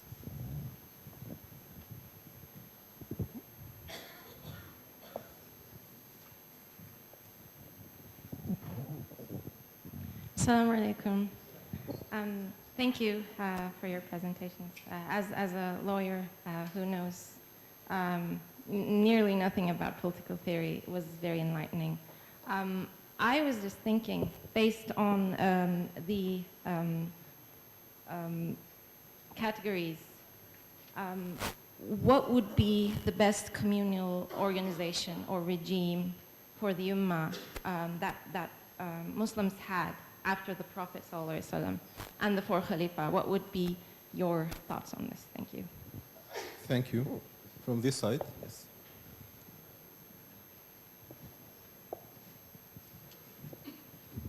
Can borrow yours. Okay. Thank you very much, and welcome back, Brother Omer. Ahlan wa sahlan. Very happy to see you again. Just a disclaimer. I'm not against Khilafah. Actually, I defended Khilafah in the normative sense. I wrote many pages defending Khilafah in the normative sense, trying to distinguish between Khilafah wal Mulk in my book. But What I was talking about is Khilafah in the historical sense, not Khilafah in the normative sense. And I think the idea of Khilafah, it just means some kind of political unity of Muslims. It can be symbolic, like what Kawakibi called for, Khalifa with symbolic authority in Hijaz, who is responsible for Hajj only, and to have some kind of parliament coordinating relation between Muslim countries. Khilafah, I don't mind even to give the title Khalifa to the Secretary General of the OIC today, if he improves his performance, yeah, of course not. This is tempting, Goldman. This is tempting. Yeah, so I think, yeah, I mean, if there is nothing wrong to call for Khalifa or to have a new Khalifa, if that means applying or practicing the Islamic principle of political unity of Muslims. But we have to be careful about the historical meaning of Khilafah that, you know, Hizb al-Tahrir talk about it, or Daesh, or that kind of concept about Khilafah. Thank you. Thank you very much.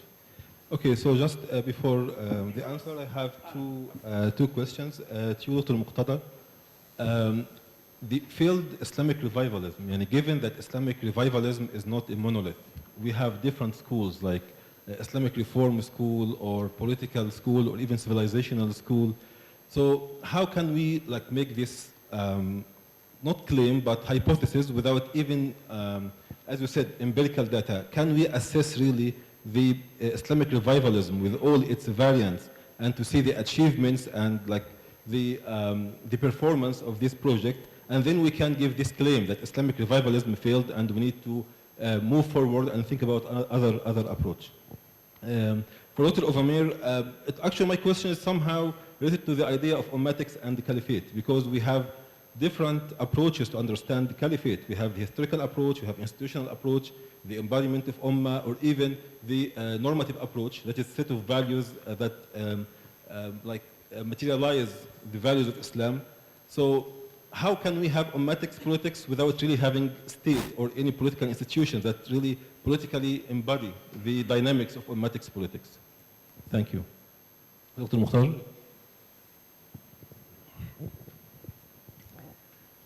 My call is for empirical studies. In the book, I look at 4 responses to modernity. I refer to the secularist response, which people here probably know much better than I do. And I don't talk much about it because that's what I was not interested in. But I looked at 3 Muslim responses to modernity, and I looked at what I call as the Sufi Tablighi Jamaat type response, where the analysis was that the reason why Muslims are in the state that they are in today is because of loss of piety. So we need to get piety back. Pray 5 times a day, and the Tablighi Jamaat model. This is one of the biggest movements in the Muslim world today, all over the world. So their argument is very individual based, where you reform the individual, make the individual pious, and everything will take care of itself. The second response is from what I label as political Islam, where their analysis is structural and not individual based, where they are arguing essentially absence of Islamic forms of governance. So loss of power is their problem. So the Ummah has lost power, that's why it's in bad shape. So what we need to do is get power back, and the mechanism in this age to getting power back is the state. So capture the state in whatever way you can. And so you see various attempts through coups, etc., and elections also to capture the state, and then make the state the instrument of religious change. So Sharia top down. And the third response that I look at is what I call as Islamic modernism. And you can probably guess that I prefer this response to the others, in which I talk about the compatibility of Islam and democracy. And as a modernist, I lament not the loss of piety or power, but the loss of process. And the loss of process that I'm talking about is ijtihad and shura. To me, these are two important processes of Islamic tradition. So when I look at the period of the Khulafa Rashidin, to me the most striking aspect of it, because I looked at it critically, the first draft was very critical. Lots of people said, you will die. But what I found was interesting to me was the most striking aspect of the Khulafa Rashidin period was pragmatism and innovation. Every selection of every caliph was a new process and very innovative one. And there was a lot of pragmatics in the time of Hazrat Umar, the caliph. May Allah be pleased with him. So to me, the lesson that I drew from there was the process of innovative approach to governance, not the structure or the title. I really don't care what you call yourself, whether you call caliph. In one masjid, I have some influence, and I changed the titles from president to Khadim number 1, Khadim number 2. And believe me, lots of people who hunt glory stop running for election because they can't say, I'm the president of the Islamic Society of this or that. Now they are saying, I'm Khadim. So suddenly, we have more serious people who are even applying for the job, it's unpaid, obviously. But so to me, these processes of shura, the processes of ijtihad, they are fundamental. I think the loss of those two processes are fundamentally the reason. And I just want to add to this universal part. I did a TED talk on my book for non-Muslims. So the way I define ihsan is to live life as if you have made eye contact with God. Anta abudu Allaha kan. So the point that I'm trying to make is that there is a universal aspect to all Islamic principles. When you go in the past, when you go into the historical past and use languages, you advocate their particularism and sabotage or submerge their universality. So when I talk about ihsan, I talk about doing good deeds, doing beautiful deeds. The Prophet ﷺ said that Allah commanded us to do things beautifully in whatever aspect of life we do. Kataba Allahu al-ihsan ala kulli shay. So by taking the general context out and talking of ihsan in a universal terms as approaching public policy in a manner which is compassionate, which is loving, which is understanding, which is tolerant, you can have universal appeal. And in the case of how to get Philippines and Filipinos and Japanese, etc., stand with you, is very simple. Like, do you stand with oppression or do you stand with freedom?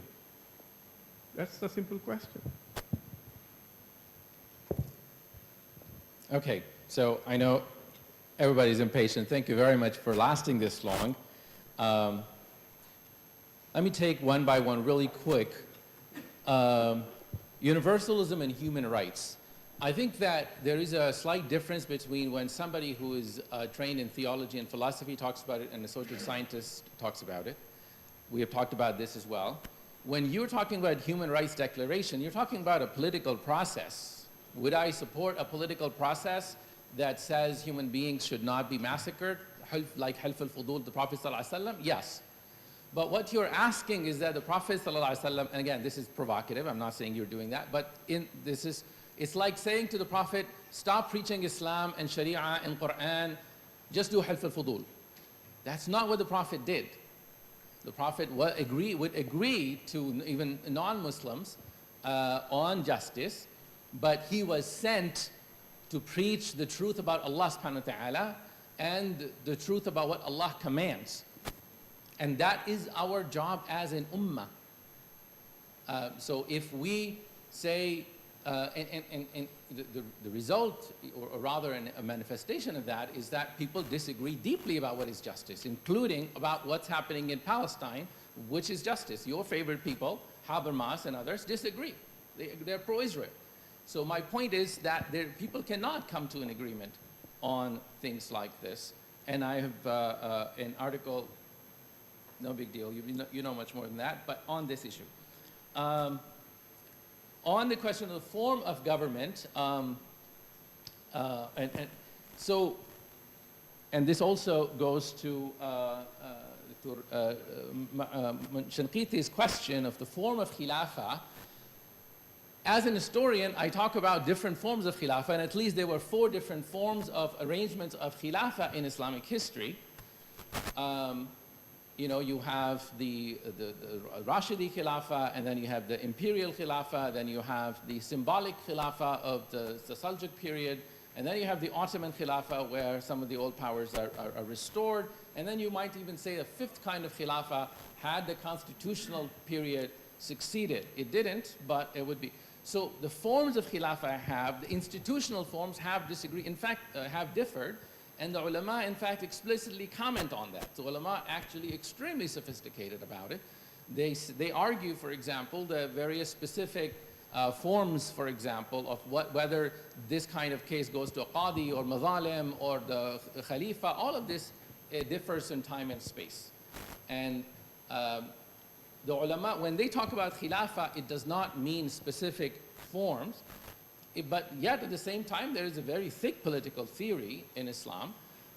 What is the ummah, what constitutes the ummah, the direction, the purpose of the ummah, the rights within the ummah. Those are very thick descriptions, if you will, or laws and norms that are given in the Sharia. Why I think that this is, philosophically speaking, a better form of universalism is because it recognizes that not everybody recognizes this, even though it is from God. But from Rawls, there is no recognition that people are not going to recognize this.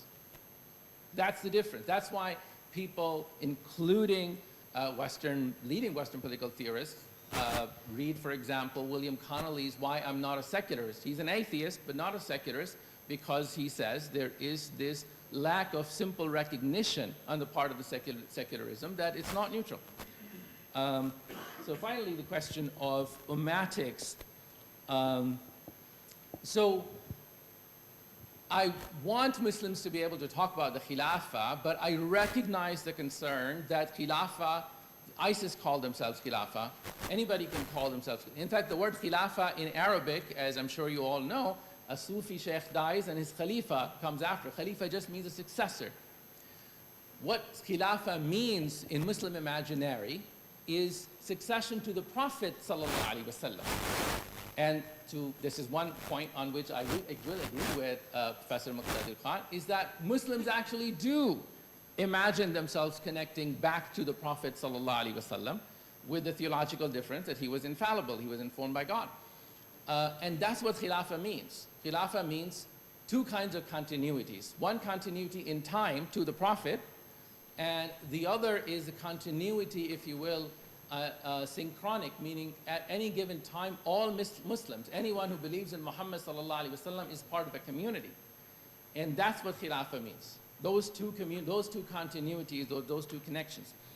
But I insist on calling the institute Ummatics Institute, because I believe it's very important that any future Khilafah will have to be grassroots, it will have to be ummatic, in the sense that it will have to guarantee certain kinds of processes and rights, and has institutions that are grassroots, but also ummatic in the sense that ummah is extremely diverse, and the various formations within the ummah will have to learn to, in a social, political, economic sense, collaborate.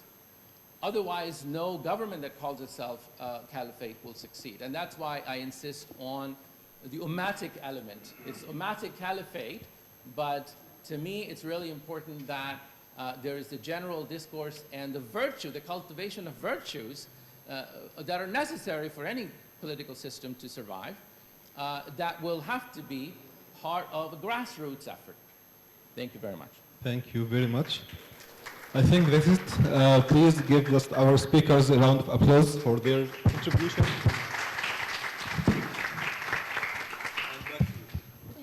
Okay, thank you so much. As we came to the conclusion, I extend our deepest appreciation, each one of you, for gracing us with your presence and insightful contributions. We would like to extend special thanks to the presidents and representatives of our supporting institution, whose unvarying commitment to education and global cooperation has made this conference possible. Thank you for being part of this incredible journey, and we look forward to seeing you in the enlightening sessions and discussions ahead throughout the panels in next days, inshallah. Thank you.